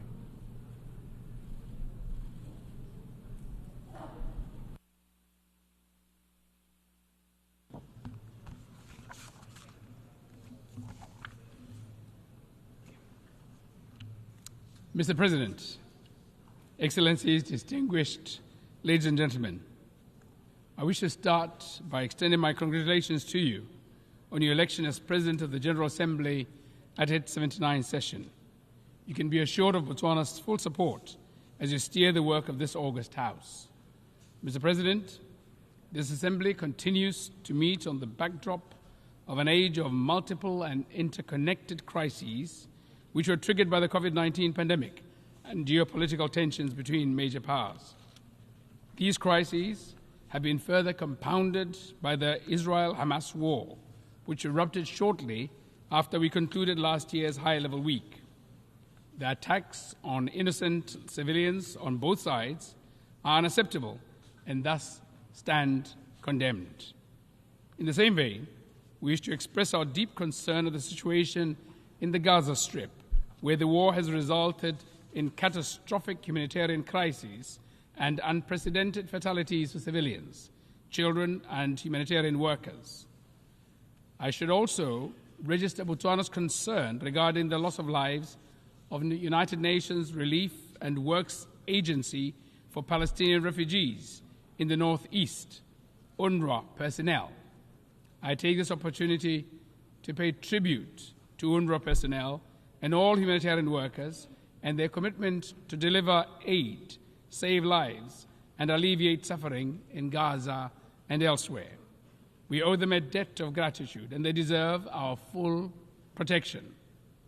Botswana also abhors attacks on UNRWA installations and condemns disinformation and misinformation campaigns against this life-saving General Assembly mandated agency. Botswana firmly supports the work of UNRWA, which entails providing humanitarian and development assistance and protection to Palestine refugees pending the just resolution of the question of the Palestinian question. In this regard, Botswana is proud to be among the countries that joined the Statement of Shared Commitments on UNRWA, which reaffirms support for the agency, its mandate, its staff, and highlights its indispensable role during this difficult time. Mr. President, we wish to reiterate the centrality of the two-state solution in resolving the Israeli-Palestinian conflict and the attainment of a just, comprehensive, and lasting peace. We therefore urge parties to commit to a political process that will pave the way for the realization of the two-state solution in which Palestine and Israel live side by side in peace and security based on the pre-1967 borders. Mr. President, the war in Ukraine also rages on with no indication of an end in sight. We continue to underscore the need to respect the sovereignty and territorial integrity of Ukraine in line with the United Nations Charter and international law. We also call on parties to give diplomacy and dialogue a chance and to seek a peaceful resolution. In Africa, the guns still have not gone silent. We continue to grapple with armed conflict, terrorism, and potentially explosive geopolitical tensions. We commend the African Union, sub-regional bodies, as well as the UN for their efforts in addressing these challenges. In this vein, we welcome the adoption of United Nations Security Council Resolution 2719 of 2023 on the provision of support by the United Nations to AU-led peace support operations on a case-by-case basis and look forward to its operationalization.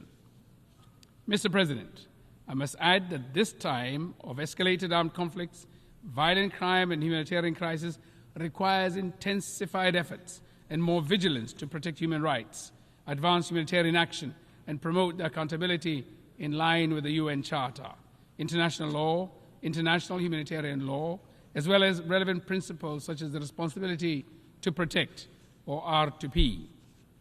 Mr. President, it is evident that peace is under strain across the world. It needs to be revitalized.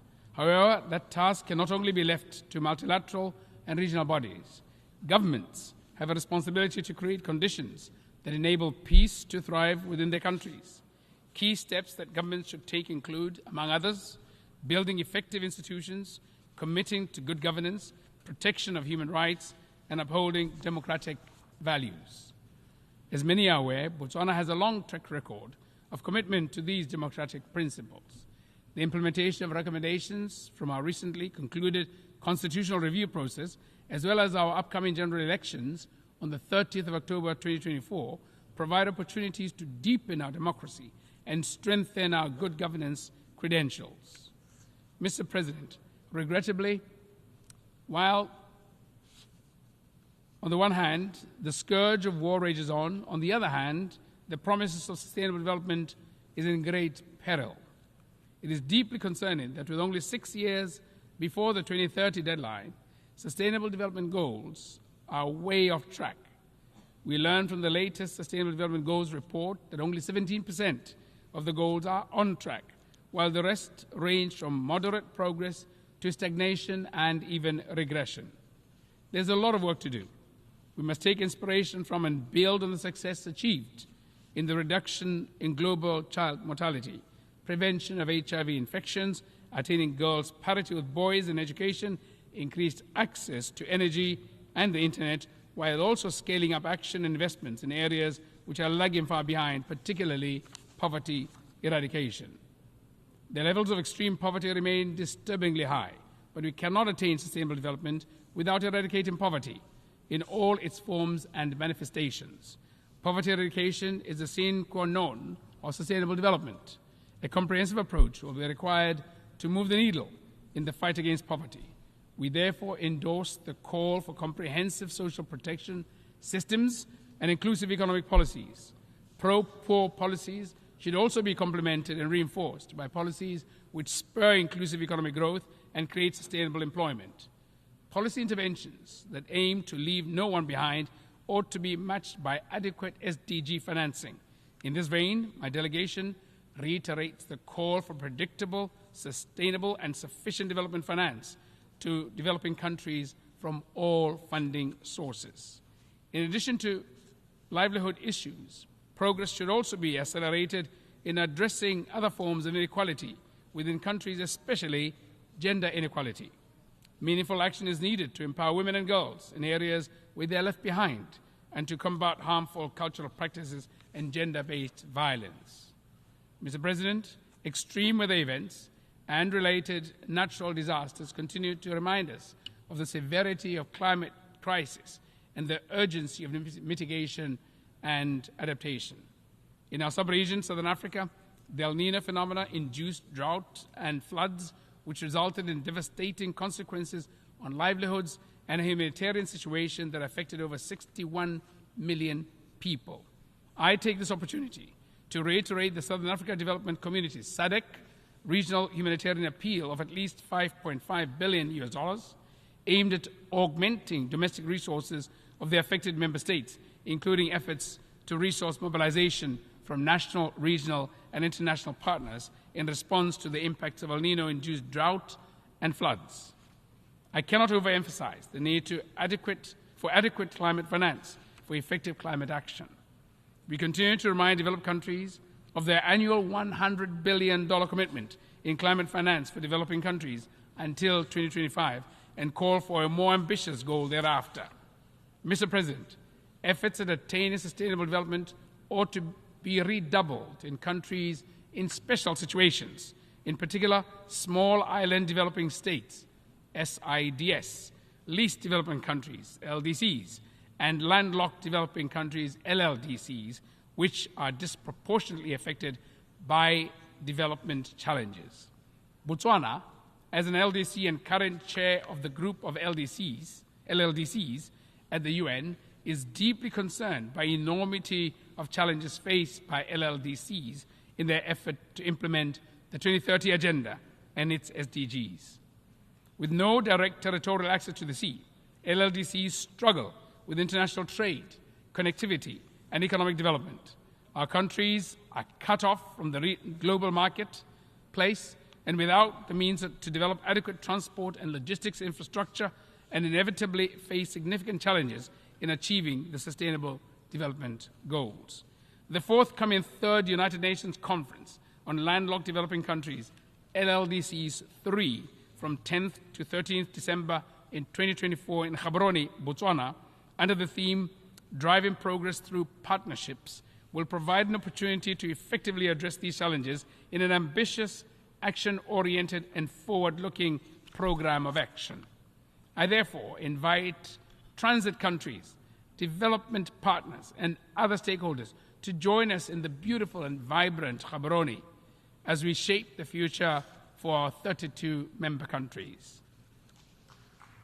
Mr. President, as you rightly observe, it is only when we act together that we can effectively deliver meaningful progress for people, planet, prosperity, and peace while leaving no one behind. Without a doubt, the United Nations-led multilateral system remains an indispensable platform for the effective global action that this moment demands. It is therefore of paramount importance that the multilateral framework remains fit for purpose. The onus is on us as member states to ensure that our intergovernmental processes enable rather than stifle effective multinational action and international cooperation. We must not allow the current geopolitical tensions and great power rivalries to get in the way of progress. Our shared values, norms, and interests, as expressed in the UN Charter, the 2030 Agenda, and other relevant frameworks, should remain the North Star that guides our engagements. The spirit of consensus and solidarity ought to be at the front and center of our actions. Mr. President, allow me to conclude by reaffirming Botswana's commitment to working constructively on all agenda items before the General Assembly during this session. This session offers opportunities to turbocharge action for peace, sustainable development, and human rights for the benefit of present and future generations. Let us seize the moment. I thank you. Good afternoon.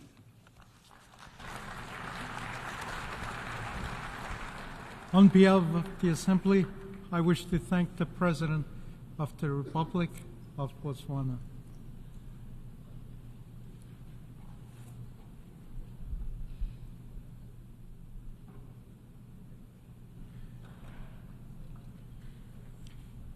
The Assembly will hear an address by His Excellency Emmanuel Macron, President of the French Republic. I request protocol to escort His Excellency and invite him to address the Assembly.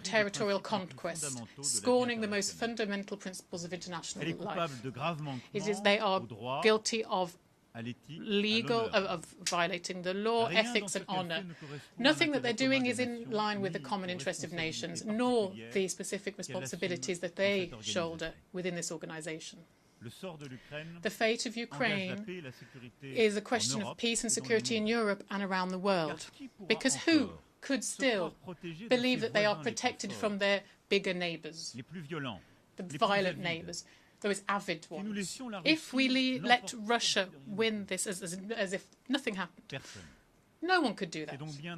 It is therefore in our common interest and the common interest of nations that Ukraine be restored in its legitimate rights as soon as possible, and that just and lasting peace be built. France will continue to do everything in its power so that Ukraine can hold strong, be out of danger, and obtain justice. France will continue to provide it with the equipment that is necessary for its defence, and with its allies and partners that are closest to them, France will support the remarkable resistance of the Ukrainian people and will commit to their lasting security. Let us look for peace. France will join its forces with all of those sincere partners to build solid peace in Ukraine, for Ukraine and for Europe. I know that for many of us, the key issues are elsewhere. There's a long list of forgotten wars, unjust victories, badly negotiated resolutions, or perhaps resolutions that are never implemented. I am not forgetting any of them, even if I can't list them all here. President Tshisekedi, who spoke earlier at this tribune, said that the situation in the Great Lanes, and I will go back to him and President Kagame in a few days, I will cover that. That is of concern to us as well. And in Armenia, Prime Minister, which France stands strongly shoulder to shoulder with the pressure from Azerbaijan and territorial intentions, the international community must be there so that peace negotiations are successful, and so that the internationally recognized borders are preserved. But I know that for a lot of the people here, the essential issue beyond these wars is together, and it's also for us together. Here in Gaza, where the fate of the Palestinian people is currently present and heavy over all of our debates. On this topic, of such a complex topic, I'd like to say clearly France's position from day one. We condemn strongly the terrorist attack, which was terrible and unprecedented, carried out by Hamas against Israel on the 7th of October. Terrorism is unacceptable, whatever the causes may be, and here we mourn the victims of the Hamas's attack on the 7th of October. They include 48 French citizens. I express my compassion, friendship, to all of those families who have lost children, parents, friends on the 7th of October. We ask also once again and solemnly for the hostages to be released. Amongst them, there are also several French compatriots too. And here I wish to commend the efforts of the United States of America, Egypt and Qatar to achieve this. This remains a priority for us all. Israel, when faced with this terrorist attack, has a legitimate right to protect their own people and to deny Hamas the means of attacking them again. And no one here could have suffered something like the 2nd of October without there being consequences. However, the war that Israel is waging in Gaza has gone on too long. The tens of thousands of civilian victims in Palestine cannot be justified. There is no explanation possible for this. There are too many innocent people who have died, and we mourn them too.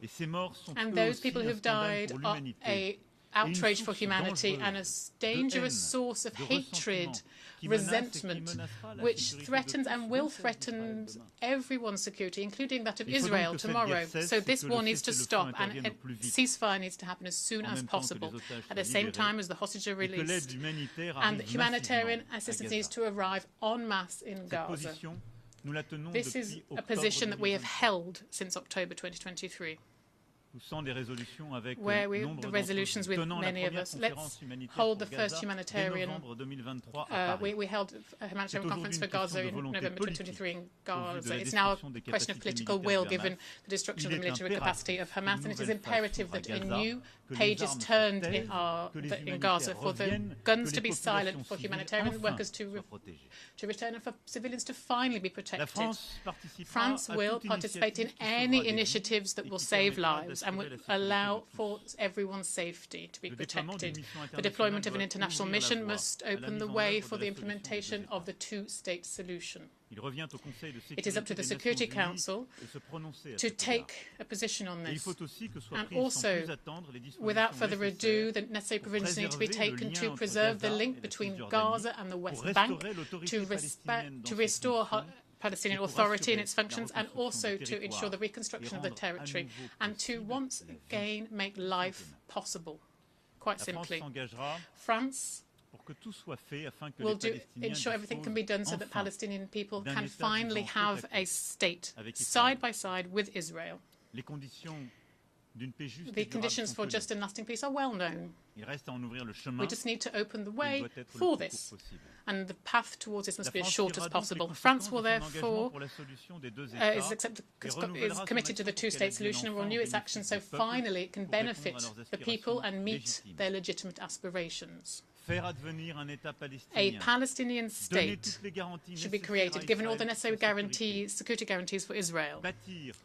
So we should build the reciprocal recognition and common security guarantees for all in the region. And we'll be working on this over the next weeks with Israelis and Palestinians, with all our regional and international partners as well. And at this time, at the moment, the main risk is that of an escalation. I expend my brotherly thoughts to Lebanon and the Lebanese people. Hezbollah, for too long, has been running an untenable risk of dragging Lebanon into a war. Israel cannot, without consequence, just expand its operations to Lebanon. France demands that everyone respect their obligations along the blue line. We will therefore act to ensure a diplomatic voice can be heard, a voice that is indispensable for sparing civilians and preventing a regional conflagration. We cannot have a war in Lebanon. There cannot be a war in Lebanon. This is why we urge Israel to cease this escalation in Lebanon, and we urge Hezbollah to cease the missile launch to Israel. We urge all of those who provide them with the means to do so to stop doing so. We have asked for the Security Council to meet today, indeed, to this end, and I welcome this, and the French minister at this end of the week will head to Lebanon themselves. So it's the same unity that we must show when faced with the great regional challenges and the global challenges before us, because beyond the conflicts that we are seeing, that I've just mentioned, we need together to continue to ensure that sovereignty is respected, everyone's sovereignty. Regional and international solutions need to be built to tackle these challenges. And this is the idea behind the relationship we wish to have with Africa, a new partnership. And that is for the last 2 years we've been working to do. France has done a lot over recent years for the African continent. France has done a lot over the last few decades, but more specifically in the Sahel, where the French army have fought successfely against terrorism, side by side with regional international partners. However, the military coup d'etats in the region have meant that we had to take the necessary conclusions. But Europe and Africa have a shared destiny, which demands a broad partnership, a partnership for peace and security, of which the terms need to be renewed, more training, more equipment, more mutual respect. Also, there's partnerships that is underpinned by economic, energy, sport aspects, as well as cultural, memory aspects. And that's what with Benin, Senegal, Cameroon, Algeria, Morocco, and many other countries. This is what we have been patiently building over recent years, and something we will continue to do.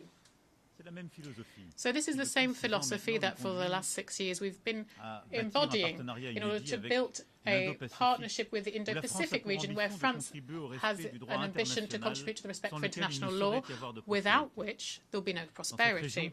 In this region, which has seen over recent years much development, a lot of people try to trample on rules and impose their wills by force. France is proposing an alternative, not to replace anything, but to give states in the region once again the possibility to choose their partners on a project-by-project basis.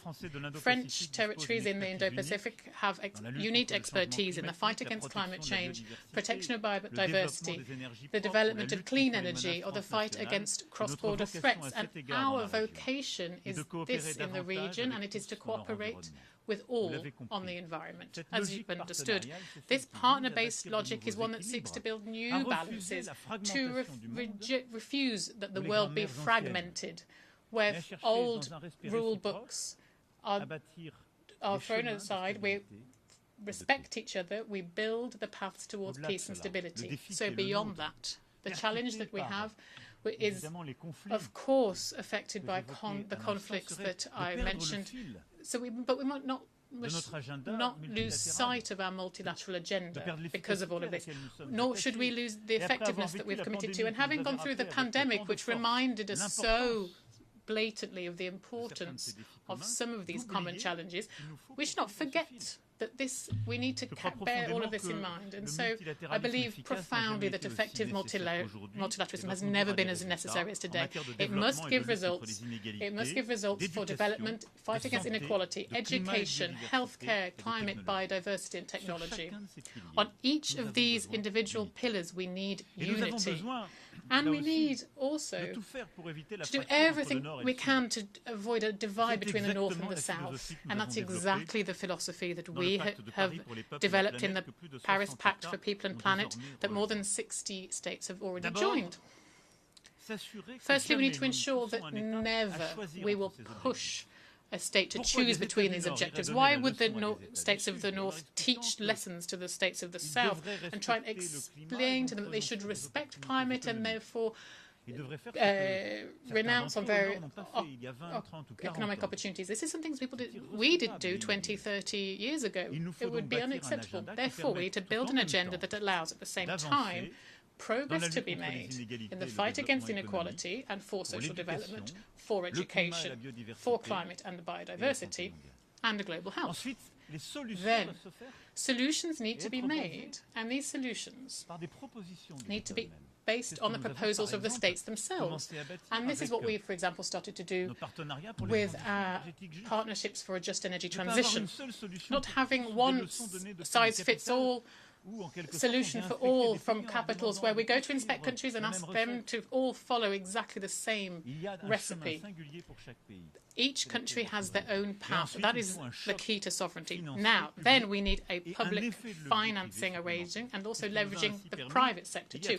And that meant that this is what allowed us 3 years ago to properly support the IMF's special drawing rights and to obtain the reallocation of more than 100 billion special drawing rights for the benefit of the countries who need that most urgently, particularly in Africa.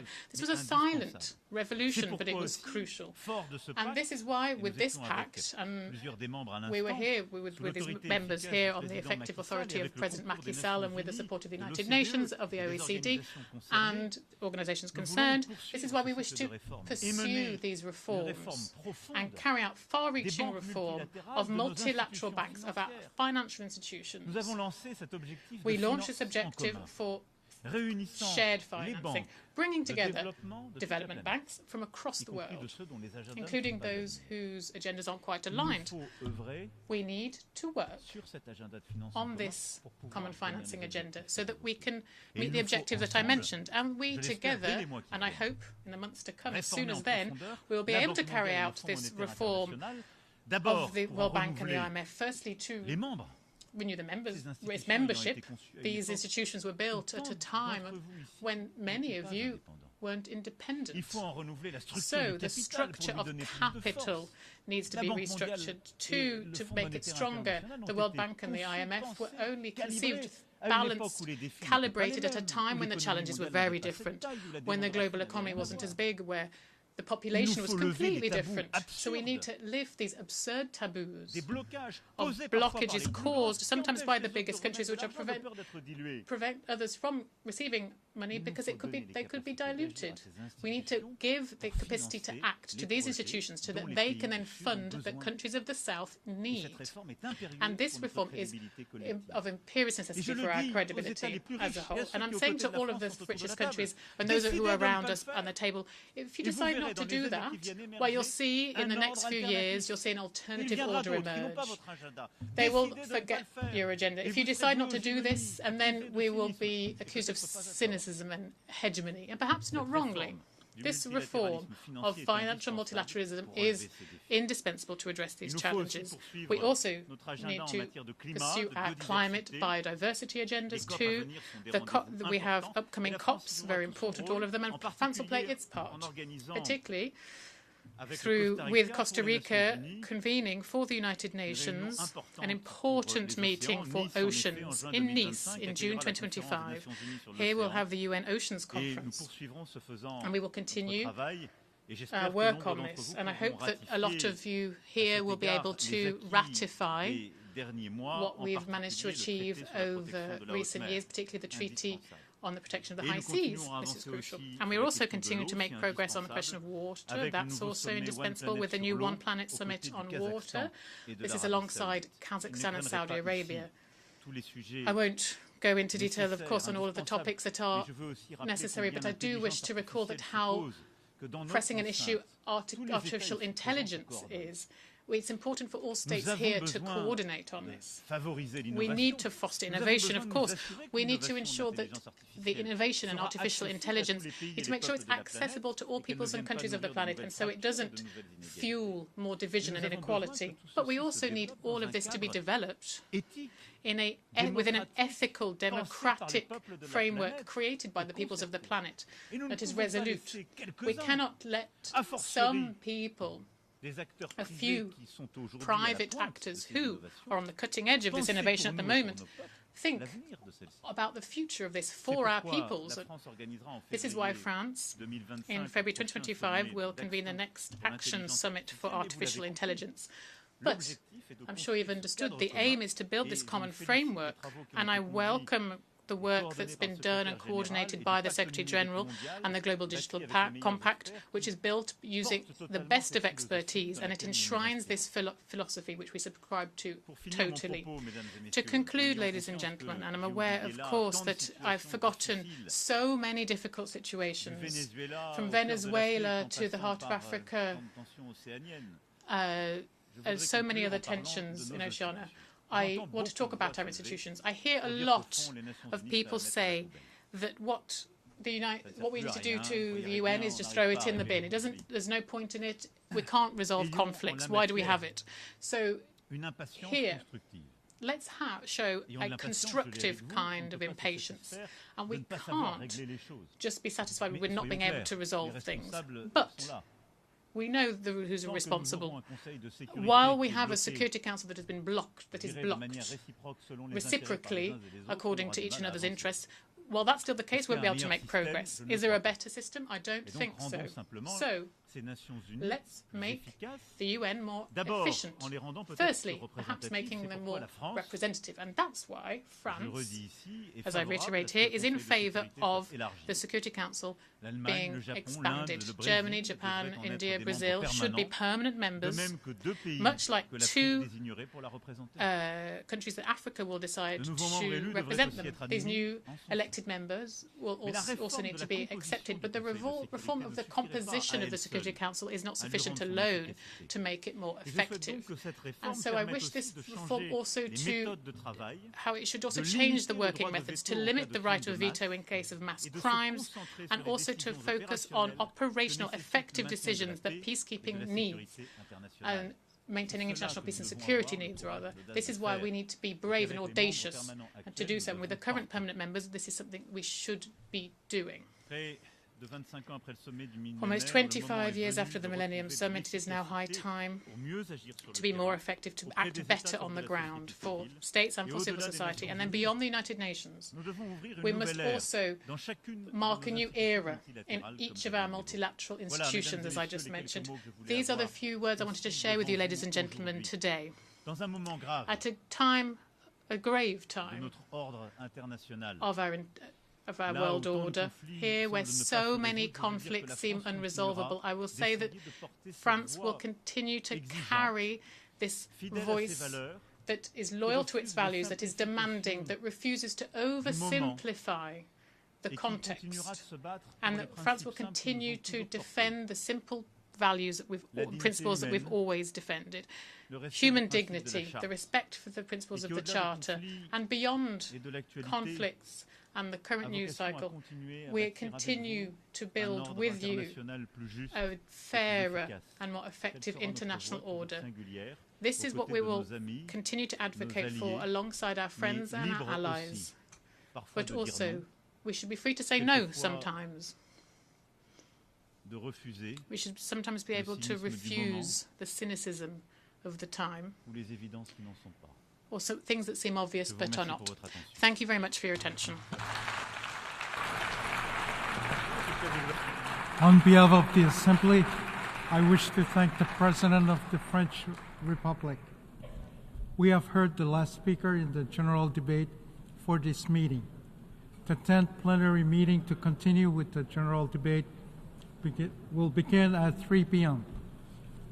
The meeting is adjourned.